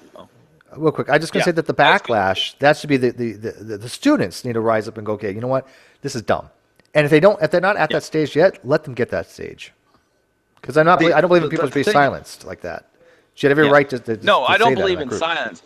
But the thing is she was doing the one thing I say is, like, once you start doing, you got to start putting down your cards and start proving your shit. Oh, sorry about the language. You can But say shit. she wasn't saying, hey, give me a chance to prove this. She was literally saying, you need to accept what I say. Boom. Unconditionally, because I said right. it, that's it's true. Yeah. Throw out everything because you are threatening who I am as a whatever. It doesn't matter what. She's using her background as reference to why it should be thrown out, and that was it, because you were harming her. I noticed in that video that I agree the person probably shouldn't have shouted out. I mean, obviously there were some rules, and I get that, but they never really got back to him and really asked him more about what the contention was, right? Because he did have a decent argument against her, I'm sure. But they basically they were shutting down the opposition more than anything else. Yeah. I guess what I'd like to see is the universities have a quite clear expression of purpose, that they're an institution that is about defending certain civilizational values, like search for scientific truth and search for great art and so forth. And so when someone tries to tell them what they should be doing, they should be able to point at their charter and say, well, actually, you're just wrong about what a university should be. Because university should be about pushing the frontiers of your knowledge, going beyond the safe, tiny pool that is, high school, and taking it on to go to the outer limits of what we know, and that should be the point. It should be a very challenging place. It should be, it needs to have that slight cutthroatness to it, because if you're going to university, you're wanting to prove that you're wanting to prove that you know more than others. You want to prove that, like, if a company you want the competitive, right? Yeah. Well, you need it, because if a company wants to design a better space shuttle, a better iPod, or even to develop better farming practices, or even better crops, you want people who know their stuff.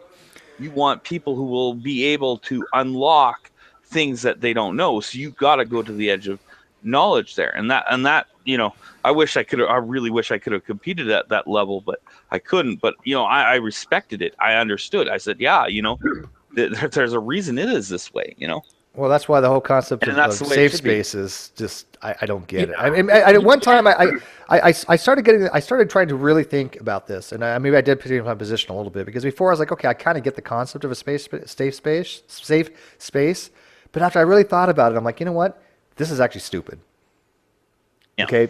I mean, you're basically coddling people and saying, you know what? We don't want to expose you to the reality of life. Okay. If you need to go to a safe space in a college, then maybe college isn't really the place for you, because people will have competitive ideas. People will challenge your ideas, and you have to be willing to accept that. And yes, there should be some safe spaces like a library. Maybe, I get that, right? But I mean, to have a little room to say, oh, you, if I go in this, you have to call me they and them for my pronouns. No, fuck that. I mean, come on. No, it's not just that, Steve. It's also this sort of racist, like there's this racist sort of mentality where like it can just be black people and segregate white people from black people. That's another thing that pisses me off. Yeah. Well, universities have become political creatures, because it used to be the Moncure publish, now it's dollars or debt. Funding has become all important. It's interesting, something I just read today. The most segregated school system in the United States is the New York City public school system. I just heard that too. That's what crazy. was that? What was that you said? Multiple? The most segregated. New York City is the most segregated public school system in the United States. And don't they have one? I think it was on John Oliver. Don't they have one of the most least effective too? John Oliver. I mean, wasn't New York City that had the administrator that was changing all that around, and they actually voted him out after he was actually making a difference? And I can't remember. John Stossel did something on it. I'm not sure. But I So, think it's so interesting. intentional segregation? No, it's not. What happens is that the civil rights laws back in the 60s were meant to stop state-sponsored segregation in sense of passing state laws, the Jim Crow area laws and those type of things. But it still allowed for segregation economically, and that's what was going up in the North. And in New York City, for instance, there's if you go to the poor neighborhoods, they happen to be minorities, and the more affluent neighborhoods happen to be the white middle class Americans, and that has caused a mass segregation in a very liberal city. But the most desegregated parts of the nation happen to actually be in the South, where the laws were meant to desegregate. So there's been a lack of integration in the North than desegregation in the South. Well, I want to get away from the whole racial thing, because again, I don't discuss racial in hangouts. I'm sorry, Steve. It's just that. No, I know. I mean, eventually, it always comes up somehow because it has to, because of education, and I get that. Yeah. But I try to touch on it a little bit, and then we just kind of move away from it, because you know what? There are other hangouts, and I know Multiple doesn't do that. Multiple, I love Multiple. He's not advocating. He's not race baiting. He's actually right. But I leave those discussions up for other hangouts, like Tom's. I don't want to even deal with it. Education is difficult too, because you really do want to separate out people who are making rapid progress academically, because they need teaching of a different kind from people who are struggling. It's horses for courses, and unfortunately that tends to go with the economic factors too, and it's a really difficult one. I'm gonna say at the high school level, I would want to push. It doesn't matter what the reasons, whether it's male, female, whatever. For each individual, you want to push for as best as you can an equal outcome.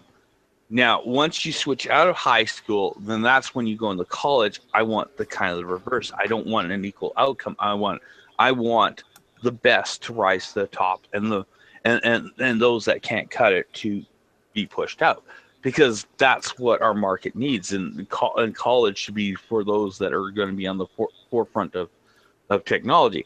And if I'm going to go to Mars, I don't want somebody that was pushed through for whatever reason, whether it was their religious belief, whether it was their sex, whether it was their race, whether it was their political position. I don't want them being pushed through to design the rocket that's going to get me to Mars. I want the best on there who's going to do the job, make sure the system works, make sure the system doesn't have problems, so that we don't all die a horrible death while on our ways to Mars. Yeah, I believe in competitive. Definitely, I have no doubt. By the way, General, I'm going to change the topic on you guys. Sorry. No problem. We've docked this to death. Hey, General, so you were in a hangout with Matt Slick recently. Oh my god! And, that was yesterday. Yeah. And I had questioned you, and you said you weren't really advocating that his argument was correct. But I have to ask you, what were you thinking? Because Matt Slick's argument is wrong. It's just, anybody. Oh, I didn't even. It's wrong. It's just articulate his argument. Can you tell me his? Yeah. Yeah, tell me his argument, because I have no idea what his argument. His original argument. His original argument. I haven't bothered studying it. His original argument was a destructive syllogism, where basically it said P or not P, not P, therefore P. And all he's basically doing is having a tautology. He's just basically saying, well, P, therefore P. Okay, when Alex Malpass came and explained this to him, he tried changing it up, and he tried substituting Q in there, right? And basically making Q equals not P, right? So he basically was saying P or Q, not Q, which was not P, therefore P. He wasn't changing his argument at all. He was just changing not P to Q. That's all he was doing. So every incarnation he had of this argument has been just wrong from the get-go. And Alex has explained this to ad nauseum, right? That is just, it's a trivial argument. Okay, yes, Matt Slick is technically correct that it's valid. It's just trivially valid.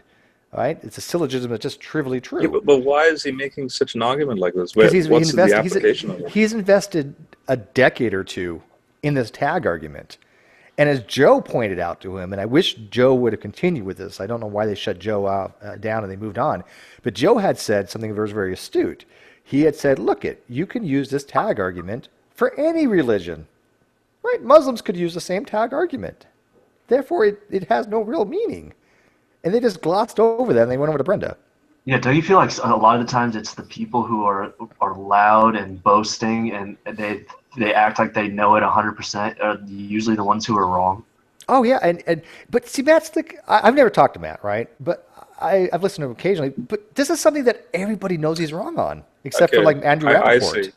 Because I was thinking purely like an algebra, axiomatic algebra. So obviously P is not Q. Like in algebra, you can't have them unless you do a few. Well, he's just doing a syllogism. And he's gymnastics, but yeah, he's just making this. He's just changing the lettering for the syllogism, but the syllogism ends up being the same. P or not P, not P, therefore P, which is trivially true. P equals P. Okay, great. What does that show? I've got a question, kind of, about someone brought up the word racist, and then I was thinking, like, isn't it racist if you believe in evolution because they believe that, like, for example, African Americans are less advanced than that's Caucasians? No. Yeah. First of all, hang on. We're not going to discuss race, but that's not evolution. Evolution never mentions anything about race. Race is actually a social construct. Race has nothing to do with biology. There's no such thing as race in biology. It's a huge 100% social construct, right? I mean, it comes from a complete misunderstanding of evolution. Misunderstanding of evolution. Okay, so that's not what true evolution teaches. That's not what any evolution teaches. I mean, that's complete misunderstanding. Yeah. I mean, there's no true evolution or false evolution. You just have evolution. Yeah. I mean, I could sum this up quickly. Is it better to have a stinger or not to have a stinger? Well, it all depends on the circumstances. If you're a heavily preyed upon individual, well, then you might want a stinger to deter the predators.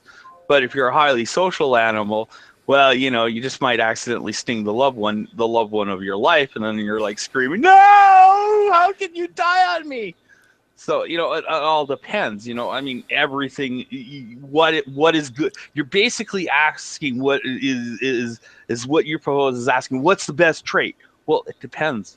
It depends. It all depends on your environment. Is it good to have gills? So. Yeah. But anyways, can we get back to the P or not P? We go back to the. I don't know. So General, what were you saying in that hangout as far as what you thought Matt was trying to say? I'm curious. So when Wyatt was talking to Brenda, in fact, that whole morning I was actually quite busy. I was dropping up friends and all that.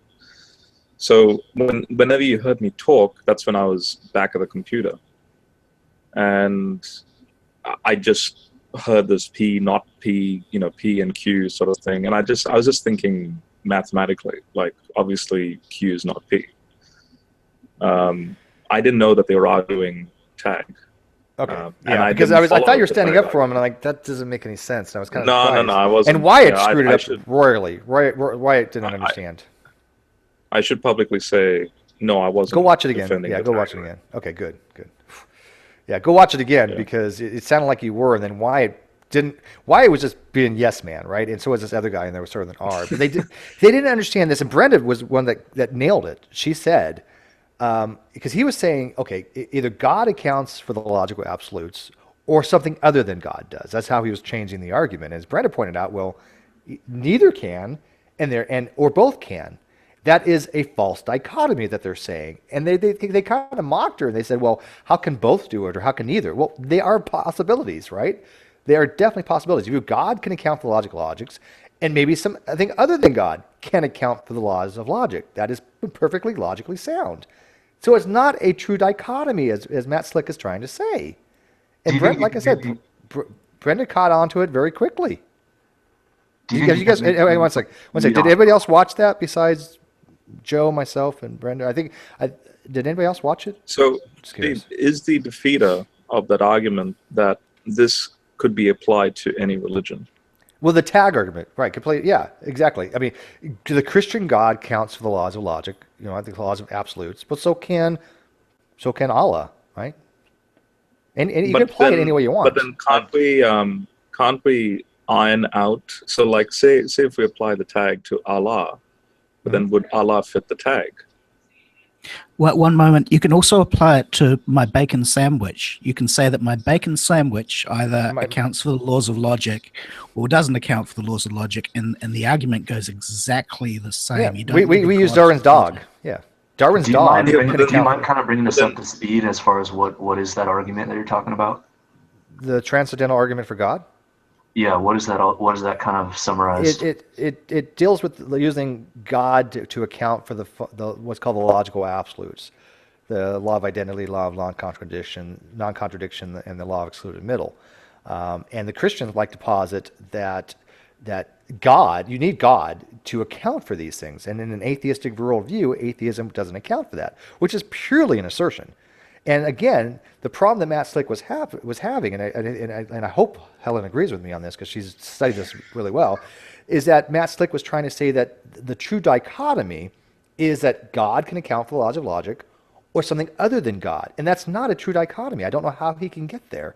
Maybe Helen can help us understand that, but that to me is not a true dichotomy. If I could No, that's what he thinks. It just begs. That is what he's trying to say, and So I'm not that far off base. I'm reading him correctly, right, Helena? I think you are. Thank it presumes that the laws of logic need an account, and that is that's the part that isn't he doesn't allow for in this supposed dichotomy. So it really isn't a dichotomy. He doesn't get that though. But then, if the laws of logic don't. Oh, sorry. If I can, please. I was going to say, because I've always seen the laws of logic as consequential. They're just a reflection of, like, if you have a universe with any type of properties, the laws of logic are going to conform to those properties. You know, I mean, and that's the thing is it's just a descriptive term to what we see on how things functions. I mean, for like in ours, like the between the difference between the macro and the quantum, can an object hit two objects at the same time?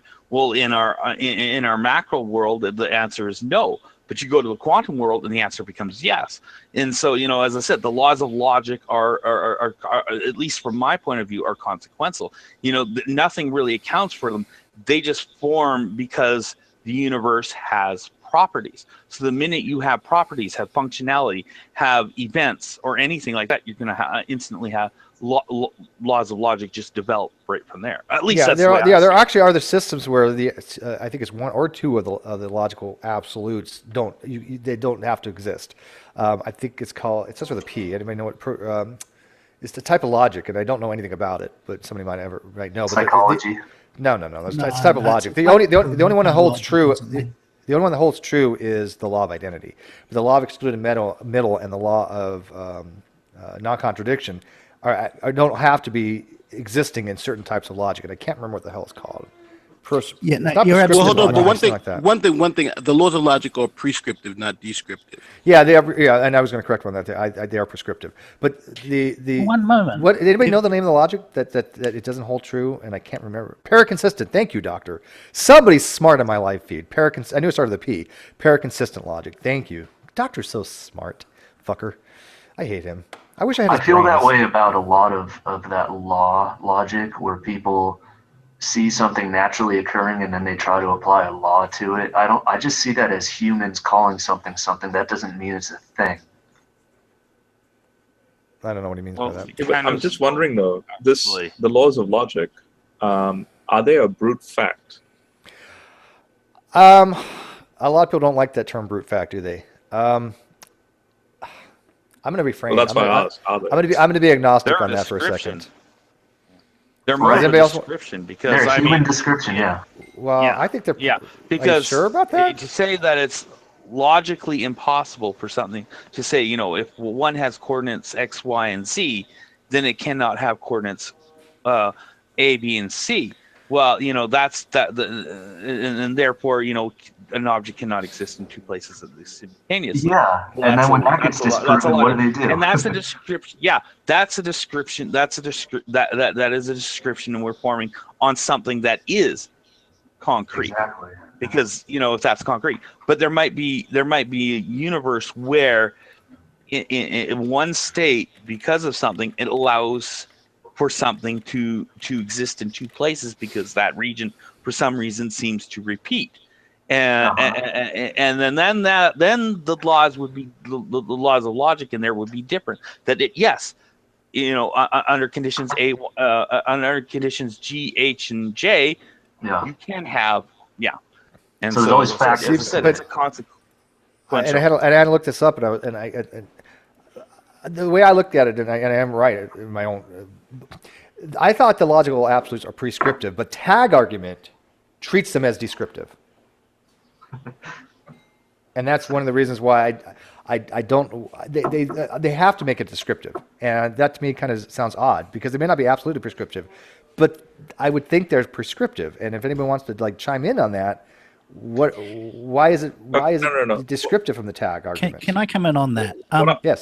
If you observed something, if we had good, solid scientific evidence that one of the things that we considered to be a rule of logic was in fact being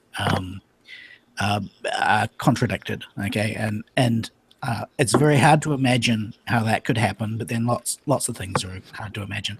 So let's imagine that we did make such an observation. We'd have to abandon that thing that we thought was a rule of logic. So that if that could conceivably happen, then doesn't that just make the laws of logic a brute fact? You know what? I'm not against using brute facts, and I'm not against having somebody say this is a brute fact if they can justify that it is the way it is because there's no other way it could be, right? It's just something that is literally brute fact because it cannot be any other way. Then I don't have a problem with that. I don't have a problem with brute facts, but some people do, right? I rather take things axiomatically than assert it as a brute fact. Because I'm a foundationalist. So what would be the zenith point in regards to this universe? Like, basically, I'm thinking, the fabric of the universe, that sort of thing. Like, what's the zenith point that would then constitute brute fact? Again, something that's self-evident that could be no other way. Wait a second, though. Those laws are relationships. They're not things. So if you're trying to ask what's the simplest thing in the universe, we can posit some sort of primitive. The Greeks thought it was a thing that they chose to call an atom. I think it might be a thing I call to choose a link. Some people call it a thing they might choose to call strings. But those are things, whereas the laws are relationships. I was curious, what do some of the other people think about that? Like, but these Hunter laws, or, George. What preference? I said I was curious what some of the other people think about that, like maybe Hunter or George or multiple. Well, Hunter's watching porn right now, so we'll get back to him. Forget you, Steve. Go ahead. Well, General, go ahead next, and then Hunter, if you want to go. But General had something he was saying. Okay. These laws, though, that have no physical property, yet the physicalness of this universe seems to stem out. Like, I'm thinking, where do I position the laws of logic? Do I position them as the zenith point by which the universe comes out of it, or do the laws of logic come out of the universe? But then, is there a point of complete nothingness and then physicalness that has logic intrinsically everywhere? I kind of see what you're saying. The way I would look at it, if I'm understanding you correctly, I think the logical absolutes exist regardless of anything.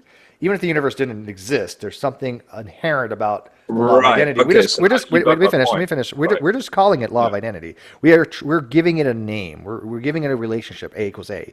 But the inherent concept of an entity being its entity, right? It's being one. It's being the same thing. It exists regardless of we're here or not to give it a label, or the universe. The concept exists. I don't think. I don't treat concepts as something absolute that exists in the universe, right? Can we just position them next to perfect tetrahedrons and Taylor expansions and mathematical things? I mean, well, first of all, I'm not a Platonist, and I do like Taylor expansions, but I don't know how that would relate.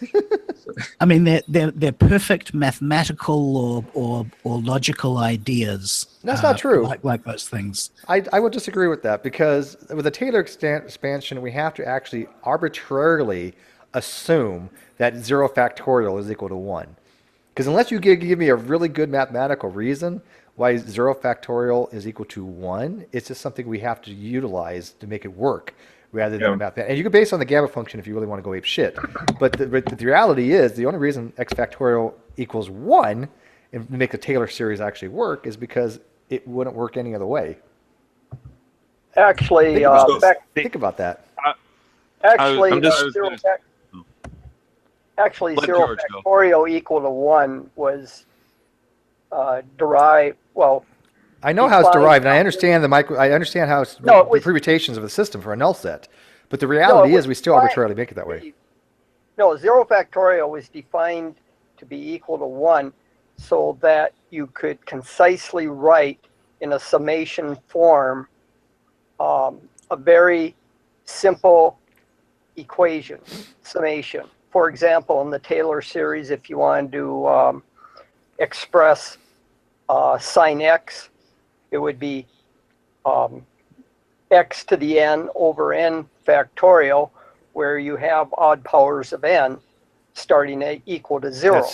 Well, yeah, but you just expressed what I just said. You're literally agreeing with me, and it's e to the x, by the way. It's e to the x. It's e to the x equals x to the n divided by n factorial. That's where e to the x. I've got a real good confounder for that, Steve. We get to define what factorial is. So, claiming that a thing that we define creates an imperfection in something else that we define, it doesn't work for me. I mean, if, for instance, a Taylor expansion used the factorial expression and then had this additional thing, which was, oh, by the way, the first factor is a 1, and factorial is undefined for 0, it wouldn't make any difference. It would still be a perfect mathematical idea. The idea, yeah, but it wouldn't have the right series. It would be shifted.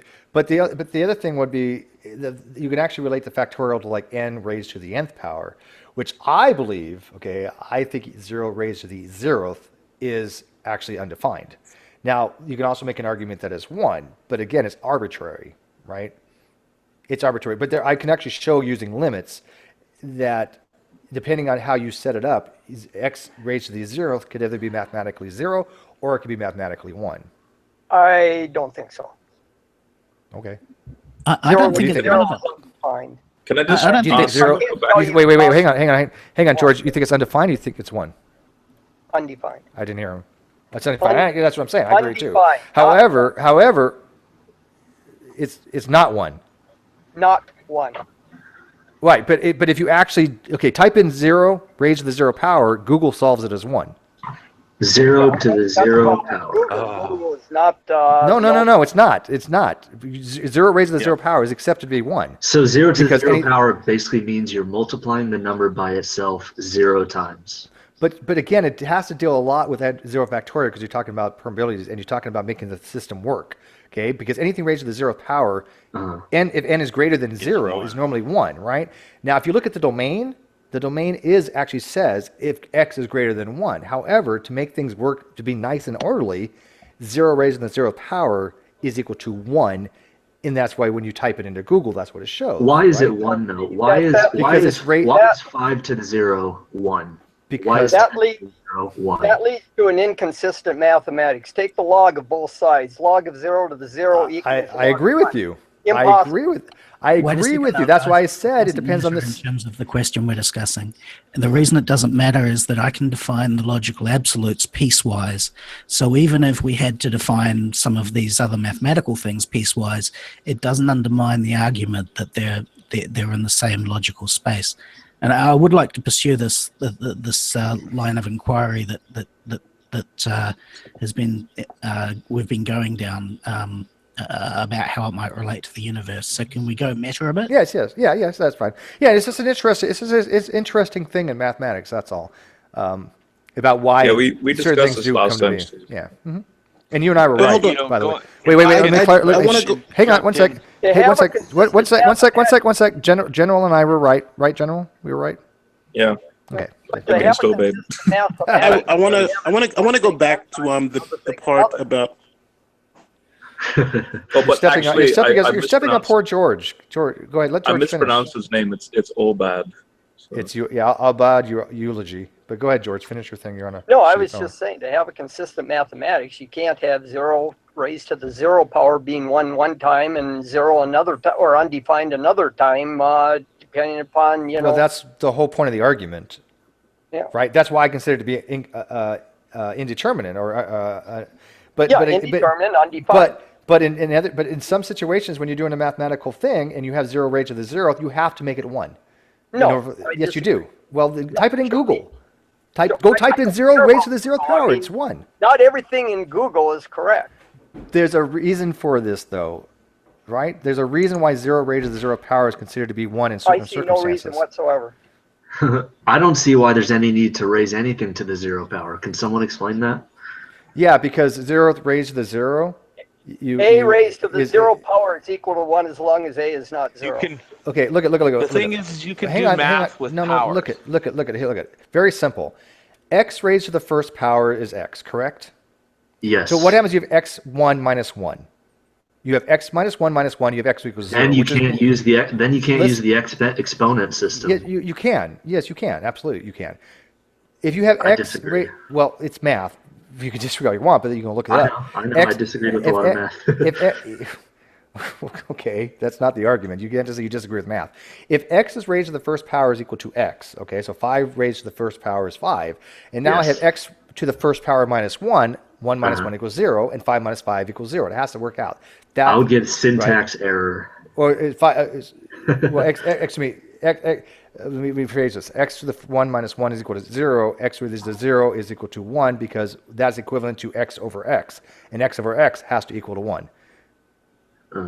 Yeah. Well, all you have to do is form the equation 0 times the log of A is equal to 0, or log of 1.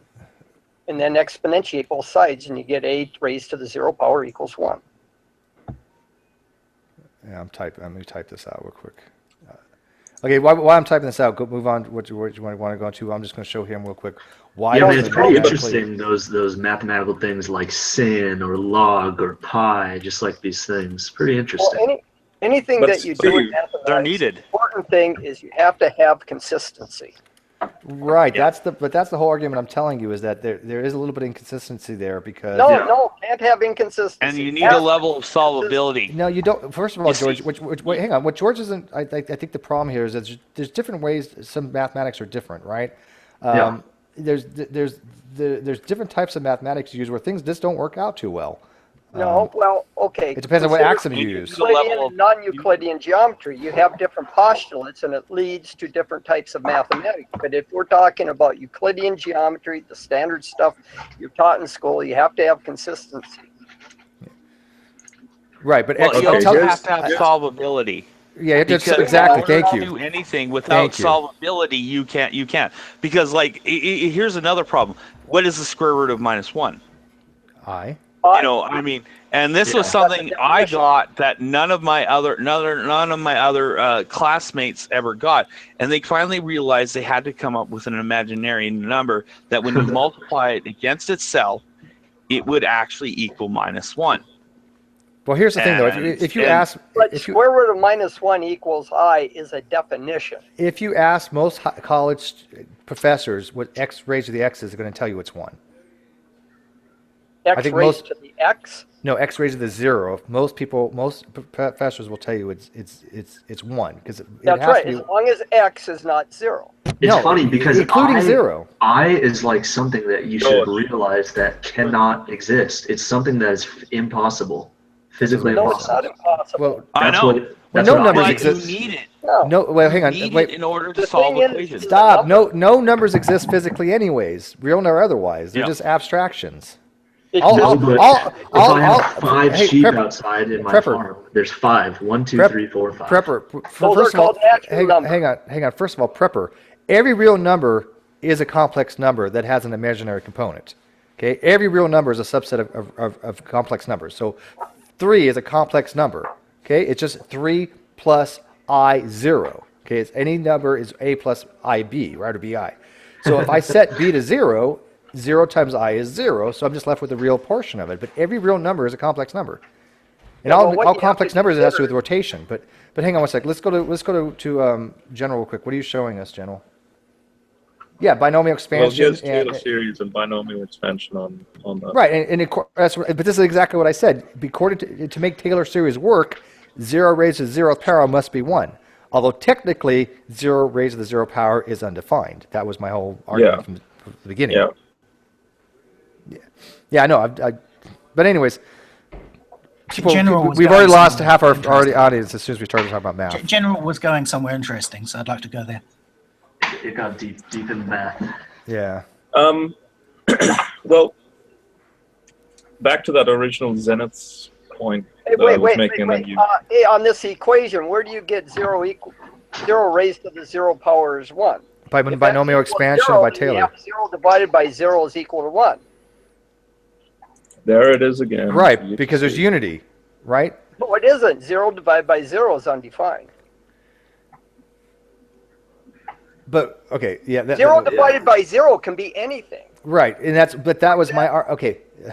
I think For we're confusing example, concepts. 5 divided by 0 divided by 0 is undefined. Yes.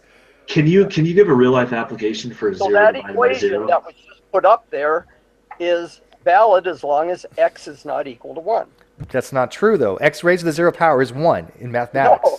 It is. I don't. To do a Taylor series, it has to be. Look. Okay. Look at. Okay. We're going to talk about this for 2 more seconds. It is as long as x is not 0. No. Look at the Taylor series. To do a Taylor series expansion. Okay. On and what? okay. Wait. Hang on. Let me finish.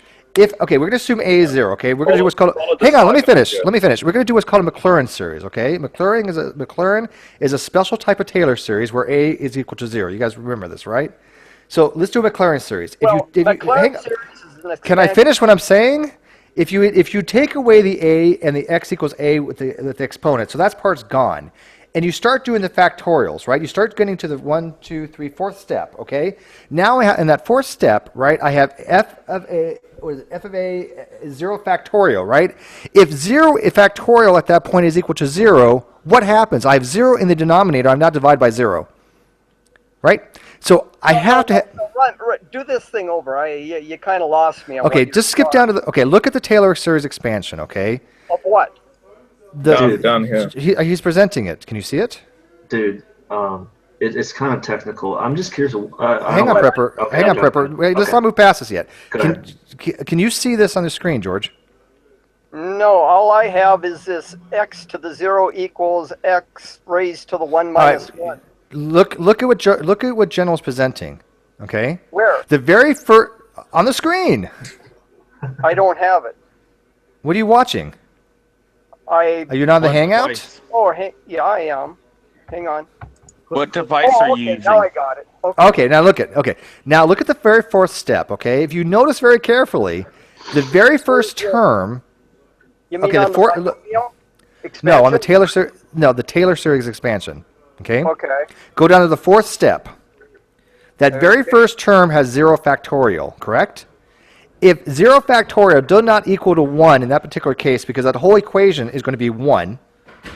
Okay, that whole thing is either, it's going to be 0, right? Yeah, it's going to be 0. But if you have 0 factorial and you set that to 0 or undefined, you now cannot do that Taylor expansion. You have to. 0 factorial is 1. I've never denied that. I'm just saying. Yes, that's exactly what happened. 0 power. You're the one that's saying that 0 factorial. You're saying that 0 raised to the 0th power is undefined. It's undefined, but this is the very same reason here. But 0 factorial is defined to be equal to 1. That I accept. Okay. Yeah. So now notice you swap the f the function of A with so let me just use my mouse. But look at the term next to it. 0 raised to the 0th power. You divide this, and then you have 0 to the 0 equals f of A on f of A, and therefore that divides into 1. Yeah. Okay. That's where I was going with this. I'm sorry. I got kind of sidetracked because of the conversation. Yeah. If you look at the product, the 0 raised to the 0th power, right? 0 to the raised to the 0th power can only work if this is equal to 1, because if not, that part of the equation is going to be 0. And then for the Taylor expansion, the problem that you're the fallacy here is in the first step, the Taylor series expansion. That definition, that is true provided x is not equal to a. no, if x is no, wait. Yeah. It doesn't matter. Why would it make a difference? If x is equal to a, you still is an fill. arbitrary number. Yeah, it makes no difference, because if you set that to 0, right, for McLaren series, it makes no Taylor difference. series written that way is an expansion about x equals a. But that doesn't. Why would that matter? A. It's still x raised to the x, 0 raised to the x. It's still 1 in this particular system. You can actually show using a Taylor series. I'm saying you can't go from the first statement down to the second statement here. Well, here we go. We're gonna end it with this. I want you to read this because I just found it. There you go. George, that's Ask a Mathematician, where he's asked about this. Oh, I didn't mean to hide you from broadcast. I just wanted you to stop presenting. That the mathematician is like, yes, x raised to the 0, x 0 raised to the 0th power is 1. So this is by Ask a Mathematician. He explains it very eloquently. So George, we'll read that because and General teaches math. This is where he teaches calculus. Oh my God, Prepper, what are you doing? It can be undefined and it can be 1. It depends on convention. So depends on convention. Yes, that's what I agree with. Yes. No. Well, George, before we continue, read the article I just gave you about Ask a Mathematician. Right? Where? 0 raised to the 0th power is 1. Oh, okay. Okay, I just put it in the side. If I can interrupt for 1 second, Steve, I just want to know if you're going to be on this for 3 hours again tonight. Why? Because if you are, then I'm going to find something else to watch. Oh no, we're done with math. Yeah, no, we're done with math. Steve, but we're gonna talk about sex here in about 30 seconds. Steve, that super loud noise was me typing my question. I'm going to share my screen, and my math question is actually on my screen, so I'll show Make it real quick. I want to move on past math. Okay, here it comes. You ready? Let's see here. It was the same equation last time, wasn't it? There's the question right there. Steve? One sec. In this article that you sent me, the first statement is incorrect. You can't have x divided by x where x is equal to 0. When they're functions, right? What he's showing you in this particular case, where 0 raised to the 0th power is f of a over f of a, it's a function. That's why it equals to 1. It's a ratio. It's going to be. That's why it has to be equal to 1. F of x, right? Yeah. But anyways, I have no idea how to answer this. I don't care. Prepper. Just very briefly, I've solved all sorts of problems where I ended up with 0 over 0, and the trick is always just to find a way to make that singularity vanish. Yeah, well, there are subsystems that math wrong. But I'd really like to get back to General. I thought he was really going somewhere interesting. Yeah, me too. Just sort of the sake of argument, 0 divided by 0 is not always undefined. 0 divided by 0 in some systems actually equals a number. Okay, it's called. No, it doesn't. No, listen to me, George. If you look at the north pole of a Riemann sphere, okay, on the complex plane, 0 divided by 0 is what's called the complex infinity. Okay, and complex infinity is a hyperreal number. You're confusing the rates at which numerators and denominators go to 0. I'm not confusing anything. I'm telling you this. Have you ever looked at a Riemann sphere? The north pole. Okay, the north pole of the Riemann sphere is equivalent to 0 divided by 0. It's considered to be divided by 0. And at that point, you can set it to a complex infinity to make the equations work out. Correct? So in that particular case, you can divide by 0 on the complex plane in that case. No, it's a limiting process. Okay, then go to Wolfram Alpha and type in 0 divided by 0, and it's going to give you a complex infinity as a solution, not undefined. For that very reason. I've been down this road. There you're going. You're mixing up zeros with infinities, and that's a very dangerous process. I am not mixing up anything. I assure you. All on right, this. let's change the topic. Now, General, out of curiosity, what hey, were one you second, saying about the laws of logic? Yeah, and Uology points out the Hospital's rule you can also use again to figure out 0 divided by 0 But can actually again, get that's you. a limiting process. That's the But that's a limiting process. numerators and Yes, but you can still denominators use it. zero, that ratio. Yes, it's a limiting process, but it still works to get you a solution. Just like 0 over 0 using the Riemann sphere, we're using complex numbers to get you a solution as well. That's what General's argumentation is, right? That's what somebody else was. Chris was arguing too. In L'Hopital's rule, if you end up with 0 over 0, you take the derivative again of the numerator denominator and do another limiting process, and you continue that until you end up with a finite I know that. convergent limit. Yes, I'm not disagreeing with you on that.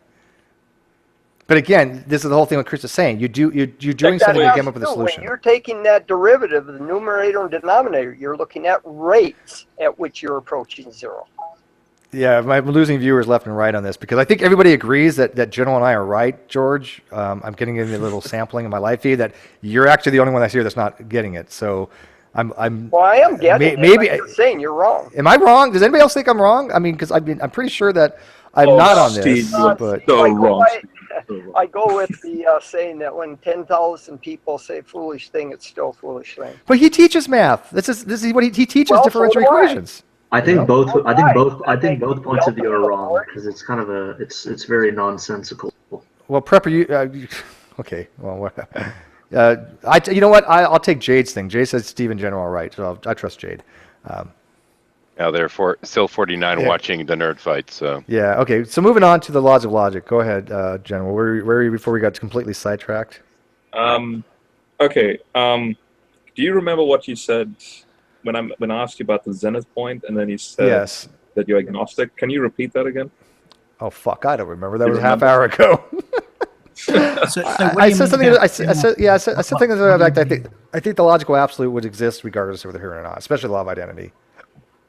That's just a formalization. Okay. So where I was going with this was, what's the difference between, say, a theist God to be the foundation, to be the zenith point of reality, versus, say, an atheistic or an agnostic perspective of the universe, where, in this case, the laws of logic is the God of the universe? Well, I would think that, okay, first of all, I would never word it like that. That doesn't make any sense. But second of all, the wording there makes it imply that the laws of logic themselves are the Godhead. And that's nonsensical. The way I would answer your question would be very simple, though. Can the laws of logic be accounted for by a Christian deity? Sure. But it also be accounted for my left shoe. Or no deity. No. In the laws of logic is not a person, but I'm just saying, does the universe come out of the laws of logic, or does the laws of logic come out of the universe? I'd personally think that it comes out of the universe. I mean, the thing is that, well, the laws of logic to some degree may be applicable to things within the universe. They wouldn't have been structured or devised without something to, so to speak, come up with them as defining traits of how to utilize logic. Or I can argue, I would agree with that, or I can argue that the formalization comes out of the universe, but the concept exists regardless of the universe is here or not. Yeah, now you said the concept exists whether the universe exists or not. So let's say the universe doesn't exist. So now you have this quote-unquote thing that's still existing. Mm-hmm. Well, concept is abstract, right? Concept has no physical form, so it's irrelevant. Right. Well, hang on though, because I'm not a realist, right? I don't think concepts have realistic forms. That's why I don't accept universals. However, long before you got onto the math side of it, that was pretty well what you had said that had me initially wanting to come in here, because I don't see how a concept can exist without having someone to conceptualize that concept. And that's a valid argument. That's a good point. That's a good argument. That's a good argument there, actually, Shadow. So if no one exists, then the concept doesn't exist. Well, that's a good argument that you can't have a concept without a conceptualizer, but maybe you can. I don't know. I'll listen to arguments either way. It's a good point, Shadow. The concept could still be true. It just hasn't been conceptualized yet. Therefore, it's not yet a concept. That's right. For Yeah, but instance, That's like Inception, though. the very the very We observe. method of the Very very meta. method of conceptualizing it is so the foundation of the process of you conceptualizing it is that the laws of logic. Are you asking me? No, I'm asking. I'd see the laws of logic themselves as being more a framework. Oh, please go ahead. Sorry. Okay, so first of all, there are some fairly obvious differences between the laws of logic and a god. For instance, I don't think anyone is suggesting that because A doesn't equal not A, the universe sprang into existence. So there's no concept of the universe being created by laws of logic. Secondly, there's a lot of conflation going on between what a concept is when we have it and a potential concept that might occur to us one day if we work out how the universe works. There's no necessity that the Pythagorean theorem necessarily had to be thought of by anyone before Pythagoras, for instance. I don't see how that logically follows. That's really all I had to say. Does the math behind the Pythagorean theorem, has it always existed, or does it exist ever since the universe started? I would think that existed regardless of our formalization or not. Well, wait a second, math. If you mean that if you took, I don't know, something and smote it down the middle, then it became what we now call two things, then yes, I would think that that's something that would always happen in a universe. It's also something that couldn't happen without a universe. I mean, you can't smite a thing in two if there's nothing to smite. I'm still not seeing how that's relevant to the creation or the generation of universes, or how it's something that anyone would worship, or how it's something that would necessarily need to be created by a mind. I think boils down to this, General. You don't have to have God to have the logical absolutes. That's all what you're talking about, right? Instead of getting into this deep philosophical stuff, all we got to say is the law of identity exists regardless if you have God or not. Say that. It's kind of like saying that the speed of light was the speed of light long before we measured it. Yeah, but Joe, do you think that you have to have God to have the law of identity? Is that what you're positing? Because I don't think you are you? No, because in my mind I'm thinking logos. That's ultimately what I'm getting at. Because in my mind I'm presupposing logos to then give me the foundation as to why math makes any sense to begin with. Why does it have to make sense? I don't think anything has to have a logos or purpose to it. I mean, math exists because it exists. We've formulated things that we've looked at the universe and said this is how we have a relationship. But here's where I sense an irony. If you say, if you totally remove God, and therefore you say mathematical laws are a brute fact, they always exist regardless. Now you've just replaced Yahweh with math. I don't get that at all. I don't see that in any way, shape, or form. How do you make that jump? I don't know how you're making that jump at all. The Pythagorean theorem is like a god? Yeah, that's absurd. But I'm thinking Greek logos, which is rational reason, law, and therefore I'm not seeing any difference between maths and then this god called logos. Does somebody else want to jump in that? I don't know how to even answer this. This doesn't. I don't. So is God a logos? Is that all God is? It's good question. Are you reducing God to logos? Well, that's the argument that John makes in his opening verse in his gospel. If I can jump in for a moment. Will you stop saying that, Shadow? Just talk. You always do that. Can I jump in? Just talk, Shadow. I do that to try and pull the mic away from somebody to say this might take more than 10 seconds. You're so nice. Allow me to elaborate. I want someone like Shadow to go, you know what? Everybody shut the fuck up and give me airtime. Okay, Steve, shut the fuck up and give me the mic, asshole. Okay, in any case. That's a item for broadcast. If I may. Go ahead. Oh, God. No, sounds like a totally different guy. The thing is, as somebody that takes more of the agnostic position, one criticism I have with people when they start presenting God notions is that they say these meaningless statements like God is love. It's like, okay, that's great. We already have this word love and it has meaning. Why are you sitting there and redefining God to mean this? And you can do this with God is love, God is, God is truth, God is whatever. And after a point, it's just like, okay, so you're just redefining God into pre-existing terms that have their own meaning. Isn't that kind of what you're doing with the word logos?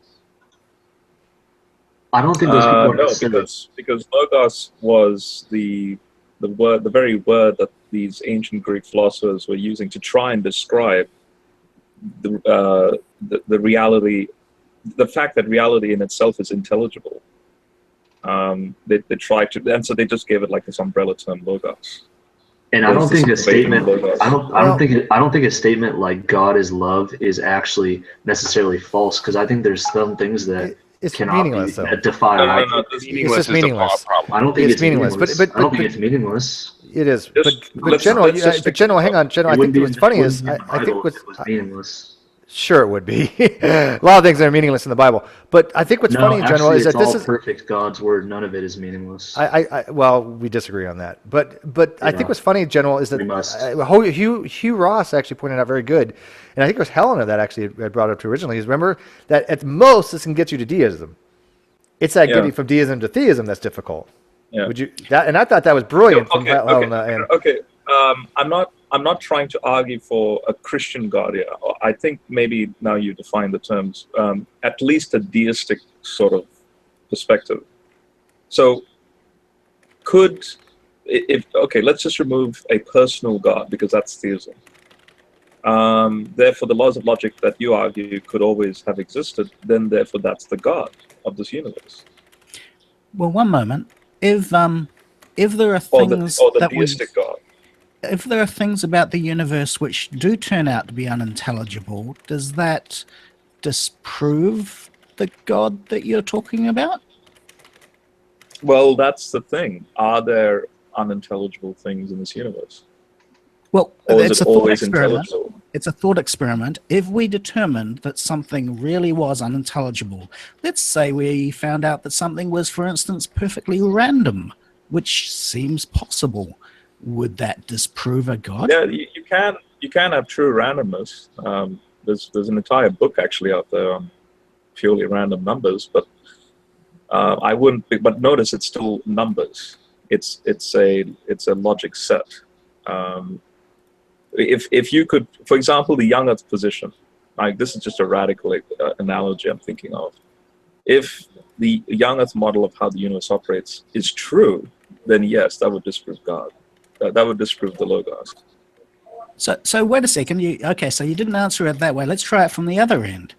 If we found out that that something that the universe was almost entirely incomprehensible, but there was just one thing which was comprehensible, would that prove that this God you're describing exists? No, because because whether you have 99.999% incomprehensible or illogical, or if you have 0.0001% illogical, the fact is the illogical exists, which means how can God exist in that? How could that exist in light of a God existing? Wait a second. You said intelligible, not logical.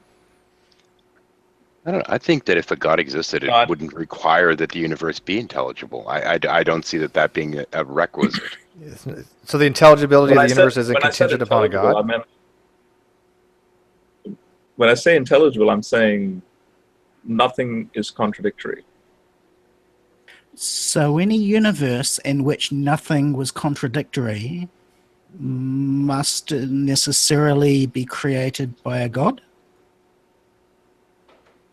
It's a derivative from them, because again, because I'm thinking laws of logic brought about this universe, or the universe brought about the laws. That's going back to that discussion just then. I don't know. I still don't get that. I mean, I'm lost upon that. I don't see what you mean by how the universe came from the laws of logic. I'm not understanding what you mean by that.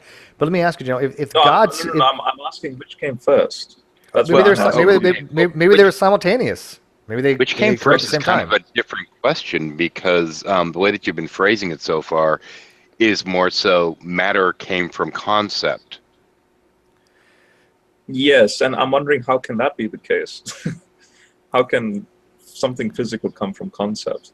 And so that's why Steve is like, well, then what if the concept came from the physical? But here's the point: let's be purely skeptical, agnostic over here. The fact is there are laws of logic. So is there any anti-law of logic that simultaneously exists that is also weirdly logical in itself? Why would it be anti-law? Again, I don't know how you're wording that. Meaning contradictory. Is the entire universe consistently and only logical? Apart from God. Again, I don't know if, okay, maybe it's just me. I don't know how I would really ascribe logic to the universe. Logic is a tool. Logic is a methodology. Logic is something we look at and say, okay, this is a relationship. We notice that 1 is always equal to 1. It's just something that happens in the universe. Would you agree with Galileo when Galileo spoke of this universe written like a grand book and its languages and mathematics? But the thing is, in terms of things like logical, in terms of logical processes, these exist only in those beings that are capable of applying logic, as well as illogic would also exist in that area. Now, in terms of the structure of the universe, which I think is more so what you're talking about, that this is something that can be understood through logical processes. And wait, and have you, General, have you heard of something called absurdism? No. Okay, absurdism is the type of, and the reason I know this, I have a very good friend, Ron, you guys know him. He's an absurdist. And absurdism is the belief that the universe has no purpose. It's in a chaotic thing. It has no purpose to it whatsoever. It's a legitimate belief system. So if that was the case, and there is no purpose anyways, we're just, happen to be here. The question I posed to you would be, if we look at the universe and say, okay, this is because God exists, therefore we can account for the logical absolutes. If God vanished, let's say hypothetically God didn't exist, right? He just poof out of his existence. How would it change the things around us? How would we even know? You're saying that these things are contingent upon God, such that if God ceased to be, it would not longer equal to 1 anymore. And I'm not making the jump from one to the other there. See what I'm saying? You're right. Can I just come back in, because I think your argument fails definitionally. Mine? No. I think the general. Well, I kind of want a general to answer that question, because I would really like to know, if God ceased to exist, would 1 stop being 1? Now, but that goes back to my original question. So, define God here. So, if I make the let's just. You're not going to go all theological, not cognitivist on me. God we know what we mean by God. God is love. The Christian God, any deity that's supernatural that created the universe. Okay, I mean, what is lamp? I mean, God. Okay, but again, God in this sense could mean whatever thing. So, for example, the laws of logic or the universe itself. That could be God. The creator that created the universe as a supernatural entity as defined by Christianity or Judaism or any of the Christianic belief system. That's when I'm saying God, I'm utilizing it that way. Not lamp is God. I'm having a thought experiment here where I'm being an atheist here. So I'm thinking. I'm having a blue dress issue on this whole discussion at this point. Can I come in? Because I think you lose definitionally. Let me finish my point. I just want to answer Steve's question. So, okay, repeat the question when he said 1 is not 1. If God ceased to be, if God did not proof existence right now, if he did account for the laws of life and he proved out existence, would 1 stop being 1? Would A stop being A? Would law of identity cease to exist? In that sense, if the laws of logic, the fundamental fabric of this universe, ceases to exist, then 1 will stop being 1.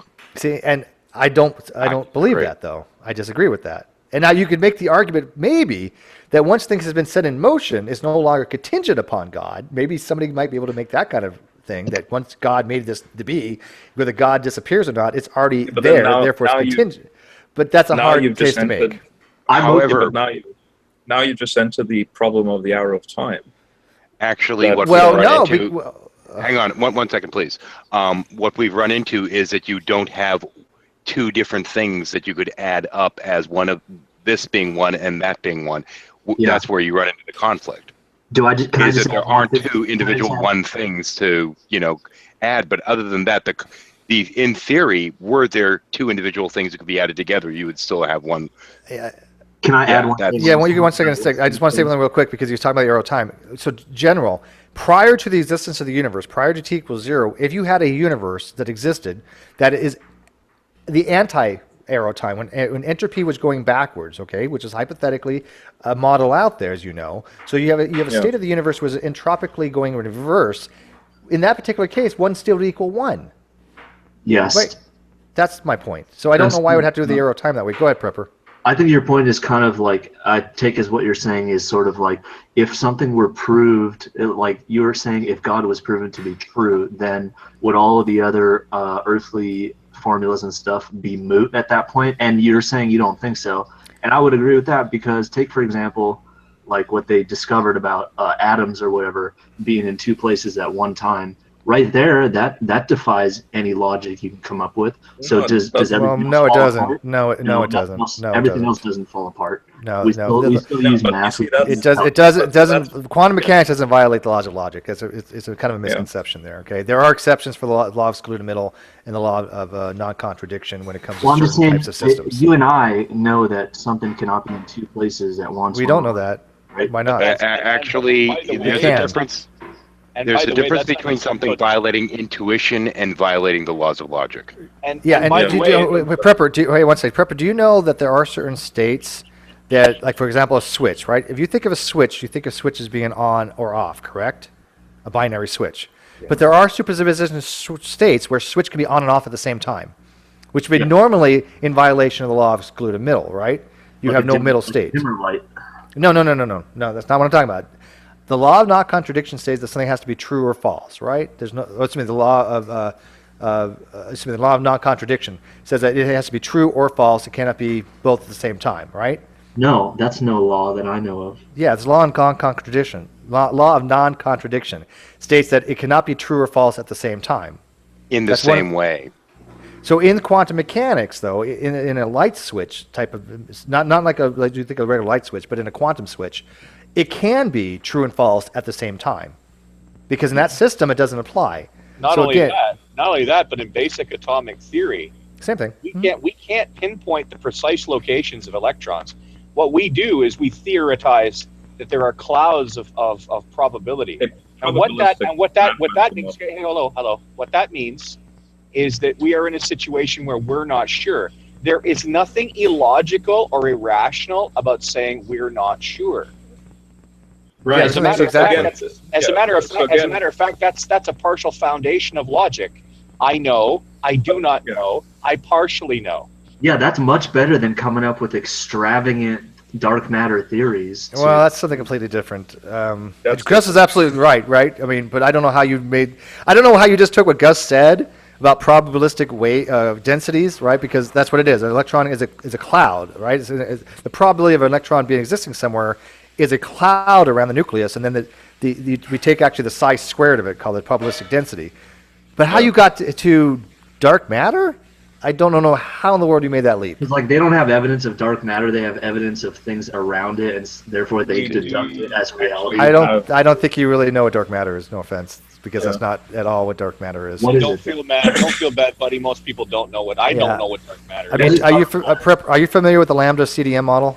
Negative. I know who Dark Matter is. He's a really cool YouTuber. Yeah. What is Dark Matter? Dark Matter 2525. Yeah. No, the lambda CDM model is cold dark matter. Yeah, cold dark matter. I know what it is. But I'm just trying to explain to him that what dark matter. Who's got the hiss, by the way? I don't know, but who has mods other than Steve? Because we have somebody still hidden. Everybody's got mods who came in here. No, don't. I cannot display them. I don't have mods. Where are my mods? Give me a mod. Please go on about dark matter. Yeah, the dark matter. Okay, please go on. Just make a point. Let's just see what to say about dark matter. The dark matter. Okay, dark matter is an explanation of explaining how gravity is in other galaxies. Okay, when we're looking at a gravity map, right, and we see a galaxy, we're noticing that stars are not moving in the way that they should in relationship to just baryonic matter. Right. Okay, because gravity is a function of mass. So Yes. there's not enough mass in those galaxies to observationally just show us to go, okay, where's this missing mass? Where's the mass that's causing these perturbations in these orbits and these things on the outskirts of the galaxies? Yep. That, what we're calling missing mass, is dark matter. We can actually see concentration densities. There's a map of the density of these things. We can actually see a concentration of this dark matter. Okay, so we know something is affecting this. We know something exists. Very good. You just described my problem with it. Is you're using a phrase to explain something you don't know. It could be. What is wrong with that? There That's could be how science works. There could be a that's wrong. holding. No, it. no, no, no. Matter. The reason they call it dark is because it doesn't have light. It doesn't exhibit light, right? It interacts with light. And it WIMPs, right? So you don't know what it is. It weakly interacts with massive particles. So well, you're technically right in that we don't actually know what it is. What we do Nobody says know, we however, do. well, it's not something that we can actually see when we're looking through a telescope or what have you. It's like the letter No, I but in math. No, it's not. But we not even can close. see it, so to speak, or Bullshit. detect In other words, it. it's bullshit. Just like global warming is bullshit. We can see it in terms of how it gravitationally affects other right. bodies. Thank you, Shadow. That's exactly the case. Yes. Yes. And I think there's we nothing don't wrong know with that. everything about it. We do know some things about it, and that's the same with just about everything in the universe. That's So that's why they're doing tests and trying to find neutrinos passing through the Earth, and Yeah. And Yeah. I mean, okay. they Exactly. always Okay, found- that's a brilliant point. Wait one sec. That's a brilliant point because before we even knew what neutrinos were, they had hypothesized neutrinos had to exist based upon decay, and they said, okay, we have energy. Yeah, we have energy that's been unaccounted for in these types of weak decay rates. Okay, so you have a beta decay, and all of a sudden we're like, okay, look we're seeing a particle coming out, we're seeing a proton being produced, but there's some kind of missing energy here, and they hypothesized neutrinos. Okay, that was a placeholder because we knew something had to be there until it was actually discovered. That's no difference than anything else. There's nothing wrong with that. That's how science works. Now, Steve, just quickly, let's just stick with that for a second. Just that. Now, notice theoretical mathematics was the basis of that formalization of the neutrino, and then we empirically found the neutrino. Correct. So the mathematics that we were able to develop to make sense of, like, the missing energy, even before humans exist, would the mathematics have still existed to try and explain the neutrino, like pre-humans? Like is it again a brute fact of the universe that the math involving the neutrino will always be that? I don't know how you want to subscribe that. I mean, mathematics, we invented mathematics. I don't believe mathematics exists independently of us. But the concepts concepts are universal, right? But our formalization of it is our own device. We devised the formalization of mathematics. Yeah, but notice the very fact that we... You guys have got to stop talking over each other. I can only hear one person. Yeah, I know. No, you know what Go the ahead, problem Gus. is? If this was a real conversation, we'd be able to see each other's faces, and we'd be able to take cues off that, right? Yeah, I have everything on. Go ahead, Gus. The mathematics is the flashlight that we shine that allows us to see the levers of the universe. That's all it really is. All right, that's how we know that things can be manipulated on a fine and gross scale, is because mathematics shows us the way. Did the laws of logic originate, or was it an eternal thing? You already asked it like 10 times. I don't know how else to answer that. I mean, we already said they could be simultaneous. I don't think it was one contingent upon the other. Okay, so if you imagine a state in which there is nothing, then there is nothing for logic to act upon. So it can't have existed, or at least it can't have manifested. And if something doesn't manifest, there's an argument that it doesn't exist. But I'm really concerned about this "the laws of logic" thing. For a start, there are some things that we think might be logical facts or logical laws, but we're not sure yet. If you read some philosophy, you can find out about these things. It involves various complex things about whether or not you can add some other logical laws and still maintain truth when you perform that operation. Similarly, we can imagine logical systems in which some of the things we think are logical laws actually don't apply. So are the optional things laws of logic or not? It appears to me that we're talking about a very ephemeral thing if we can decide what is and isn't part of the category. Well, couldn't you base it upon what kind of axioms you want to take into account? Because we have to start with some kind of axiomatic thing in any kind of framework. And I think the most basic one, the basic one of everything is law of identity. I don't know how you can even get away from that. The other ones you don't have to accept. Just you're familiar with ZFC theory. You can accept the ZF or the whatever axiom, the axiom of reflexivity, the axiom of choice, whatever axiom you want. There's a lot of things in mathematics you don't have to accept, because if you don't accept them, weird things happen sometimes, like the Panach-Tarski theorem, right? You can literally take a basketball and make two of them mathematically. It works, right? Because you're accepting. I think it's the axiom of choice on that one. You have to accept. Again, I'm going back a while. Which one is it? But you know what I'm talking about, Panach-Tarski. But again, that mathematics is something that is not once. How am I saying? When you take the axioms, you have to decide what axioms you want to take or not, and you don't have to take all the axioms to have mathematics. That's just, we know that. Would there be? And I think the same thing with logic. I'm just saying, if there is an alien race out there, say F equals ma or E equals mc squared, would they have a totally different, like, mathematical formalization of that, but yet to explain the same thing? The relationship would hold true no matter what. The concept, the relationship, but they would have a totally different symbolic. Well, they could say Bertel-Schwarz, Schwarzschild, whatever. I mean, they can just make something up. But the relationship is the same universally, right? Right.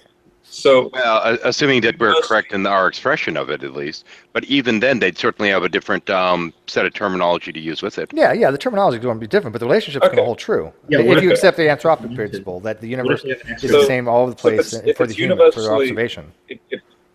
I mean, and this is a point we make against young creationists, that they make the point that E equals mc squared is only here on Earth, not, to some distant quasar. But we are saying, no, this is the entire universe runs on that operation. Hang on. So, no, not necessarily. Okay, I'll take one sidestep on that. We know that because of the fine structure constant, a lot of the fundamental constants are based upon that. The speed of light is based upon that. Gravity is based upon that. Boltzmann constant, based upon the fine structure, the Summersby constant. Now, we have actually determined that in certain parts of the universe, this fine structure constant might vary a little bit. There might be a small amount of discrepancy. Yeah, but it's so tiny that it's not likely. I'm not disagreeing with you here, but we're talking hypothetically here, right? So conceptually, if the fine structure constant does have some kind of variability in it across the space, that would affect other constants. However, be that way as it may, the relationship, right? Because an equal sign is a relationship, that should hold constant regardless, right? The relationship should hold true, right? But if one factor changes, let's say if F equals ma, right? Yeah, if F equals ma and the fine structure constant changes something that the acceleration changes, because that's based upon gravity, right? Because you can substitute g for a. In that particular case, the F is going to be different, but the relationship's going to hold true. Does that make sense? Oh, yeah. No. Yeah. Okay. No, thanks for the clarification. Yeah, no, that's a good And he's the physicist in the room, so I just want to make sure that I got this down, because that's what he got a degree in, was physics. I said that because there are young creationists who they take the relationship as changing, and they even throw out the relationship. Yeah, well, we got young creationists just to try to argue that an analytical proposition such as 1 plus 1 equals 2 will differ in another portion of space. And I'm like, that makes no sense, because obviously it's definitionally, it's an analytical proposition. If we define it to be that way, it doesn't matter where the hell you are spatially. So, George, hey, by the way, George, you're really having an issue with this whole zero raised to the 0 power, aren't you? My God, my friend. He's in the side chat. He's in the group chat going, no. Fuck.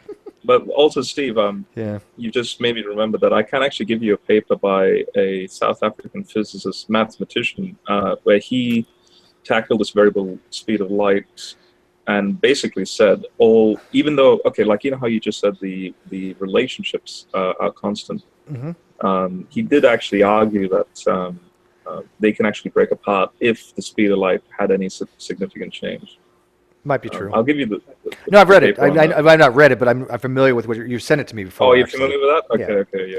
Yeah, but a lot of most of the variable speed of light models didn't hold. I mean, I guess if they were right mathematically, but I think they've attributed that light doesn't have that kind of variability. And I know, what's his name? Ken Hovind was really trying to hope to God that it did because it helped with his My favorite Ken Hovind bit was when in his Eurostar video is like, maybe Einstein was wrong.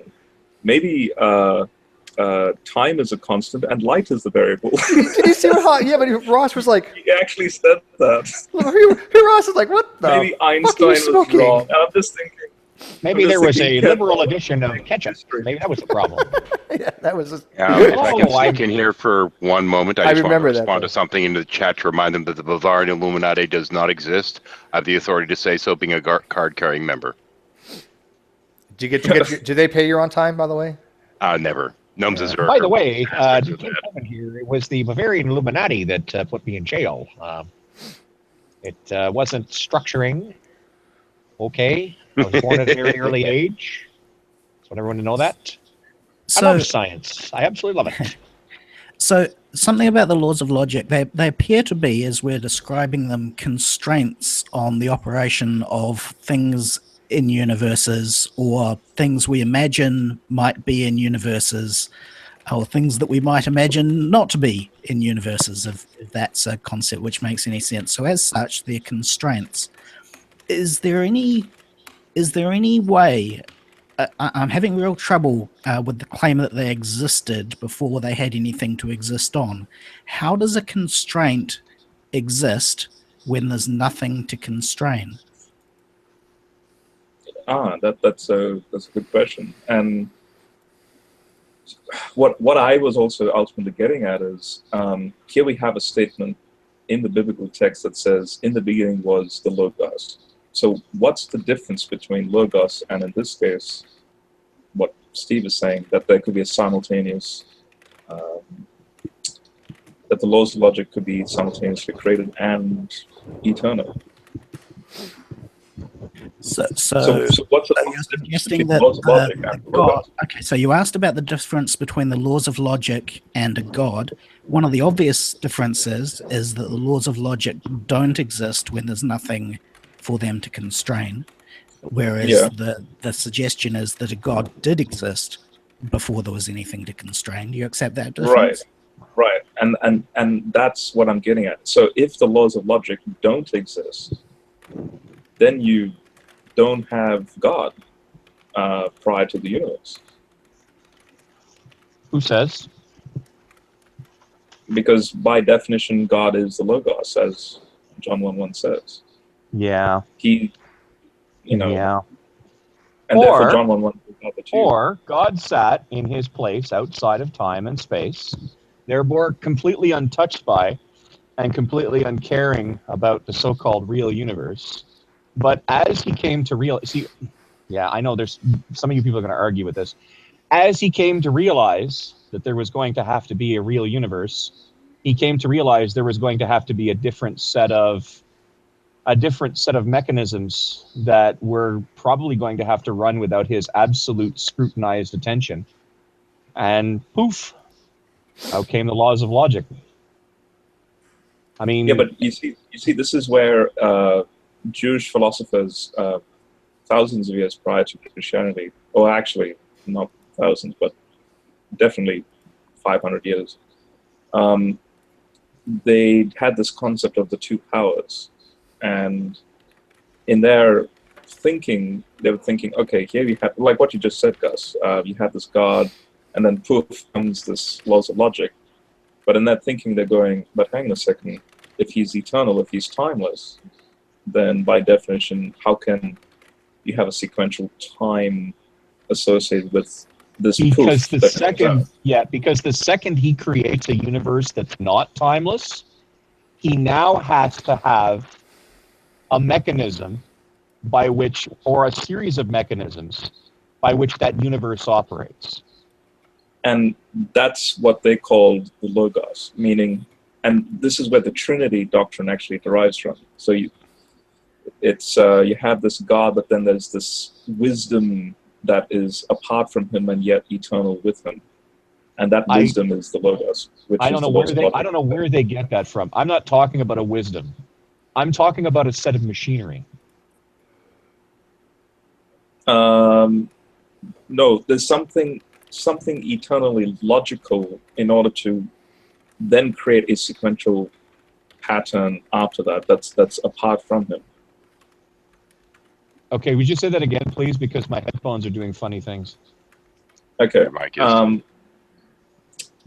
So you have, before the universe starts, we are theoretically hypothesizing. Obviously, there's no time please, involved. please just restate what you said. You don't have to explain it. Just restate what you said. Okay. Phrase. So the universe is operating on a sequential sequence.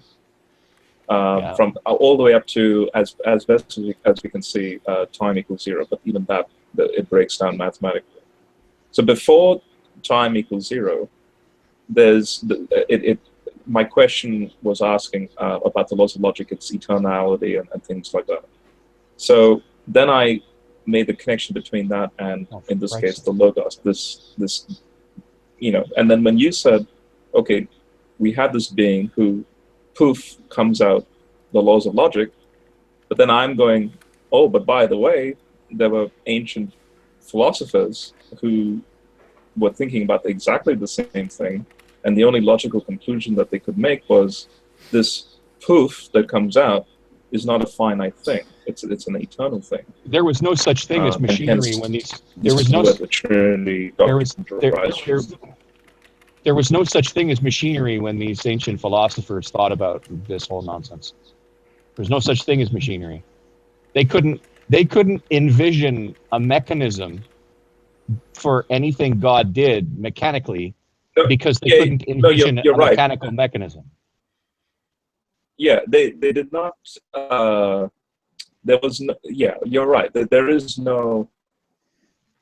How did God do this? Like that might not be true though, because you might not have machinery that he created, but then. Okay, I have a funny feel. Listen, I'm going to refresh and come back. But hold on to that. Hold on, I'm going to refresh and come back. 1 second, please. I'm going to refresh and come back because I think my microphone is messing up. Hold on. Yeah, it is. Guys, what's this no machines claim? How do you think they built the pyramids back then? Without machines. They had levers and lifting things and sleds and also might not ropes and might not have a completely accurate history, and there may have been a total loss of all civilization, and they may have been as technologically advanced as we are today. There is no reason to believe that and no evidence thereof. Maybe is wait. What I just hear? You just said what about technological advances? I said it's possible that there's an entire set of history that we don't know about. Oh, there's possible. Well, a lot of history we don't know about, but follow up on that. There's possible you have 6 penises as well, but so what? Yeah, Prep, are you insinuating? I don't want to put words in your mouth that like the ancient alien theory, or like the Egyptians had like technology way beyond us? Is that what you're insinuating? Cell phones, dude. They were playing Snake on their Nokia since like nice well, we know that's false. Nice the troll. Nokia company hadn't actually been founded yet. Okay, well I think we went into a troll. Well, they did have that Kerkithia device. I'm sorry, but you guys, the Anakithia logic theory discussion, it's gone on for hours about that nonsense questions that can't be answered. I mean, well, that's kind of what we do on the Great Debate Community, is we talk about nonsensical shit for hours. It gets nowhere. It seems to be the par for the course. Well, what do you want to talk about, Minuteman with their M16? Well, just be thankful that I didn't actually interrupt General to point out that he's using a theory of time, and not everyone ascribes to a theory. General, you're an atheist? No, I don't think he's using any theory of time. Well, the thing is, if you're talking about time being linear, then you're talking a theory. Well, I'm the one who's talking about time being linear. He's the one who's talking about God being outside of time and space. Oh, okay. I'm the one who's saying that as soon as God steps into our galaxy, whatever he decides to do here is at least partially bound by the way this galaxy works. But that's that is indeed what the Christian theology says. Oh, I'm sure is, there's all sorts of just so stories in Christian theology, but if we're talking about logic here, hang on a second. They are wrestling with this issue as much as you and me are. There is no, here's a brute fact that you just have to accept without any empirical evidence. They're not saying have you met Christianity? We've got some conflation going on Shots here. across the bow. Holy shit. We've got some conflation going on here. First of all, we were talking about a god in terms of a deity, and there are some big differences between, in the light of comparisons to logical laws. A deity, for instance, is different from a logical law in that a logical law is a constraint on our universe, whereas a deity is something that buggers off after it's made the universe. And then you get to and then you get to a, well, that's what a deist would say. Yes, that's a deity, yeah. don't Yes. interfere. Then you get to a god who does hang around and do things in the universe. So they're really the comparison to logical laws is now starting to really get stretched, because logical laws are the things that consistently run a universe or constrain a universe, whereas a god is something that inconsistently constrains a universe, doing miracles and such. But not if he set up mechanisms to the do thing it. is, I gotta actually side with him a little bit on this, just because you have things like the sun stopped in the sky and what have you, and I think that's kind of where he's gearing towards. Assuming those things actually happen. I think I have kind of an issue though with this whole concept of being outside of space and time. I don't know mentally what that would even mean. Neither do I, but it's a proper, it's like a foundational. No, I know how you're using belief it. Yeah. I get you. I get you guys. It's not you're not using it incorrectly as far as what they some and Christians have part said. of, I just don't part get of the it. thing with me, just from my point of view, I don't think it's as big a problem as a lot of people think. It just means that God had to essentially build a set of tools whereby to deal with this, because while it's like anything else, right? Like if you don't know how to make something, if you've never made it before, oftentimes first you have to create the tools with which to fabricate it, right? Right. So now the tools. Now here's the thing, Gus. The tools is what the ancient philosophers called the logos. So they don't know how, and technically we can't know, or we may not know for quite a while, the mechanism by which the universe came into being. So they call that mechanism, in this case, the laws of logic. So and now this goes again back to the original question: how can something physical come out of something that's just the laws of logic the laws of logic are not what brought the universe into being. Yeah, that's but then God said, no. Hey, come on, man! It says right in the Bible, God spake things into existence. Yeah, the speaking is His word, which is what John calls the logos, or the memra in Aramaic, and that is a philosophical term that's been debated for thousands of years. I don't know why. It seems to me pretty simple. God said, "Let there be light." And there was light. And if you're going to stipulate that he spoke everything into existence, wouldn't part of that everything be the laws of logic themselves? Sure. The laws of logic as a mechanism that would allow him, to amplify his control in essence. I mean, why do we make tools? We make tools to make our lives easier and to do things that we can't do with what we were endowed with. Now, apparently, God can do everything with what He was endowed with. So it says to me that God created these tools to make His own life easier. So He wouldn't have to watch over every single little thing. Is there a presumption here that the laws of logic can account for everything that exists? I think we have no choice but to make that presumption for this discussion. But we already know that they don't. Well, I don't think that statement is even coherent, frankly. We don't. What does it mean by the account for it? Yeah, I don't know what that means by the account for everything.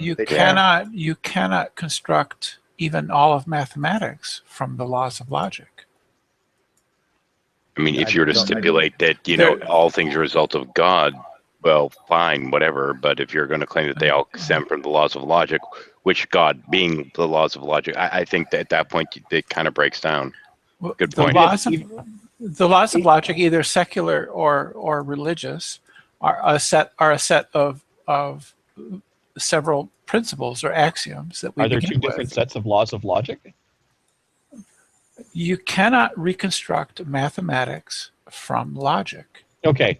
Yes, you're right, but that's not really what we're talking about when we're talking about logic. We're talking about what logic actually applies to, and we're talking about how logic came about. And you're sort of going, now why are we talking about logic in the first place? Which is kind of like saying, oh, you're baking a cake. Here, let me poop in it. I think he's just saying you're going 4 steps backwards on this. But the cake that we have can't be made from the ingredients. No. The baking of the cake is us discussing logic, how God may have used it, how God may have created it, its relationship to God, etc., etc. That's the making of the cake. You make a perfectly valid point, Brenda. It's entirely possible that there is no cake, but we're presuming Well, I don't know. There's certainly a cake. There's certainly a universe and stuff. We just can't get to the universe. The universe is not the cake. Logic is the cake. Okay, too much analogical language here. But it's really no. It's really not. It's really not. We've just got somebody trying the universe. The universe is the cake. The logic is simply the ingredients. Not for this analogy. It's not. For this analogy, the universe is not the cake. That's just backwards. I think we're going backwards here, guys. You guys have an incorrect conception of how things work. I understand that, but we're talking about the nature of that conception. Yeah, I think I'm wondering if I should have interrupted the math for this. Yeah, I think we're doing, like, for the sake of argument, let's assume certain things and then going from there. Okay, right? but so if General is saying what he's saying is true, I mean, that's what we're saying. Okay, let's look at it from General's point of view here, and he's actually funny. He's trying looking from an atheist point of view. My whole thing boils down to this, and very simple. And again, this is going back a few, but why does people have to think that you need a deity to account for these things? I don't know why inherently that's even needed. I mean, you can have a universe without any kind of supernatural things, a purely natural mechanistic universe, and still have the laws of logic. I don't know why anybody would think otherwise. Yeah, the problem is that when these people ask how, and you say we're not quite sure, they lose their mind. But why does that matter if we know or not? I mean, I'm happy to say we have no idea how, but it's possible. Some people need to know. Everybody needs to know. Some people need to know never. Some people need to know eventually, and some people need to know right fucking now. Right? Yeah, but contingent on that is that needing to know means that there's some hope of the answer being correct. You would think so, wouldn't you? It's better to have a question with no answer than an answer which can't be questioned. In the Bible Belt, I suspect that opinion would get short shrift. Yeah, I think a bad answer is worse than no answer. I agree. I mean, I think this hinges too much on this notion that God is logos. I mean, if you go through there, you have all kinds of other notions like God is a fire that burns. You have God is love. You have all these other different things that I really think come down to, kind of hyperbole and an analogy and what have you that I don't think are necessarily meant to be taken as a literal thing. And I think this might be taking it a little bit too literally. Hey, did I ever get, General, did you give me mods back? Did it work?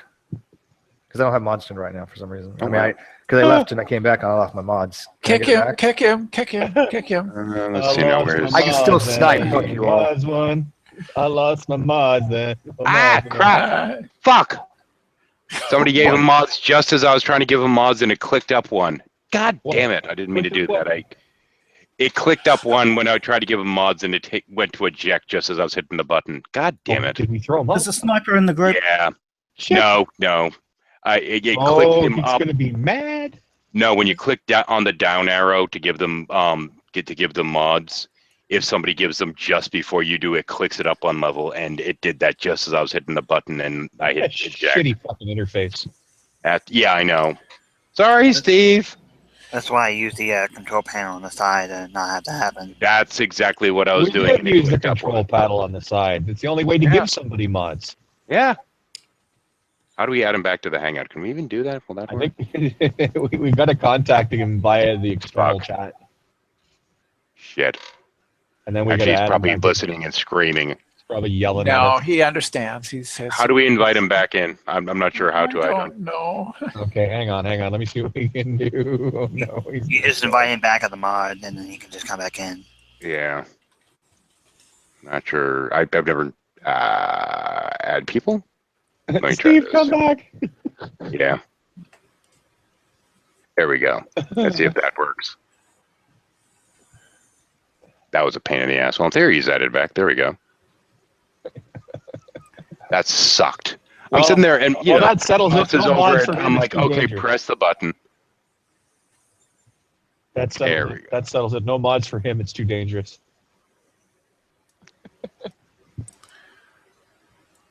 Yeah, the problem was two people trying to give it to him at the same fucking time. I hear that's a serious problem in some places. In other places, you pay extra to see it. Yeah. Well, in theory, he's added back in. I don't know if we'll let him back in or Hunter, not. That really Hunter, sucked. wake up for Christ's sake. Hunter. There. See? There. A wide-eyed, bushy-tailed. Get the coffee in you. Come on. I'm wide awake. No, don't fall asleep now. I'm not. I'm wide awake. Yeah, sorry All about right. that, Steve. We're just going to have to start anew. We're up to what? Start He was anew. ejected. He can't get back in. Yeah. Oh, shit. Steve, you need a damn sock. Actually, it wouldn't matter. You're the host, supposed to be the host here. Oh, dear. Well, at least it's still live. Yeah, we'll be off air in a second. That fucking blows. My bad. It's all your fault. Don't let it happen again. I hereby commit seppuku. Honestly, Whoa. it's Google's fucking... Anyway. It's Google coup. Only the channel op can invite back. Well, fuck. There's no way he can get in. No. He said that channel op... only the channel op can invite back, and channel op was kicked, so we're kind of fucked. Yeah. Literally, I've talked for 2 seconds and y'all already messed this whole thing up. Well, the problem is through that panel when you go to click to invite somebody in, and the give mods option goes away real quick, it bounces up the eject option, and it doesn't give any confirmation when you click that eject button. So Well, it happens. Scroogle by the Google. That's a new saying. I'm stealing it. I've been saying that for years now. Hell, then again, I've been getting Scroogle by the Google for years. I've never heard of it, so. Yeah, I can make a song out of it. Yeah, I'm relatively young, so. I'm trying I've been on here for what, 9 fucking years now? Good grief. I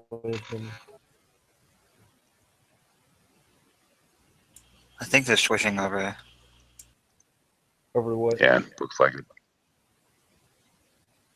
Is there a link?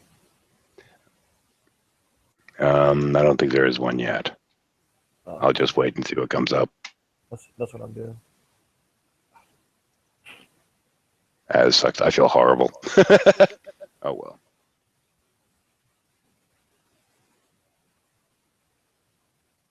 You did it on purpose, you monster. Oh man, I wish I had. Then it would have been like wonderfully trollish, but no. I wouldn't be sitting here kicking myself if I'd actually done it on purpose. Maybe you're doing it on purpose to deceive us. Boom, boom.